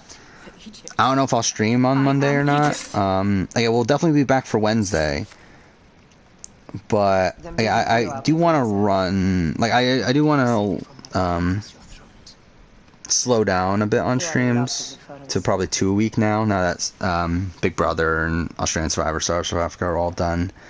And to be honest, there's not really anything that I need to be playing anymore now that the Top Games of Generation stuff is pretty much done. Because like, even the AC Origins here, like, I'm pretty much just playing this just to play something. Yeah, I think we're gonna kind of slow down on streams a bit. Again, like, we can do 3 streams a week or whatever if it's a point where, like, I need to be finishing this game on time. Like, we'll probably play Judgment relatively soon, and like if it gets to a point where like I'm ready to write the video, I just need to actually finish the game, then like yeah, we'll probably do an extra stream or something there. But yeah, things will kind of return to normal after this next week. I go back to work. It's gonna be fun, obviously. So yeah, I think we're probably gonna cut it down to Sunday and Wednesday. That's kind of what I would ideally do. Again, like Wednesday for sure because of Survivor, but I would want the other stream to probably be Sunday at night, because I typically work Sundays, so it's like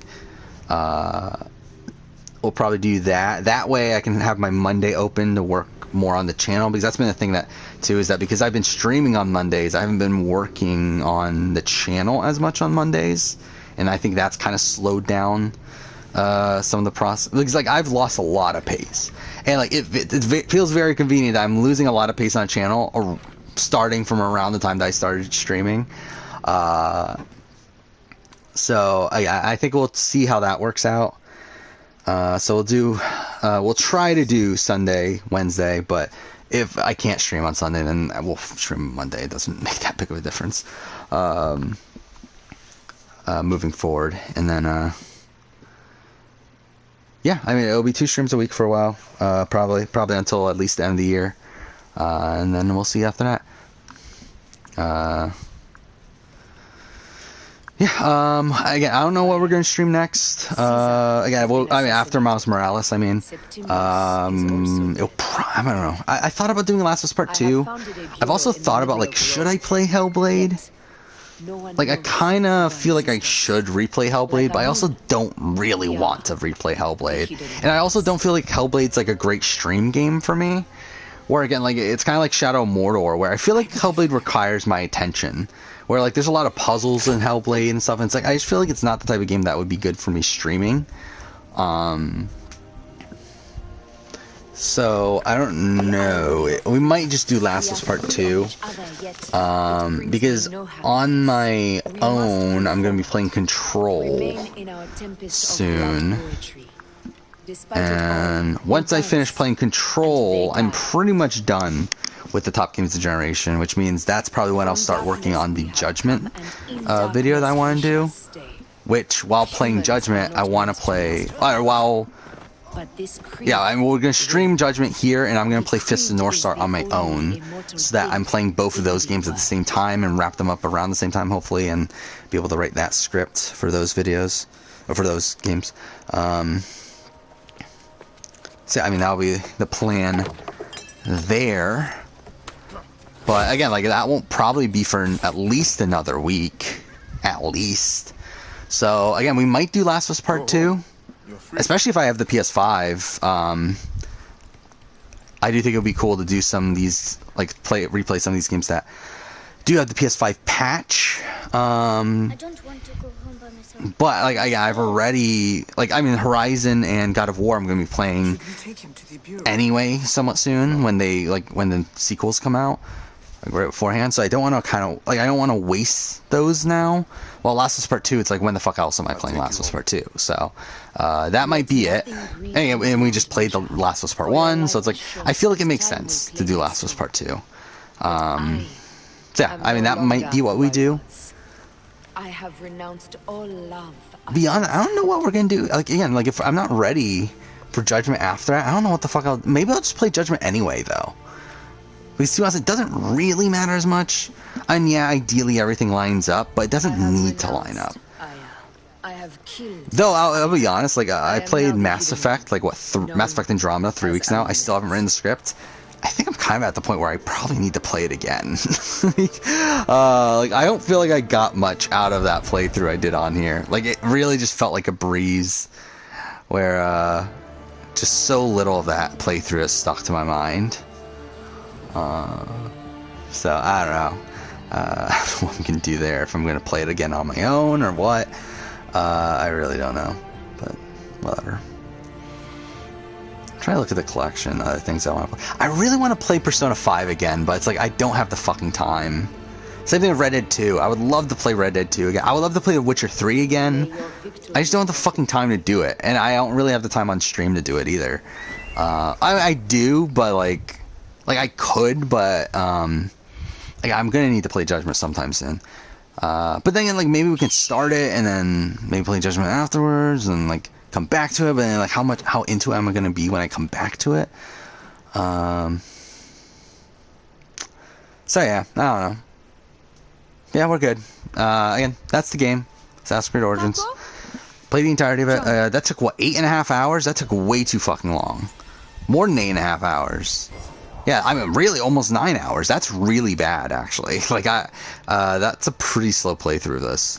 Again, like, I've done, like, I've definitely, done, this in, like, 6 to 7 hours before, even with the cutscenes, so. Yeah. Is Fire Emblem on PS4? No, it's not. Fire Emblem is Nintendo exclusive because it's developed and published by Nintendo, so it's only on the Switch.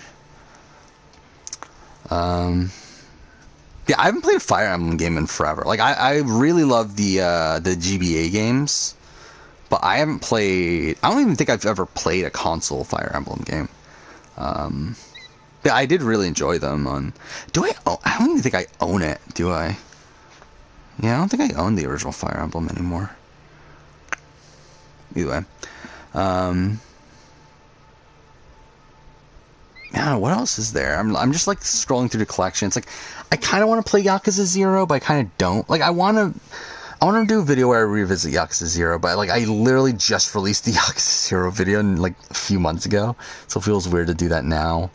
Telltale games, I feel like I'll wait a bit because certain like Walking Dead season 1 I got to play next year at some point anyway. Same thing with Wolf Among Us, got to play that relatively soon anyway, so it feels like a waste to be playing those. The Tomb Raider games, maybe that'll be cool. I don't know. Anyway, I feel like Last of Us Part 2 makes the most sense to me as the next game after Miles Morales. Again, just like scrolling through, maybe like I wouldn't be opposed to playing Plague Tale again because the PS5 patch is out, which I played it before that, but it would be nice to play with that. But I don't know if I need to play it so soon.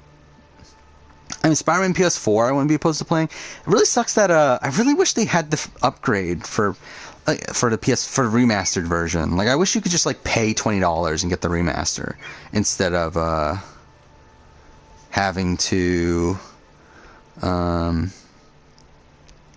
buy Miles Morales Deluxe Edition or whatever, which is bullshit. Outlast, I do own Outlast. I own Outlast Trinity or whatever it's called, but I've never played them. Yeah. To be honest, like I don't care about them enough to where like I wouldn't be opposed to playing them on the stream, because like every game that I've played on stream so far has been replays of games, because like with games that I want to do videos about, I can't stream them, or like I have to have footage of them not streamed to utilize for videos.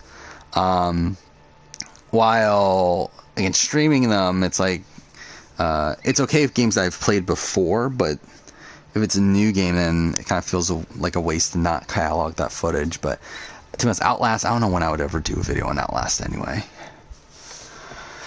But yeah, let's see. I'm just scrolling through my collection. Thinking this is only physical, so obviously I own a lot of digital. But again, Life is Strange, similar thing, where like I'm gonna be replaying that soon anyway. Yeah, Far Cry, I don't know. I don't like Kingdom Hearts is interesting, but it's like I don't really want to play Kingdom Hearts again. FF7, I would love to replay FF7 remake. The problem is that some of that game is blocked for on PS5 or PS4, whatever. Like blocked for recording, so that's kind of annoying. Because yeah, I'm streaming this from the PS4, and later it'll be from PS5. But either way, they block it. So, should I do Cyberpunk on PS5? That'll be funny. In the Assassin's Creed games, but Arkham, Dang it, Arkham Knight is also blocked. It's really annoying. I really wish they didn't do that. Yeah, so again, don't exactly know. Again, we'll probably do that. I think I'm pretty secure on doing Last of Us Part 2. But after Last of Us Part 2, again, we'll probably do Judgment, and then after that, it's kind of up for grabs again. There's nothing I need to play after that, because I'm not really, I'm pretty far ahead on video game videos in general, and there's actually not much, I don't think, at least, I probably should actually double check, but I don't think there's that much video game stuff going on. Yeah, there's nothing really video game related for a little bit. Eventually I'll need to play Uncharted Lost Legacy, but that's still a ways away. Yeah, I mean, it's still, like, yeah, there's nothing I need to play immediately. Even after playing Judgment, it'll be a bit of a gap. So, I don't know, we'll figure it out.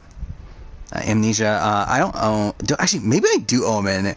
Again, there's so many there's so many digital games I own that like I just buy it because like it's a few dollars. Actually, now I think about it, I think I do own Amnesia, or at least I own one of the Amnesia games on PS4, but I've never played them though.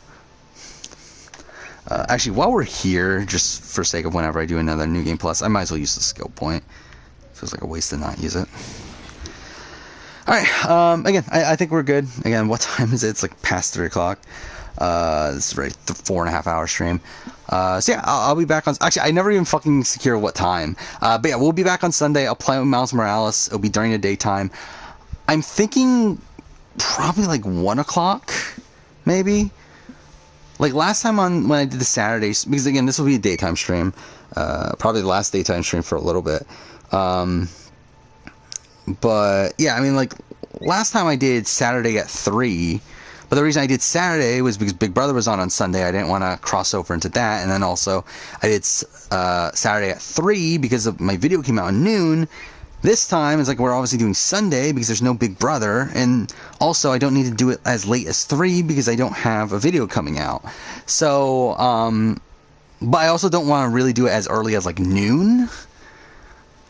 Because I would ideally like to get at least something done before a stream. So, I don't know, maybe 1 o'clock. I feel like that feels about right to me. We'll go for 1 o'clock again. It'll probably take 6 hours or so, I would guess. We'll probably stream until like 7 or 8. And then, yeah, we'll see what happens there. But yeah, I mean, that'll be next stream. That will be on Sunday. So, thank you to anyone that's still here. And see you guys then. Thank you for watching.